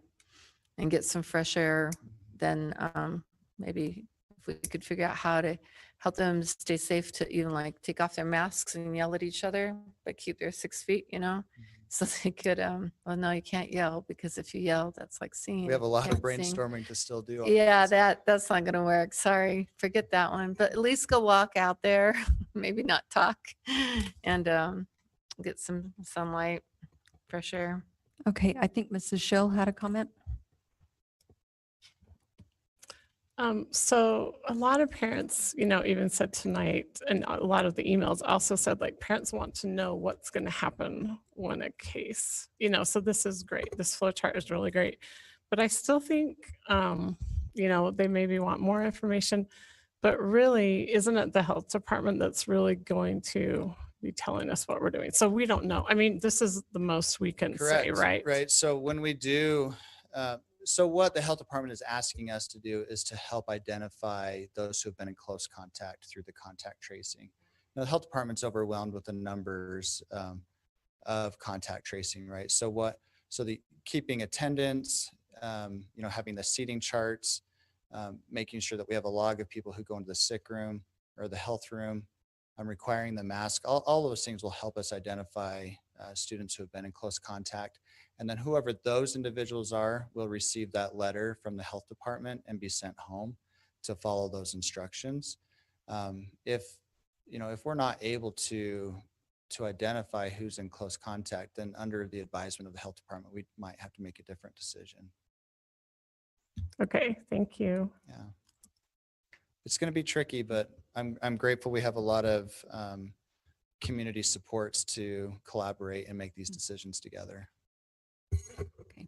And just one other quick comment, as I'm reading through those flow charts, the wearing of masks is one of the key criteria that they would look at when contact tracing. Yep. So that right there might be some motivation to properly wear masks. And we'll need to emphasize that as we train everybody in the fall. Great. Thank you. Yeah, thanks. Any other questions for me? No. Thanks. Thank you, BJ. Yeah.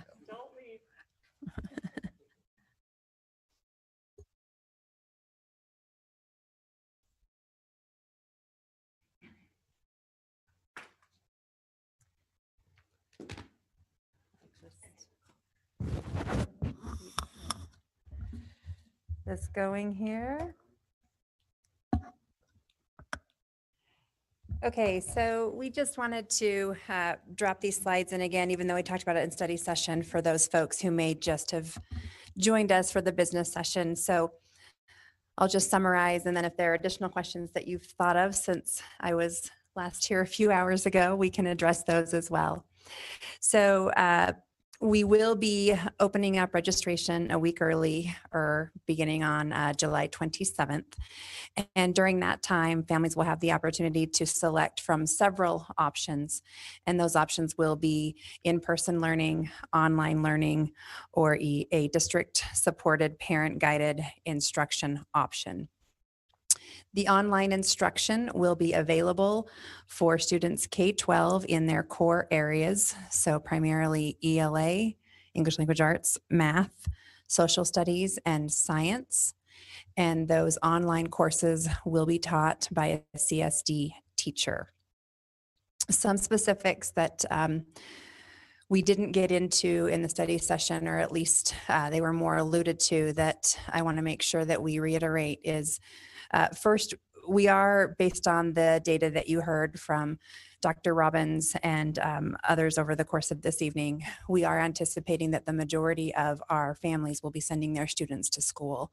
So for those who are choosing the online learning option, when they participate with their CSD teacher in those core subjects, the online learning opportunity will provide them with daily instruction at the elementary level in terms of some online components through Google Meet, and then at the secondary level, at least 1 hour per course. So we will have very clear expectations for what those online teachers will be providing. And when parents select that option, we will outline all of the specifics about what they can expect in their orientation and welcome information. And we'll have opportunities to be able to train those families in those processes and ask questions before school starts. So those are some key components that I neglected to be specific about in my presentation earlier. So again, just to reiterate, we will have 3 options. Families will have the opportunity to select in-person instruction, online instruction, or district-supported parent-guided instruction. Are there any questions or things that we would potentially need to clarify now that you've had a little bit of time to sit on that? A little bit meaning like an hour, 2 hours. No, thank you for clarifying that. You bet.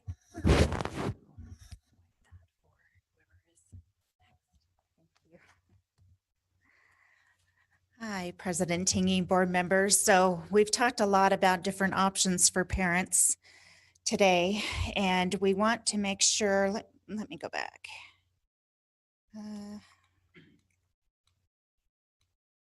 Oops, where did it go?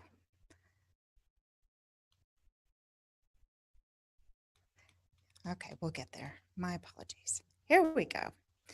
Okay, so as we mentioned, the 3 different options that we have in place for parents, we also want to recognize that there could be situations where we need to have transition plans for a variety of reasons. So in the event that a student or a group of students are symptomatic or test positive for COVID and cannot attend school for a prolonged period of time, we're going to propose, and we've mentioned this earlier, but a blended model be provided to those students to ensure that they don't lose access to learning or get behind in their studies. And so, again, this would not be a full-blown move from whatever plan they are or whatever situation they're in. It would just mean that for that short period of time, we would find a way to support those students. And this would happen on sort of a student needs basis, and depending on their level at school, and what kind of supports we can provide from their classroom teacher and other supports through our district. But we just want to make sure that everyone understands that in that situation, we do want to plan to support those students that can't be at school for a prolonged period of time. Partial school closure. Okay, so in the event that we are asked, again, by the governor to go into a partial school closure, we would recommend this occur for the reasons we stated earlier. McKay talked about, the importance of making sure that we have students in school for equity issues. There's a lot of burden on working parents. There can be connectivity issues, mental health, and other needs for students. So again, the only way that we would consider a partial school closure would be if and when we were mandated to do so by the governor. That's our recommendation. Full school closure, in that case, if we have to go into full school closure, we would then transition on to that 100% remote online learning with lessons learned, obviously, from our previous shutdown. So plans are currently underway to increase our teacher capacity through training and professional development for our teachers in order to provide increased opportunities for students in terms of those online curriculum and learning platforms. We feel like we have improved or will have improved virtual lessons and meetings, and better connectivity, hopefully, will be in place, along with additional training for both our students and our parents. And we really feel like our Canvas platform is much more cohesive now than it was pre-COVID. So should we be forced into a 100% remote on learning situation, we feel with those lessons learned that while it would not be ideal, we would be in a position to move forward with that. Okay, in terms of large gatherings, we are going to recommend very aggressive mitigation strategies for all events that cannot support contact tracing and physical distancing. We recommend that those events be postponed or canceled. For example, if this might include, but is not limited to, our traditional back-to-school night activities, red carpet events, dances, assembly, and certainly other large gatherings. Our rationale for this recommendation is the difficulty in being able to contact trace, and most importantly, the difficulty in monitoring that physical distancing. And again, we talked at length about Levitt Partners' 7 characteristics of a situation. When determining whether or not a large gathering is large and whether or not it could be held, we would certainly want to be looking at Levitt Partners' 7 characteristics of any situation. Now, I do need to note, and this is not on the slide, but the one exception to this would be UHSAA's approved activities for the fall. So the Athletic Association has asked each of our LEAs to work through mitigation strategies when we're looking at sporting events. So for example, colleges are currently looking at certain percentages of people who can safely attend games. The Big Ten teams have put a 20% stadium capacity into place. So they're looking at those kind of strategies. We would do something very similar in the district when considering those approved activities. And then lastly, we would recommend all field trips and travel not occur at this time. So we recommend that we hold no field trips, no overnight student travel, no overnight or out-of-state employee travel, with the understanding that we would then reevaluate this situation after returning from our winter recess break. Our rationale for this recommendation is that there is, again, the difficulty or the inability to contact trace and monitor physical distancing. And we also, are cognizant of the fact that there would be increased exposure to additional individuals during travel, whether it's field trips or otherwise. So with that, do we have any questions on this portion? Board questions on this section? Mrs. Schill.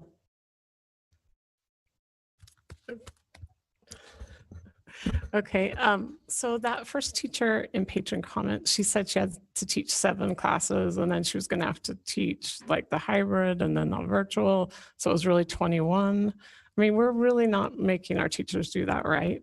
That's correct. In fact, okay, I just want to make sure that's not right. And I know it's a lot to digest, but we're talking about feasibility and looking at several different options here, but we're not asking teachers to be responsible for all of those different options. Yeah, she'll be responsible for the kids in her class. Correct.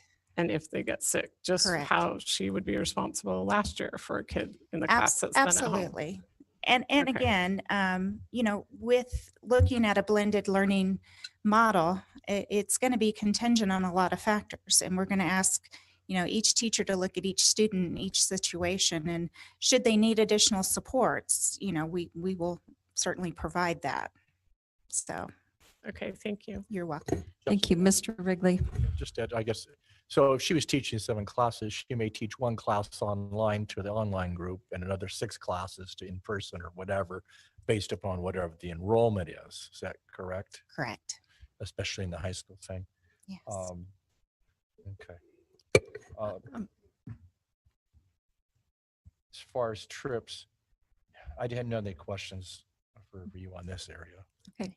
So Mrs. Arnold. just for further clarification though, she's going to be really assigned to 7 classes. If somebody wants to take one of those classes that she's teaching, but they're online, did we not already talk about there would be online teachers assigned, so she would not necessarily be doing both? Well, the kids that are in her class, if they went home, for a few days, then she might have to do some online. But the Canvas that they use, that we used last year, right? And you guys are using Canvas. We're supposed to be writing those lessons in the Canvas, and the student just follows those lessons in Canvas. And if they need a little more assistance or help, they would call in, just like if they were normally sick with a cold or a flu, right? Correct. Dr. Robbins, did you want to add something to that? Just so we clarify this, because I think this is important, that's come up a couple of times. So students that especially at our high school, we have a lot more flexibility in how the online registration and learning may look. And Dr. Landward referred to this based on those numbers and requests. And this may serve the question with electives as well. But if those numbers exist, then we're not asking the teacher to teach outside of the regular school day an additional online section. Right. What I would envision is a teacher maybe teaching 8 to 11 face-to-face instruction and 1 to 3 online. So those sections would just be replaced by online demand for enrollment, right? So we're not, I think there's kind of a misnarrative there that I'm being required to teach, during the day and then teach online after hours. That's not it at all. It would simply replace that. Now, the online teachers that are assigned to teach online, then that's also during the day, but they are autonomous to themselves. They're teaching completely on using our online format with Canvas, utilizing our curriculum maps aligned to our regular maps. So that's what that looks like. Then the in-between, right? I would envision the in-between being this place where students have registered for face-to-face instruction, but maybe they're quarantined or they're self-isolating. Then, I don't see that in any different terms than what we did pre-COVID. If, like you mentioned, Clarence, if a student goes out for a few days, then we have plans for them that we extend to them while they're out. That would be no different. Essentially, we've ramped those efforts up now because all of our teachers will have a Canvas page with supports on the ready while they're out, that they can support those students that are in their course with those interventions. And what that looks like, that could be a variety of things. And I think that's where it kind of comes back to Amanda's point about, having a live, opportunity to look in live on the class, which I think can be worked out and accommodated. But again, I think that's going to take some time to get, all teachers up to speed with that skill set. Some are more comfortable than others, but those options are for students that, in my mind, that are assigned to the teacher for face-to-face instruction. I don't know if that helps. I hope that clarifies that, but it's not teaching online in addition to what their assignment already is. Okay. Thank you, Mr. Wrigley. Just a quick question. Several of the universities are actually sort of letting out after Christmas break. And I'm just wondering how that may work with us. And then when they come back from Christmas break, you still have a time off. So if you caught something from Christmas break, you have a chance to get it. We talked at all about how that may work, and between our academic semester, do we have to move? If we moved it back and forth on Christmas, would that help? Or well, I think this came up, and I think McKay alluded to this earlier, is that before we have those discussions, which we have, the state is going to need to issue a waiver on 990-180, and that has not been done at this point. So, we have talked about that. I actually, that makes sense to me, depending on what things look like as we open the fall, that potentially the board may consider, if all things are in place with the state and there's a waiver in place, that potentially there is a possibility that districts could move to either online at Thanksgiving break per se, and then come back in January to just kind of get through that flu season that usually, comes about that time, as well as, taking a look at what our students or the situation may be with COVID. So I've read that there are universities that are looking and moving to that model, that I think mostly what I read is Thanksgiving break through the rest of fall semester and then returning in January. You got a question, Mont? Yeah. I can tell. I have a lot of questions, but Aunt Nancy keeps asking me if I have a comment, and I told her I want to throw up on you guys all at once. So I'm just holding back. But oh no, I've got a whole bunch of notes here. Okay. I'm ready. Okay. I'm loaded. I have one brief question / comment or suggestion. On the field trips and travel, it says restrictions through winter recess and reviewed after the break. And I mean, you just described that we may be looking at our calendar, adjusting our calendar possibly, but I think that, you know, we ought to maybe look at it as we head into the break, just so that we have an idea of what it's going to be like. So heading it's into open the to break, change. people have an idea of what we're thinking of. So that was just a small suggestion. Okay. So you're saying, so to review travel restrictions heading Field into trips and all of that. into Thanksgiving break or no, into winter recess. break. Okay, It just at that says point. that it would be reviewed after the break. And I just thought Yeah, it that would make makes more more sense to right. Early review it December. before the break Yeah. so that we can plan, and students and families and whatever can plan Coming ahead. back. Okay. We keep going else, or is that the last, that it? Okay. So other, what else we got, McKay, on the slide deck? That's it. Right. Okay, questions? So that concludes your presentation. Thank you. And now board questions and comments. Should we start with Mont? You are probably better off to start with me than you are to finish with me. Okay. Because people have a tendency to remember the last things that are said, not the first.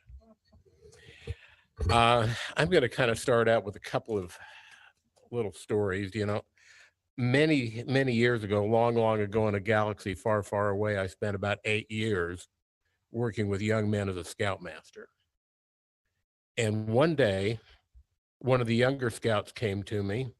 He'd been roughed up.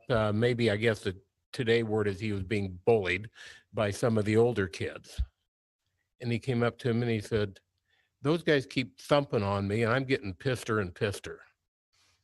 And that's kind of how I've been sitting here tonight, is that's kind of where I'm getting to. I'm going to move off of that and talk to a good friend of mine today. And I will tell you, he was pretty much in favor of everything happening and going back to school and making things happen. And he used the analogy of a Big Mac with fries and ordering a Diet Coke. My research tells me in a Big Mac with fries, the combo meal, you've got about 1,100 calories. And because we have a Diet Coke, we can maybe save 100 of those calories. And I feel like that's exactly what we are doing. The Big Mac and fries is a COVID virus sitting out there that we're all being exposed to. And the difference between a regular Coke and a Diet Coke would be things like wearing a mask, social distancing, and the other things that we keep talking about. I don't know that that makes a material difference in what our exposure is to the virus. I also find it very, very interesting that if I go anywhere other than the school district, and only when we're talking about our students, I look at people here sitting 6 feet apart from each other, social distancing, wearing a mask. But it's okay for our kids to be crammed 45 kids in a room and wear a mask. The 6 feet, for whatever reason, seems to evaporate when we're in a classroom. It's okay for you guys to all social distance, but for our kids, it's not. My personal belief is, well, you look at our high schools and we have anywhere from 2,000 at the bottom end to probably about 2,300 students in every high school. And as we've talked about tonight, even if the mask is the silver bullet, probably not anybody remembers the Lone Ranger and the silver bullet, but me, because I have geezer status, okay? But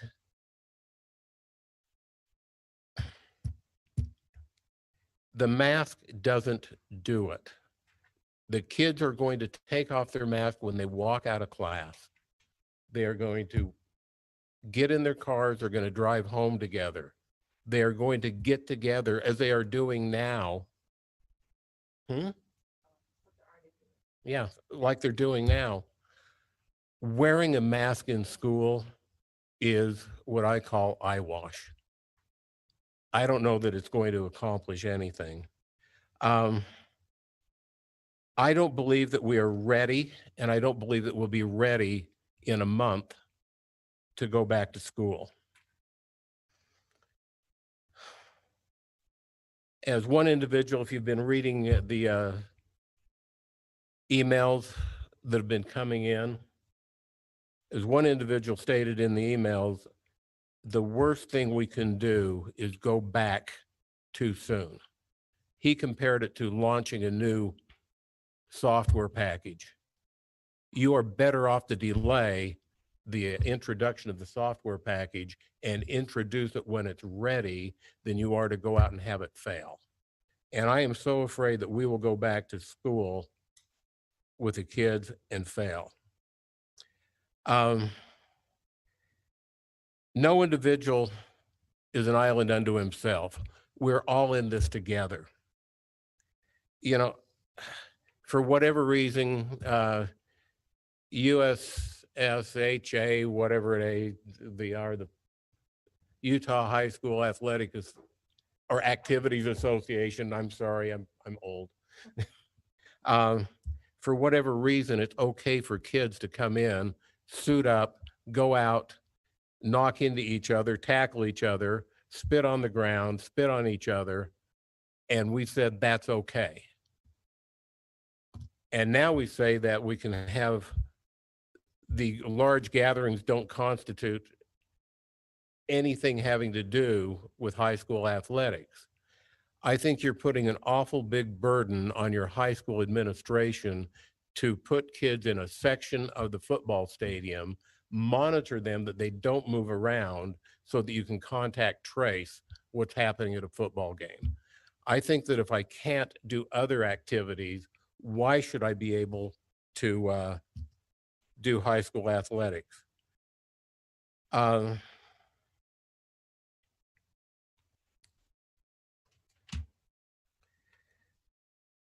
We're talking about real people here. I have a son that says what we need to do is have big parties, lick each other's palms, and get herd immunity. And I said, do you want me to come to that party? I am part of the high-risk group. We have several of our teachers that are part of the high-risk group. I feel great. I feel like I could live for another 30 years. But being the age I am and the age that several of our teachers, several of our lunchroom workers, our custodians, that puts them at a much higher risk. These are real people. These are somebody's grandparents. These are somebody's brothers, somebody's mothers and fathers that we are just increasing risk on. Like I said, I'm a member of the at-risk. I have geezer status. I look around, I was going to say I'm probably the oldest person here, but I'm going to remove probably from that. I think we have to look at risk and reward. That's business terminology, okay? We look at what we want to have happen and we say, is the risk worth the reward? Is it worth the risk of 10, 15, 25 of our students dying? You know, you can project the number, what's going to happen, and we say that's okay. I don't think so. Going back to social and emotional stuff, we had a whole different discussion tonight about wearing a mask than we did at our last board meeting. Our last board meeting was, we are going to recommend that they wear that. Thank you, Governor Herbert, for clarifying that. Now, all of a sudden, it's mandatory. BJ, you tell me if I'm way out of line, but you know, I go to Costco and there are the people that will wear their mask like this. There are people that will wear it like this. There are people that'll wear it like this, and there are people that'll wear it like this. If I've mandated that all students and all teachers wear a mask, and somebody's parents at home say, they're violating our constitutional rights, they have no right to tell us to do that, and their kid goes to school and takes his mask off, I will tell you who's going to be the subject of bullying in the high school real fast. Do you agree with me? Disagree with me?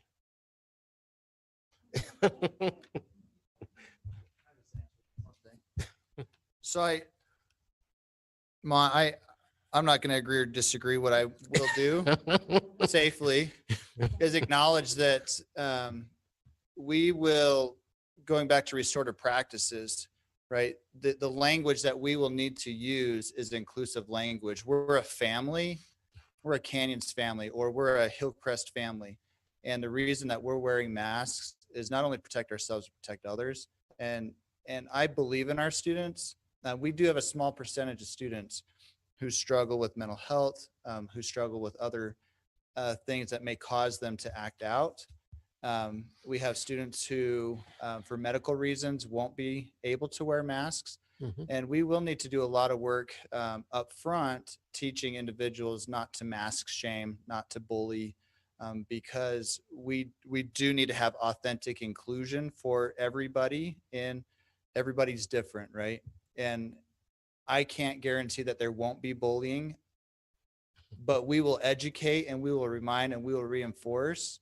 And we're all in this together. And I do believe that we have amazing students and staff, and they're really good at teaching expectations and reinforcing that. And I do believe that when students understand the compelling reason why that they're doing that, they're more likely to buy in. So we will have a lot of work to do, but I believe in the process that we're following. And I agree with you. We have some amazing educators. We have amazing building administration. We have amazing kids in our schools. But all you need is a very, very small minority to act out, and you have a problem. You know, and I also look at back in March when this whole thing kicked off. I don't know about anybody else. I mean, we were frantically going to the store. We'd go from Costco to Walmart to wherever, trying to find disinfecting wipes. We found some.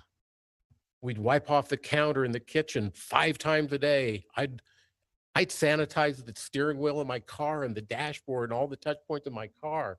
I would wash my hands probably 15 times every day, you know, maybe twice an hour.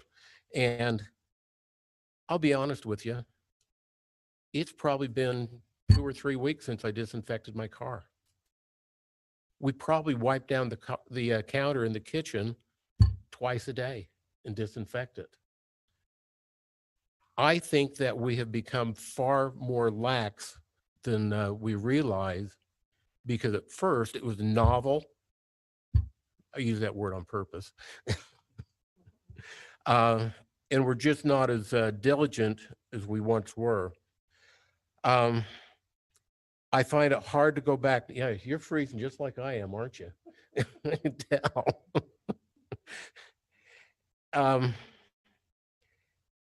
It's been brought up today that our daily confirmed cases of COVID are increasing. Back in March, when we went on to soft closure, whatever soft closure means, I don't know. We're probably around 310, 325 a day. A couple of days ago, we hit the all-time record for new confirmed cases. I guess the good news is the death rate for confirmed cases is going down, not up.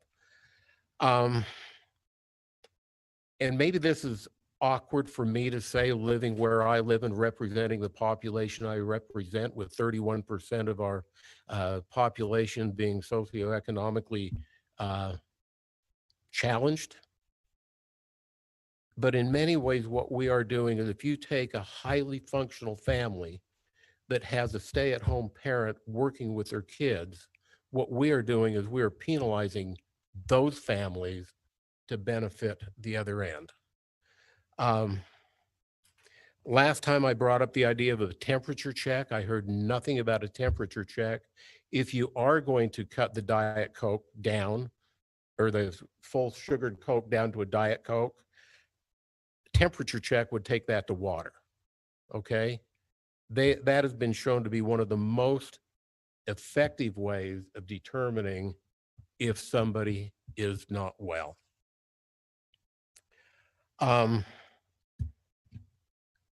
Back to mask, I figure whoever designed the mask and whoever evaluates what they do must have a clean mind, because they change it so often.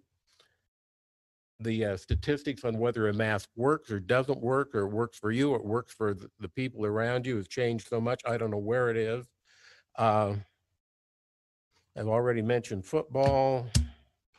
And the last question I haven't heard brought up is, I brought it up last time, that was, we went through the soft closure last spring, and the grades came out. That grading, honestly, grading was a joke. Nobody will do worse than they were doing when it happened. I don't know where we're going. How are we going to grade this coming year? Is it going to be back to grading as normal? That was the last discussion, is that it would go back to pre-COVID grading policy. Okay. So now I've thrown up. But, you know, just let me voice my opinion. I am opposed to going back to school as scheduled, because I don't believe we are ready.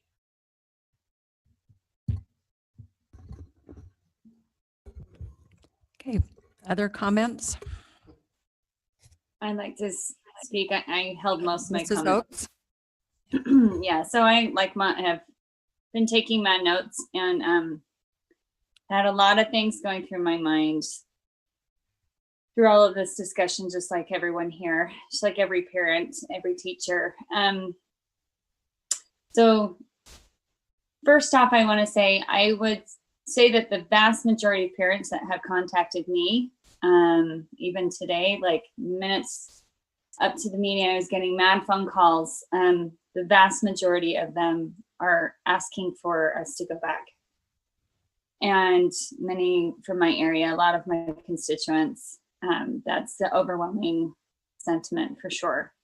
Even though there are some parents that are open about the fact that they have medically fragile children that they will need to keep home, and they're grateful for the online options. And although they have a lot of questions and a lot of nervousness about what that will look like, they are appreciative of the fact that the district is trying to do that. So I commend all of your work in that area. I have to be totally straightforward that after receiving the survey that was sent out to the teachers, I have been surprised to hear Erica Bradshaw's comments today about over 60% of their teachers being uncomfortable about coming back. That was a surprise to me, and it's important for us to consider their concerns as well, obviously. In the midst of going through all of the considerations, one of my biggest ones, I've been reading a lot of things about what schools in other countries are doing as they've been reopening, how a lot of them are actually having quite a bit of success without it being too much of a major issue, particularly because COVID-19 is spread much differently amongst children than it is adults, and they seem to be more resilient when it comes to exposure. Even today, the Wall Street Journal came out with an article talking about the fact that the harm from lost instruction outweighs the COVID-19 risks. And I think about that a lot. I think If we are to lose something close to another year, that is 1/12 of a child's education, which is pretty scary. And I also think about the mental health implications. I've talked to a lot of psychologists, mental health professionals that are seeing mass amounts of depression, anxiety, and kids ending up in uni and other places because of how intense this all is for them. And that is every bit of as a real risk as COVID in many respects, especially when suicide is on the table. I have a number of questions for the administration. One is, we've talked a lot about the recommendations of the Levitt partners and how closely you've been trying to follow that, which I think is commendable. I know that one of the recommendations has to do with distancing of people and of the children. And I just want to clarify, do we meet the Levitt partners distancing guidelines with this plan if we have all of the kids back in school together? Or it seems like our class sizes generally are too big for that to happen, or am I not understanding that correctly? So from the beginning, Amanda, and I don't think that there's a district in this state that will comply with distancing. There is no way physically in the parameters of our classrooms to achieve 6-foot distancing with all students. If that is the recommendation that we go forward, then that will require a split schedule. There's no way around that. To reduce the number of students to achieve physical distancing, we will move to a split schedule. That's the reality. We cannot achieve physical distancing in the way our schools are built and have been built. We cannot achieve 6 feet between each person and comply with that. Could you on a split schedule? That's why I said, even at that, I think it would be very difficult even on a split schedule. I mean, the reality is even half the students would still be very difficult to achieve. Okay. Another question I have is, I know we talked about how to make that transition for when students have to quarantine or when they're out, and how to make that online transition. And again, thank you for thinking through all of those pieces. One of my questions is, what do we do when teachers are out for that period of time? And what's the thought about how to be able to bridge those gaps as they arise? And then and that's a issue. What I envision with that one is, and I talked a little bit I've been talking with Steve and HR about this, is we have to do a full scale campaign to recruit subs and the best quality subs that we can. Having said that, I do think this is an all hands on deck situation. And in my opinion, I think there's potential space in utilizing aides and other school staff that could help potentially fill that gap. And I'm not opposed either. I think if we think outside the box, depending on what that looks like, to utilize our online component. I mean, maybe that's a situation that we determine a classroom, there's enough capacity that we need to move to an online environment with a different teacher that's a Canyons teacher that's already in that environment. Maybe that's something that we look at, but I think it's all hands on deck, and we do the best that we can to continue quality instruction, with all the tools that we have available. But there's no question teachers, getting sick or being quarantined won't be an issue, because it will. Yeah, no, you're right. And part of this, brings me back to my original thought, is that so much of this has to do with crisis management, right? We're in a crisis. There's no perfect solution, no matter how we slice it or dice it. And no matter what happens, we're going to make certain people upset and probably be blamed for things that, no matter what happens, there's going to be fallout on either side. One of the questions on that too, Amanda, sorry, just to go back to, some of the thought out there among superintendents is potentially looking at adding a cushion with FTE. And I realize, you know, it's hard as it is right now to get teachers, period. But you know, there may be a situation where there's an ask for additional FTE staff to help mitigate some of those issues. And maybe that's thinking ahead and down the line, depending on how many teachers that are actually affected by this. But, you know, there may be some costs associated with that to try to help mitigate this. Okay. Well, along with that crisis management piece, one of the thoughts I've had, you know, as all the discussion has been going on in the public with regard to masks and it's become a political issue, for me personally, I've gone back over and over again to time that I spent as a young adult in Taiwan for 1.5 years. Back in 1998, 99, way before COVID ever hit, way before H1N1 ever hit, when people were sick, they had a cold, they had anything that was, you know, out of the ordinary, they wore a mask preemptively. It was a very normal thing. I remember thinking as a young person, wow, that's really unusual. I wonder why. But it makes sense, right? They're in a very population dense society that they're going to have that common courtesy for other people. With that context in mind, I think it's fascinating for us to consider some of what Taiwan has done successfully with COVID. In fact, they've been one of the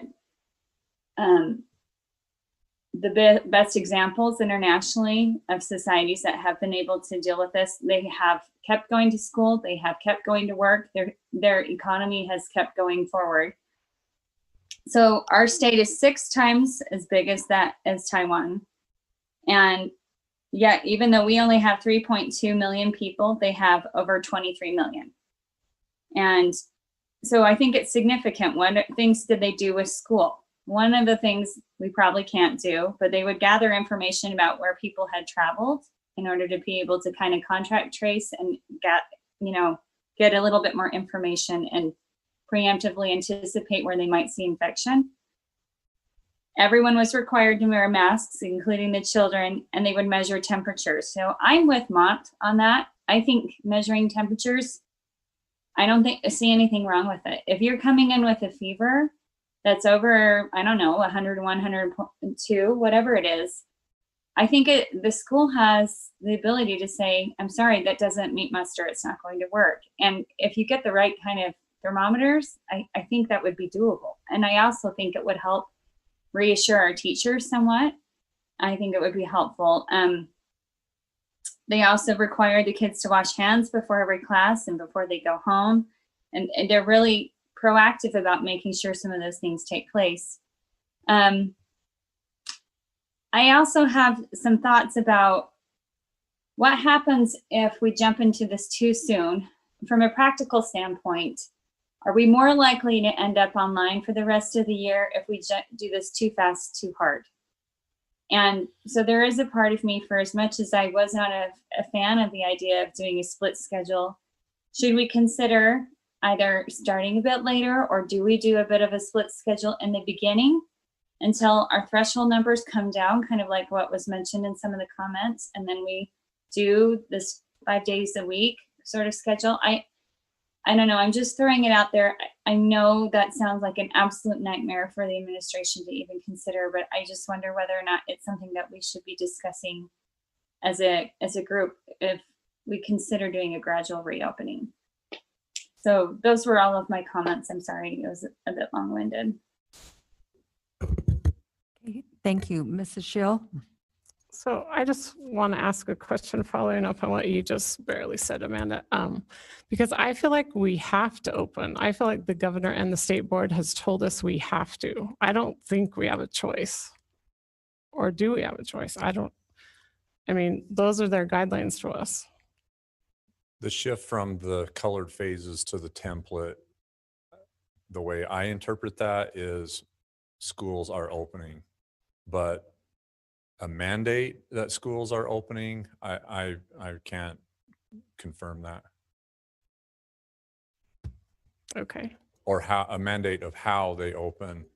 I'm not completely sure that language is there, but everything that has happened from May to now would indicate that that's the case. And all, you know, just about every district in the state is following that lead.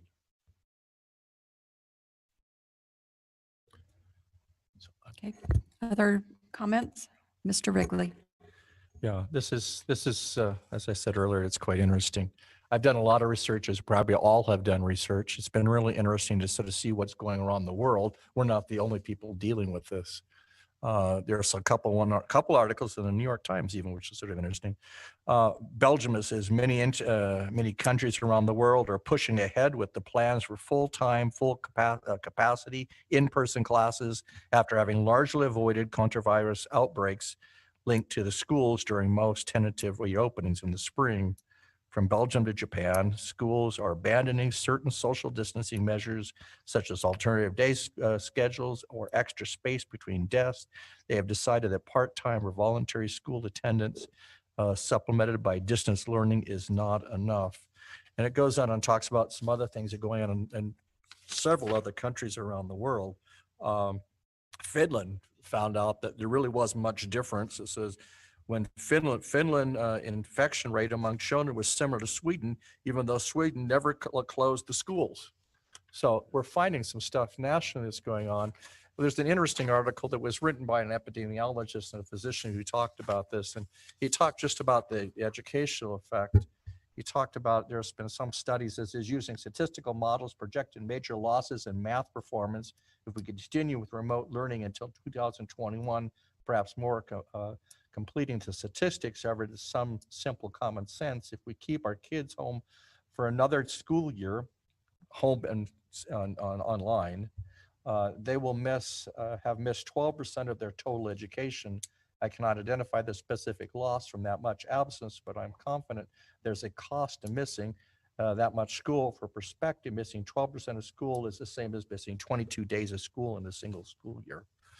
And he then continues and says,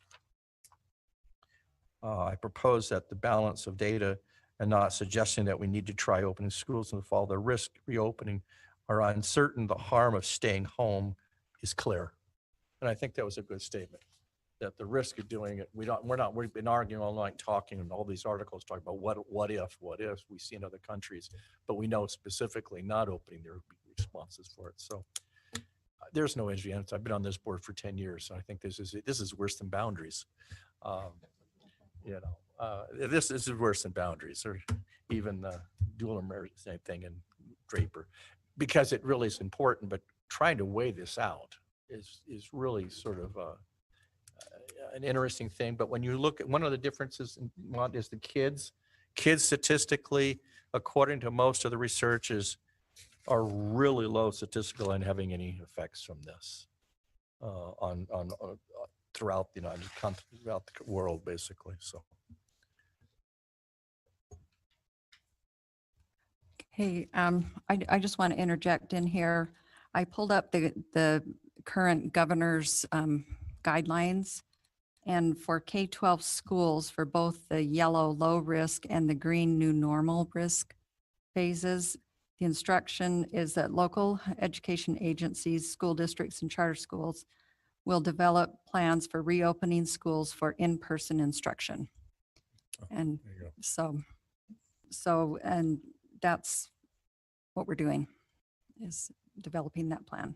And then those plans must be approved by local charter board or local school boards or charter governing board, and must address the elements and minimum requirements contained in the Utah State Board of Education's planning requirements. So it's my opinion on that one question that that's what we're doing. We're developing the plan, but it's up to the governor or the state to determine if we're an orange or yellow risk, which then determines whether or not we enact that plan. So I just wanted to throw that out there. Other comments? Mrs. Schill. Okay, so I just want to thank the administration for all the work on this. I mean, you guys have been working just nonstop, and it is a huge undertaking. So thank you so much. I want to thank also parents, teachers, just for all the emails we've gotten. We've gotten over 200 now, and the majority are in favor of starting school in the fall. But I do appreciate all the opinions, and I think it's just a moving or changing plan. What's the word? I don't know. It's getting late. Anyway, we have made like a lot of changes from the comments, and I'm sure we'll continue to do that. And another thing, going back to the temperature thing, I mean, I have a group text with some of my mom friends, and one of them had to go to Altaview Hospital today for a procedure, and she said they're not taking temperatures anymore because they think that's not a predictor of COVID. I mean, so that's the thing. There's so many different things, and it's always changing, and who knows what will happen even before school starts, but we have to move forward with a plan of how we're going to do it. I do think, I mean, I want to protect our kids. I want to protect our teachers, and maybe there's just further things we can do. I mean, I'm in favor, even if we approve this tonight, I don't know if we will, but of just continuing to look. I mean, the ventilation thing, like, are we doing anything for the ventilation? Let's try to look at that. I mean, I just really want our teachers to feel comfortable, and anything we can do to more help them feel comfortable coming back and not being afraid, I'm in favor of that. I think one thing, just to that point, Amber, if it's okay to comment on that, that I think I'm not diminishing that at all. However, in this situation that we're in, I'm not sure any of us would mark comfortable heading into the fall. I mean, there is risk with this. There's no way around that. There's no way to comply with physical distancing. We'll do all the mitigating factors that we have. And it's like, I mean, we are weighing this terrible dilemma that we're in, but I'm uncomfortable. No one, we've all said that from the start. There's no playbook on the shelf that says, hey, if you just do this, we'll all be okay with this. So, I think we have to balance those, those questions. And I'm seeking your guidance on if temperature checks will help and the board, you direct us to do that, then we will do that. That will come with some feasibility issues. Can we overcome those? Yes, absolutely. If that would be something that would help, then let's do that. I mean, I need your direction on that. And I apologize that we didn't deepen that conversation around temperature checks, because maybe that would be key. But then I'm with you in that, Amber, that it's hard to gauge information that's out there that what does that look like exactly, and is it an effective predictor, and how do we handle that? I mean, the stigma that may come with that, a student that has a temperature over 100 degrees, they rode their bike to school and they're overheated, or they've been out running around, or they just come out of the sun. I mean, how do we, I think there are some things that steps we can put in place, but it's not fail proof, I guess is my point. But I'm seeking your direction. If that's something that would be a key mitigating strategy, then I would appreciate the direction. So, BJ, I talked with him earlier. I think he had some, because I asked this question point blank to him. Okay. It was a pretty blunt, we got to do this. And he may want to hear what he else is. So on the, it's okay. So on the 50% uncomfortable, I kind of saw that as concerned that I don't want to mitigate it either, but, or whatever the word was, but I think everyone's concerned. And uncomfortable is one word, but really concerned is another. We're all sitting here concerned, or we wouldn't even be having this conversation, right? As far as temperatures are concerned, we used to, when children came in to the office that were sick, we would take a temperature. I know that's in place right now, that when they come in, we're now going to go back to taking temperatures. But there are some other policies, I believe, that are in place. Like, I can't take a sliver out of a child. I can't take a bee sting out of a child because I am not a nurse. And And they stopped having teachers take temperatures because we're not nurses and we can't diagnose.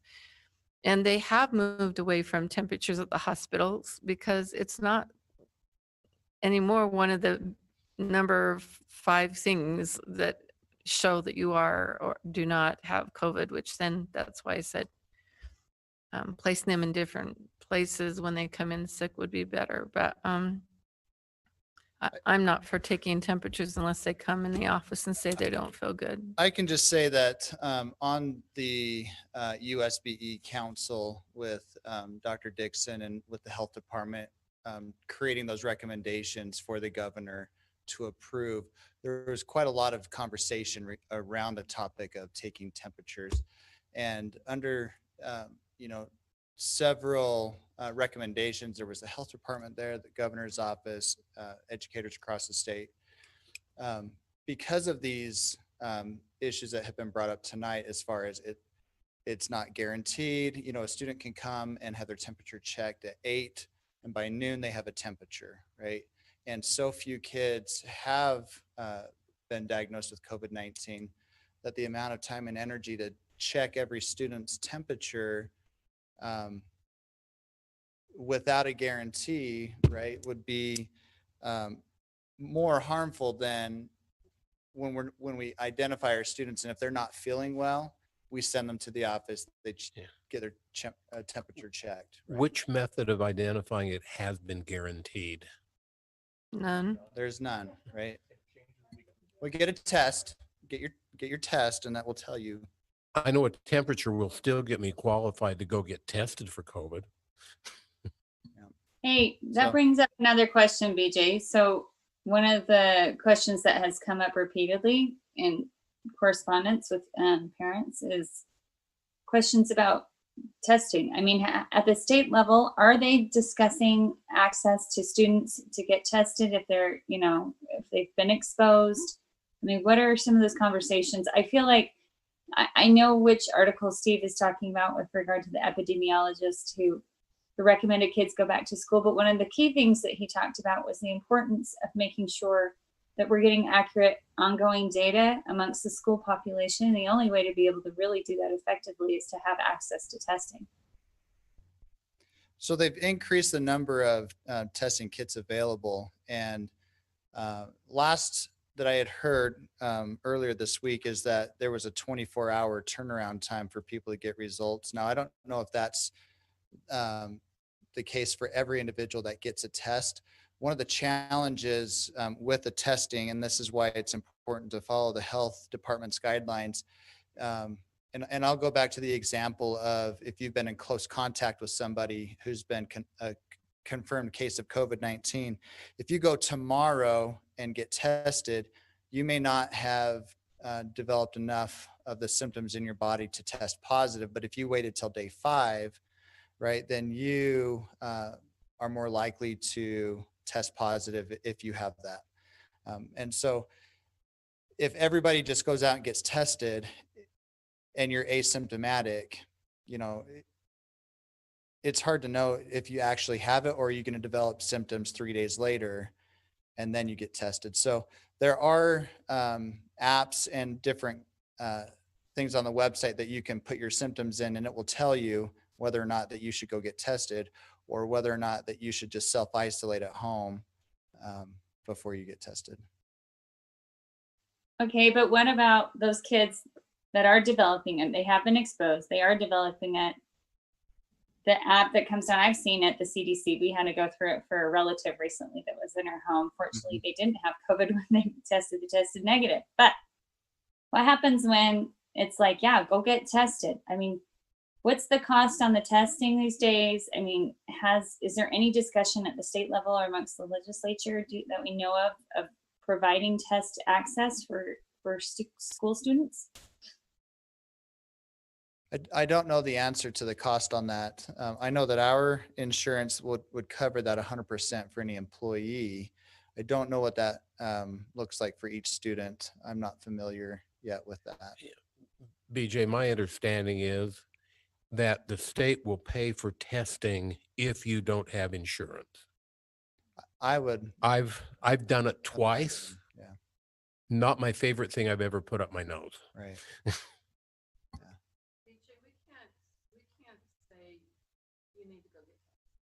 I mean, a teacher cannot say that. Just like No. you can't say, you might need glasses because you can't see the board. Or, you know, you're not hearing Right. aids, so you might need hearing aids, because then we're responsible to pay for that. So the answer to this question is we have nurses who we've hired. Sally Goodger is our nurse specialist, and she will be our contact or liaison with the health department. And we will continue to work with students and families if or when something arises, and we can give them specific information and the resources. And I'm hopeful that before school starts, we'll have a lot more information from the health department and our nurses to answer some of these specific questions. BJ, you mentioned Sally is our lead nurse. Do you know what nursing classification she is? Is she an RN, an LPN? Where does she fit into that? She's an RN, but she has her master's in nursing. Okay, she's an RN. Master's degree, yeah. Good for her. She worked really hard, and she's nationally board certified nurse. We have several of our nurses who have done that. We're lucky to have her. Okay. Thanks. Thank you. All right. Other questions or comments? Sorry.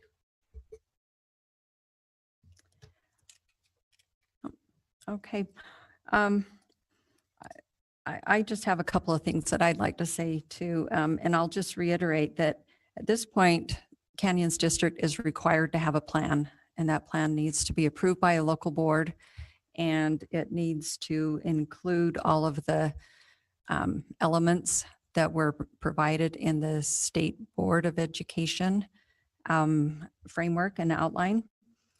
And so, and the due date for all of that is August 1st. And so with that, I just want to remind the board that that's what we're obligated to do. And as I mentioned earlier, the governor has given some pretty clear direction that the plan needs to be for in-person instruction. And that is to be in effect if the area which the district resides is in either the yellow or the green phase.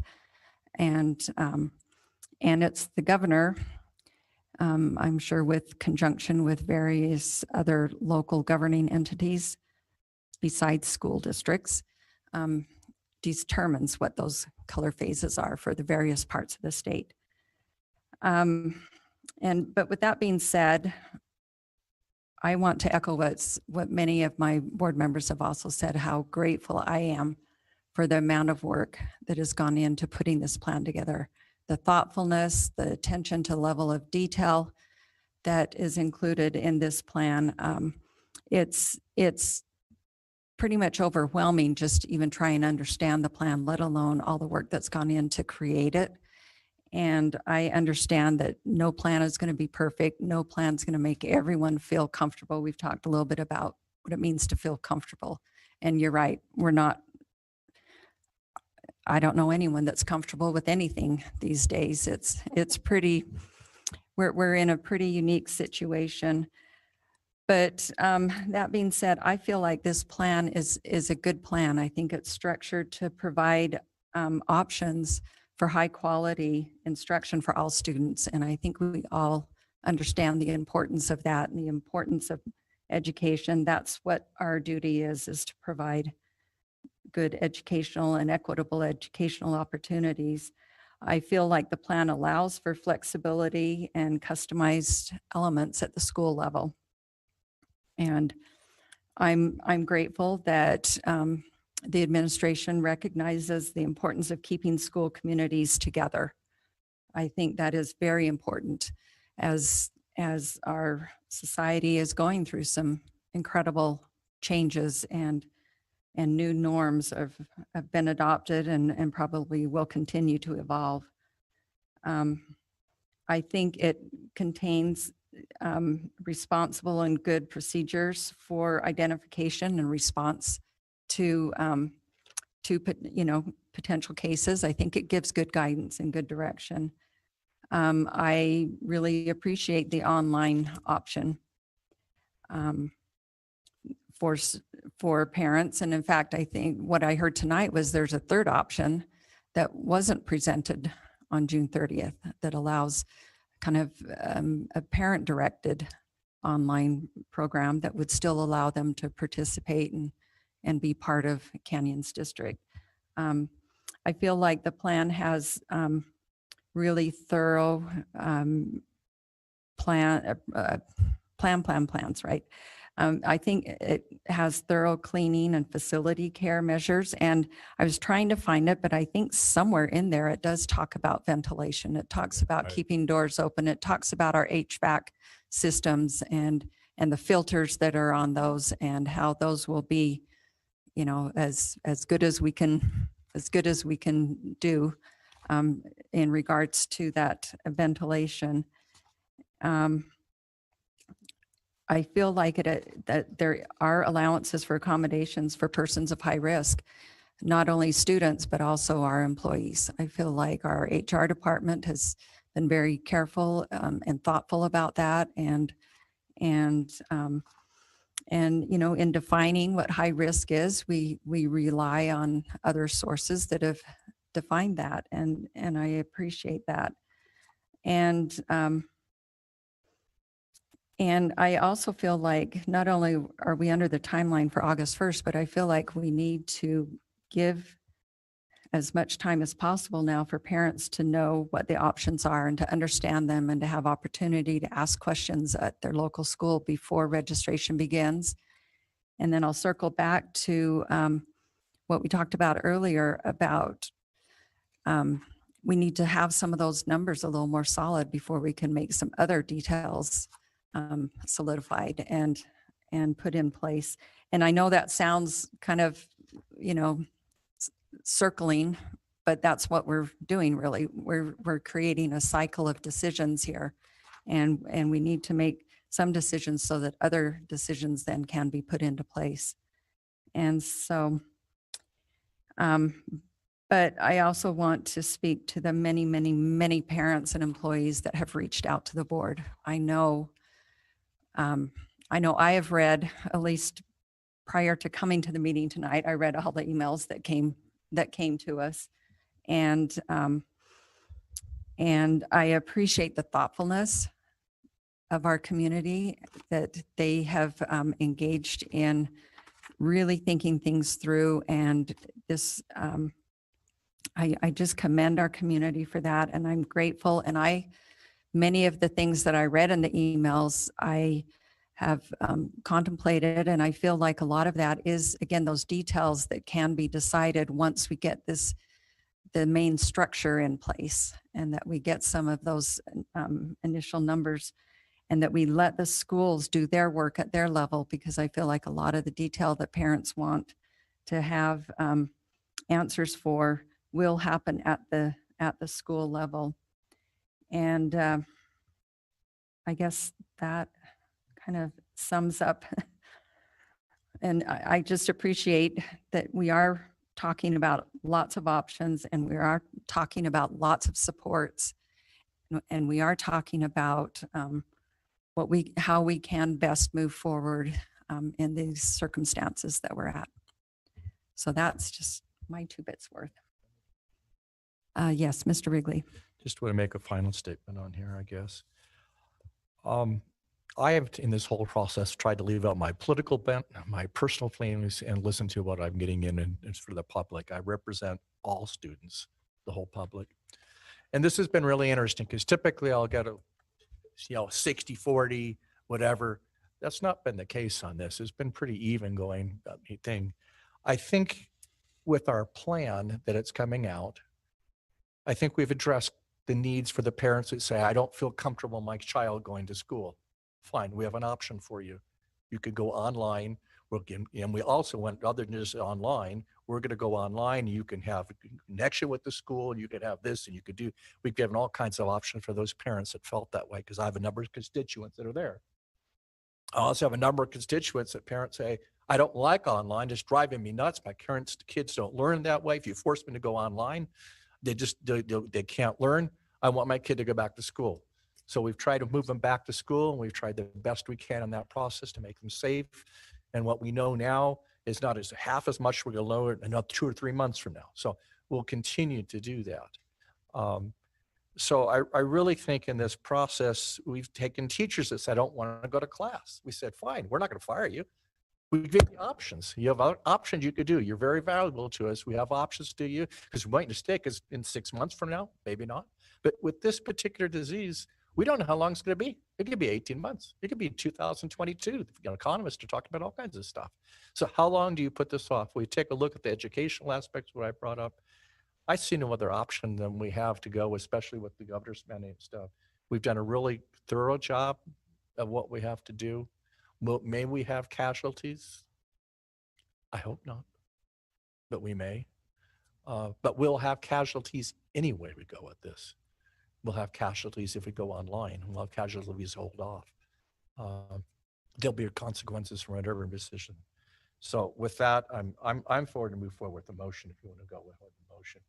We still have several items on here, and we could debate this for one time. Okay. Thank you. Do you have an additional comment? Mr. Millerberg. No, I really don't want to throw up again. I threw up once and I feel better for having done it. And I was probably a little bit on the harsh side, but I think there were things that probably needed to be mentioned and brought up. Before somebody makes a motion to approve this, whatever this is, I'm still concerned about, if we are going to open schools with in-classroom teaching going on, I am concerned, it seems like, and Superintendent, I know I'm probably stepping on sacred ground here. For some reason, if it says high school athletics, it's a sacred cow.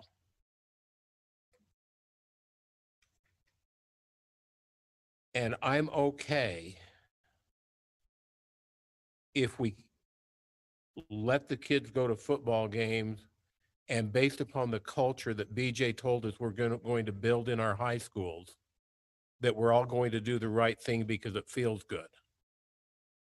Not contact tracing kids at football games and not putting the additional burden on our high school administrators that work an awful lot already to try to have them seat the kids in a specific area of the football stadium or in the basketball arena or whatever sport it is, and trust the kids to social distance based upon this family culture we're going to build. If you could assure me of that much, then I would be willing to go along with the program. So, one, it's not sacred ground with me. I think anybody that knows me long enough knows that that's not what I'm about. Secondly, conferences, even at the collegiate level, are releasing restrictions. And by no means would I recommend that any activity that's a large congregation have happen free of restrictions. The Big Ten that was mentioned, they've come out with their plan, and it has 20% limit on attendance. So that could potentially mean parents only. That could potentially mean, maybe it's a small number of students that are allowed for each event, so that you can physically distance and contact trace that way. In my mind, a bleacher is a lot more controllable than a dance where they're together. There's just no possible way to tell somebody to stand in the same place all night, right? And so I think that is a mitigating factor to that, but I agree. If we are to do that, and we follow UHSA's lead, I'm not saying that we do, but if we allow it, there has to be restrictions on who's allowed to attend. It has to be. Yeah, and I'm not saying no restrictions. I'm just saying the way I read this, if you're going to do contact tracing, you need to know with whom the kids are sitting. Yes. So, and I think that is a huge burden to place on your high school administration to watch to make sure this kid over here doesn't stand up and walk over and sit down over here. And, you know, I'm not saying anything about fill the stadiums. I don't know that we, you know, based upon what I've seen of high school football games, restricting it to 50% or 30% is not going to be an issue. That's kind of like it's been restricted for years anyway. But the whole idea of contact tracing when you have a night football game and people are moving through there, I think that is ridiculous to expect our high school administrators to police that and enforce that. Initially talking to our high school principals, some of the suggestions or ideas that are out there is potentially selling seats or tickets that are marked with seats. Having said that, I'm not disagreeing with you. I'm just saying, right, will they sit there and can that be enforced? You know, I don't know. But that is there a pathway to achieve contact tracing and limit the number of people are there? That's really, to me, the only place it can go, if it goes there, because trying to manage people walking in the gate and sitting down where they're assigned to sit would be close to impossible. It's the same thing as figuring out about who's piling in a car to go home for going out for lunch. Right. There's only so much we can do. So we do what we do, and then they do what they do, and then we see what happens. There's just no way around it. I would have a better chance of doing contact tracing in an assembly in the auditorium than I would in the football stadium.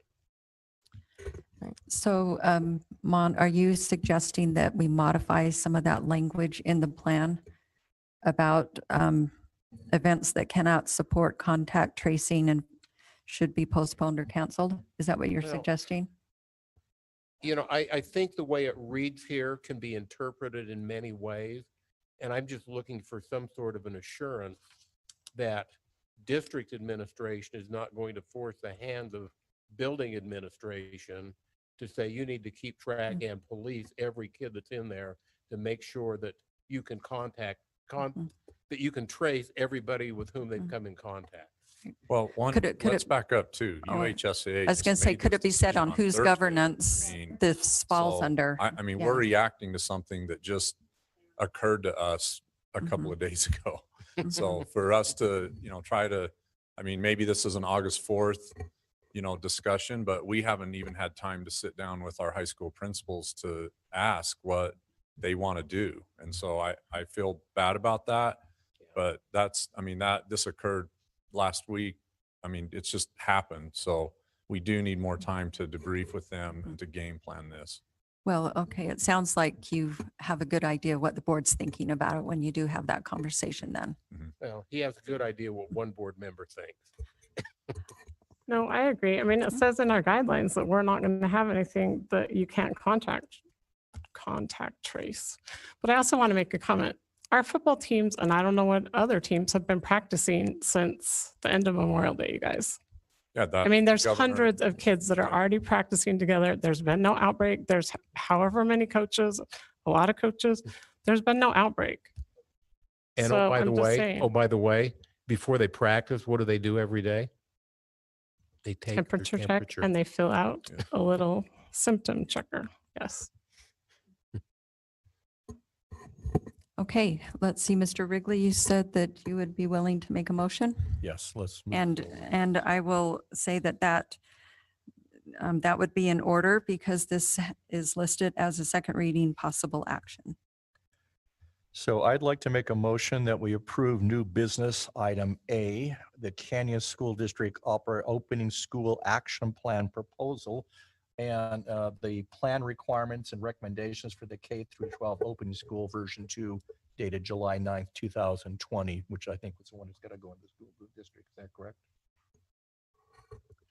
That is the version that we have been discussing, yes. Okay, so that's what we're going to approve, this version. And I think that needs to go in before August 1st. So I'll make that motion. I'll second that motion. Thank you. Okay, motion and a second. Is there discussion to the motion?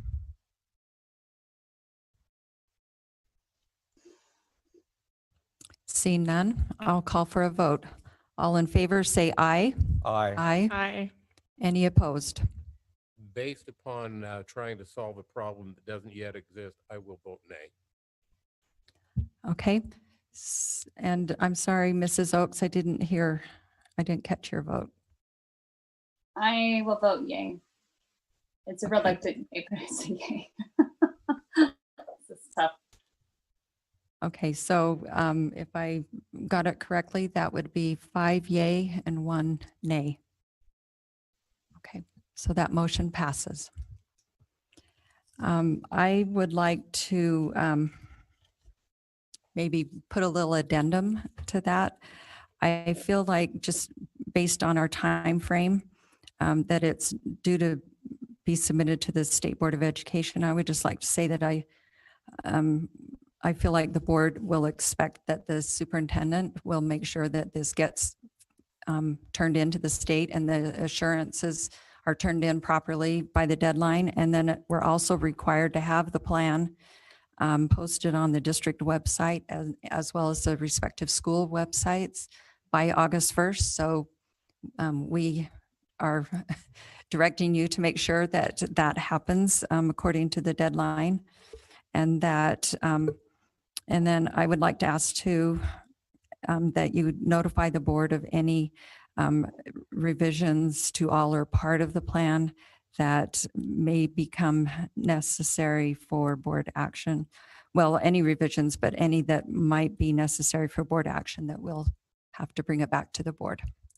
Yeah, we also, to add to that, President Tingy will have the state template alongside the school mitigation plans to run to coincide. So when those are both ready, then the board will have access to all of those plans that you can look at. And it really helped to have you guys highlight the things that you changed, because I didn't have to reread the 38 pages all over again to find the few changes. So thank you so very much for doing that part.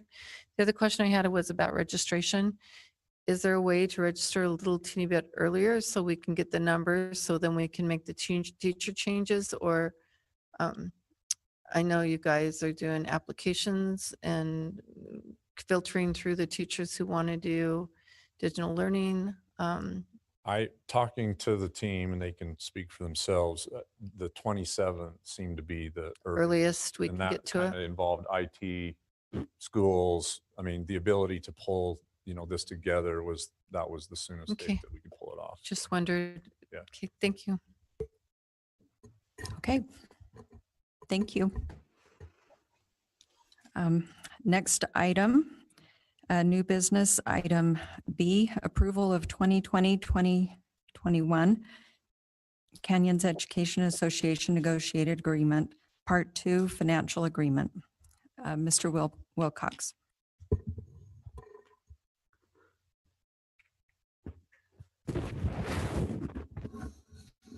Thank you, President Tingy.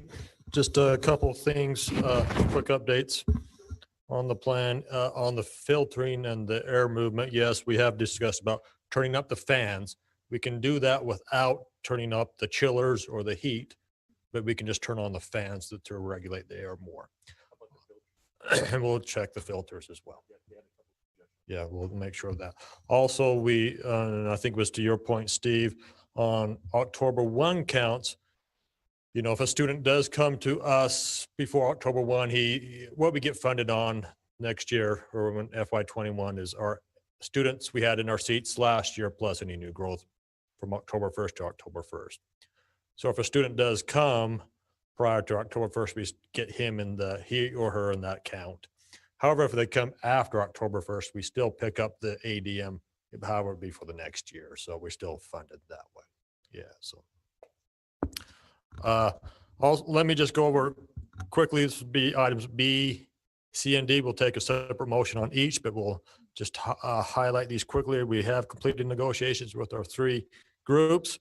We are going to offer approximately $7.9 million in employee compensation between the 3. So we're excited about that. And thank you to the board for allowing that to happen. We will start with the CEA. What we have agreed with them is to fund steps. That's a $900 increase for each employee who is on a 186-day calendar. That's about 88% of them. We will also fund a 1% cost of living increase. That's on step 20. So that would bring then we add $900 up, $900 back. That would make our starting salary $50,625. And so that would be each teacher would get a $625 increase plus the step of $900 for a $1,525 increase. Okay. We do think that $50,625 will be at least in the top 5 in the state. It could be as high as number 3. Not every district is done with negotiations yet. We will also agree to place a moratorium on the sick incentive. It's called the Fringe Benefit Policy 410.5 for this current year. And then we've also agreed that once, as the board has approved the return to action plan tonight, we will be sending out an email and Sky Alert probably tomorrow. And then educators will have a 7-day calendar day window where they can resign for COVID-related reasons only without a penalty. So again, that's the compensation package. We did a review some policies and the no insurance about a month ago, and we approved that. So if there's any questions, or we can have a motion. Okay, seeing no further questions or discussion on this, I will entertain a motion. I would like to make a motion that we approve the 2020-2021 Canyon Education Association negotiated agreement, part 2 of the financial agreement. Thank you. Is there a second to the motion? I'll second that. Thank you. And any discussion to the motion? All right, seeing none, I'll call for a vote. All in favor, say aye. Aye. Aye. Any opposed? All right, that motion passes. Thank you. We'll go on to item number C. That would be the ESP's agreement. I just want to mention on the teachers, we just want to appreciate all their work working with us and the negotiating team. That would be Mitch Atchison from Coronel Canyon, Mark Bessendorf from Willow Springs, Karen Peterson, the vice president of CEA from Willow Canyon, Elizabeth Pimentel, a special education mentor, and Mallory Record from Jordan High, their team, as well as Jennifer Bamey, their UNISERV representative. On the ESPs, we again want to acknowledge their negotiating team. That would be Brandon Wolf, the facilities energy specialist. He is their president this year. He did speak during patron comments. Bob Martin, our facilities locksmith, Andrew Marcus, our assistant facilities manager at Bella Vista, and Tyler Allred, our assistant facilities manager at Union, along with John Henning, bus rover and transportation. What we've agreed to with our ESPs is, again, a step increase for all eligible ones. For those on 6, 7, 8 in FY20 would get 2 steps because of the way our salary schedule is changing slightly. Also a 3.25% cost of living increase to the base, and the salary schedule is attached on board docs. All 3 of these documents are on the public view. We would hold insurance premiums the same, no increase on the district side or the employee side for the ESPs. This compensation package to them is about nearly a 5.5 increase for that. We would also have no insurance increase as well. I think I said that, but and then there's 2 policies that we granted to the teachers last month on personal leave, on adoption, and on reduction in force. The policies are redlined there on board docs. They've also agreed to suspend the sick leave incentive for them next year, as well as we would continue to look at ongoing salary studies for certain positions and negotiations with them in the future. So in overall, there's their package, if there's any questions. Any questions, comments on this? Okay, seeing none, I will call for a motion. I'll make a motion that we approve the 2020 and 2021 Canyons Education Support Professionals Association negotiated agreement. Thank you. Is there a second to the motion? I'll second it. Thank you. Any discussion to the motion? Okay, seeing none, I'll call for the vote. All in favor, say aye. Aye. Any opposed? All right, that motion passes. Thank you. And now we'll move on to the third one. That'd be item D with the administrators, their compensation package. Again, we met with Christy Waddell, the principal at Draper Elementary, Julie Winfrey, the principal at Ridgecrest, Paula Logan at Butler Middle, and Tom Sherwood at Brighton High. We appreciated them coming in and meeting with us and all the great work they do and all the great work our administrators do. What we agreed to them was fund eligible steps. We will also grant a 3.25 cost of living increase to them as well. We will also grant, we have 59 administrators, almost half that are on the top step who aren't eligible for a step. So we will give them a 1.25 bonus that we've done for the last several years. We will not, again, insurance premiums will remain the same for them. We will also continue to look at their salary schedules in relation to other districts. And we also look at their FTE allocations and, other possible assignments out to the schools in the next year or two as well. So again, there are documents posted on board docs if there's any questions. Okay, board, any questions, comments? Okay, seeing none, I'll call for a motion. I move to approve the 2020-2021 compensation package for Canyon School District administrators. Thank you. Is there a second to that motion? I'll second that. Thank you. Any discussion to the motion? All right, seeing none, all in favor, I'll call for the vote. All in favor, say aye. Aye. Any opposed? Okay, that motion passes. So thank you. Thank If I you. could just say one thing, President Tingy, this will start taking effect on the next payroll. That would be the July 31st payroll. So we're excited and thank you on behalf of all the employees for the board approving this. I just also have one other comment, so I won't come back up next time around, but we've given you each one of you our budget book for this next year. So if you haven't read enough, there's some more light reading for you. We have to say, we're kind of a little bit proud. One of the national organizations that we get the award from called us or emailed us last month and asked if we could put our FY20 book out on the website as an example. So they have 6 out there nationwide, and one of them is ours. So we're somewhat proud of that accomplishment. That's great. Thank you. Fist bump too. Great. Thank you. We want to just express appreciation to our employees and the relationship that we have with them and with their representatives. And thank you all. We're glad that we can have that in place.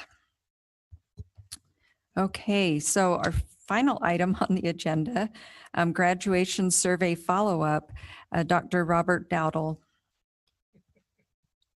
Assistant Superintendent. Dr. Dowdle.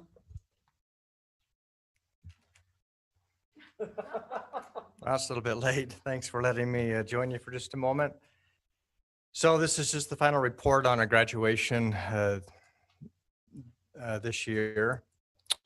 I did make a mistake on the board docs. On one of the headings, I put original survey request. It should have been the June 16th survey, not the original. The original was actually May 5th. But anyway, you can see the results there. On the survey, originally, we had 178 students say that they would be interested.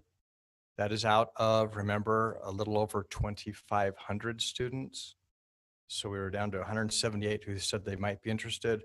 After contacting them, there were 36 who continued to say they're still interested as a combined total for the district. Some 2 schools had 0, 1 school had 1, as you can see on this. In all transparency, there were some who did not respond and would not to multiple outreach efforts to them. So we assumed that that was a no since they had multiple chances to respond. So the recommendation from the principals was to go forward with a dinner associated with a football game, as they had spoken about from day one, of some type of fall event. As far as the traditional graduation itself, all 6 of the principals said if the board really would like it, they will recommend a joint graduation exercise for the 36. August 7th.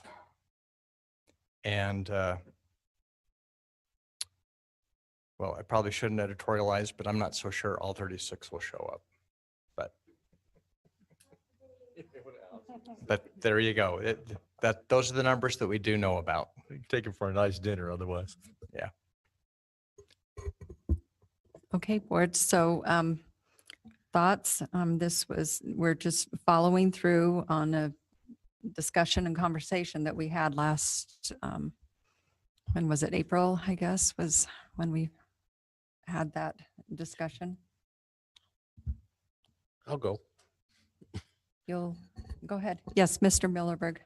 I had a nice chat with Greg Levitt about this, and Hillcrest was probably one of the leading ones, and they had 10. I believe that that's what Greg told me. They had, they had 10. 10 that said they would be interested in coming back, and the graduating class was, I don't know, 450. I don't know, 400. Somewhere through there. Close to 500. Close to 500. I agree, Bob, with what you said, that how many of those would actually show up, I think would be questionable. I think if you got 50%, I'd be amazed. And in my discussion with Principal Levitt, he feels like what he would like to do is send out an invitation to the entire graduating class, invite them to come back for homecoming, probably have an assembly, if that's permitted. Right. And then invite them to where they could have appropriate social distance for the football game that evening in the new field house and call it good. Personally, I think that it would be an extravagance to do that, to have another graduation ceremony. I don't know that we saved a lot of money by not renting the Maverick Center, or if you had to continue to pay for it being it was under contract. Our bill was about twice what it usually is. I was going to say, my bet is this graduation costs substantially more than our traditional has. And personally, I would be opposed to doing a second graduation And I think that having a nice dinner or a get together with appropriate social distancing in the field house at a high school would be most appropriate, and I would support that. Okay, other thoughts, comments? Mr. Wrigley. Yeah, originally we did say that we would do a graduation. Our assumption was is that would probably be enough to hold a graduation. I mean, but at this point, I think it would be pretty much inconvenience for the principals to have a graduation for one person. So, you know, send them gift cards to a nice restaurant or something. I don't know. I mean, I think your idea of actually, because the intent with the graduation is to get back with your peers. And if you're just getting back with 5 people, that doesn't meet the intent of our original graduation that people were talking about is socializing with your peers. I think the social activities they're talking about is probably going to meet that need more than 30-person graduation or 15-person graduation. It just doesn't make any sense. Yeah, Greg also said that he would invite them out at halftime at the football game and recognize the entire class of 2020. So. And I've heard from a lot of parents that just said, well, and students, not just parents, that have just said, you know, they love the graduation and now they just would still like one last chance to get together with their friends. So I think it sounds great. Any other comments or thoughts? My Mrs. thoughts are Oaks? online. I agree with what's been said. Okay, well, unless anyone is opposed to letting the high schools determine what they feel is best for their students at this time, then. Okay, Great. there you Thank go. Thank you. And tell the principals thank you for their work and engaging and for all that they have done and do to recognize their students. And you know, I'll just say that we are so proud of those graduates. We really are, every one of them. And what they had to go through to finish up their senior year was not at all what they envisioned. But we celebrate their great work and just know that as they go forward, they're going to have wonderful successes as they continue to achieve and work hard under whatever comes at their way. So thank you. Okay, that concludes our business. And now we'll have staff comments and we'll give the superintendent a minute if he wants to say anything. And then Mr. Wilcox, did I understand that you took care of what you wanted to say? All right. Yeah, no further comments. Just thank you to everybody that participated tonight, and thank you to the board for your comments and input and direction. So we'll go forward. All right, thank you. All right, board member comments. Let's see, let's start with Mrs. Arnold. And we'll go this Too direction. quickly because it's late and all of you have to work tomorrow. I, however, get to sleep in. But thank you, negotiation teams, for all that you did and for all the conversations that you had to have to get us to where we were. And I'm grateful for those. And then thank you for the cabinet for doing version 1, doing version 1.5, and doing version 2 to get us to be able to open up the schools and be able to keep our children safe, but also educated. And thinking through all the many different trickle-down effects of what has to happen. And I know we're just going to keep doing that to protect our teachers, our administrators, our kids, and our families. So thank you for both those things. Thank you. Mr. Wrigley. Just really quick, I'm going to thank our administrators for all the time they put into that and tell you if you don't take a vacation soon, I will make a motion to force you to take one. Thank you. Mrs. Schill? Okay. Mr. Millerberg? You know, I think I've probably said enough for tonight. Thanks. Thank you. Mrs. Oaks? I've said enough too, but just want to echo the thanks that have been expressed. You guys have worked so much during a month that's supposed to be your month off, more or less. And there's a lot of kids that are going to benefit from your hard efforts. So thank you. Thank you. And I too will just add my appreciation to all the amazing work that happens in our district. And I'm just so grateful to be a part of this district and associate with people that care so deeply and work so with such dedication and vision for what can be and how to serve our community. So with that, I'll wish everyone a good night and adjourn the meeting.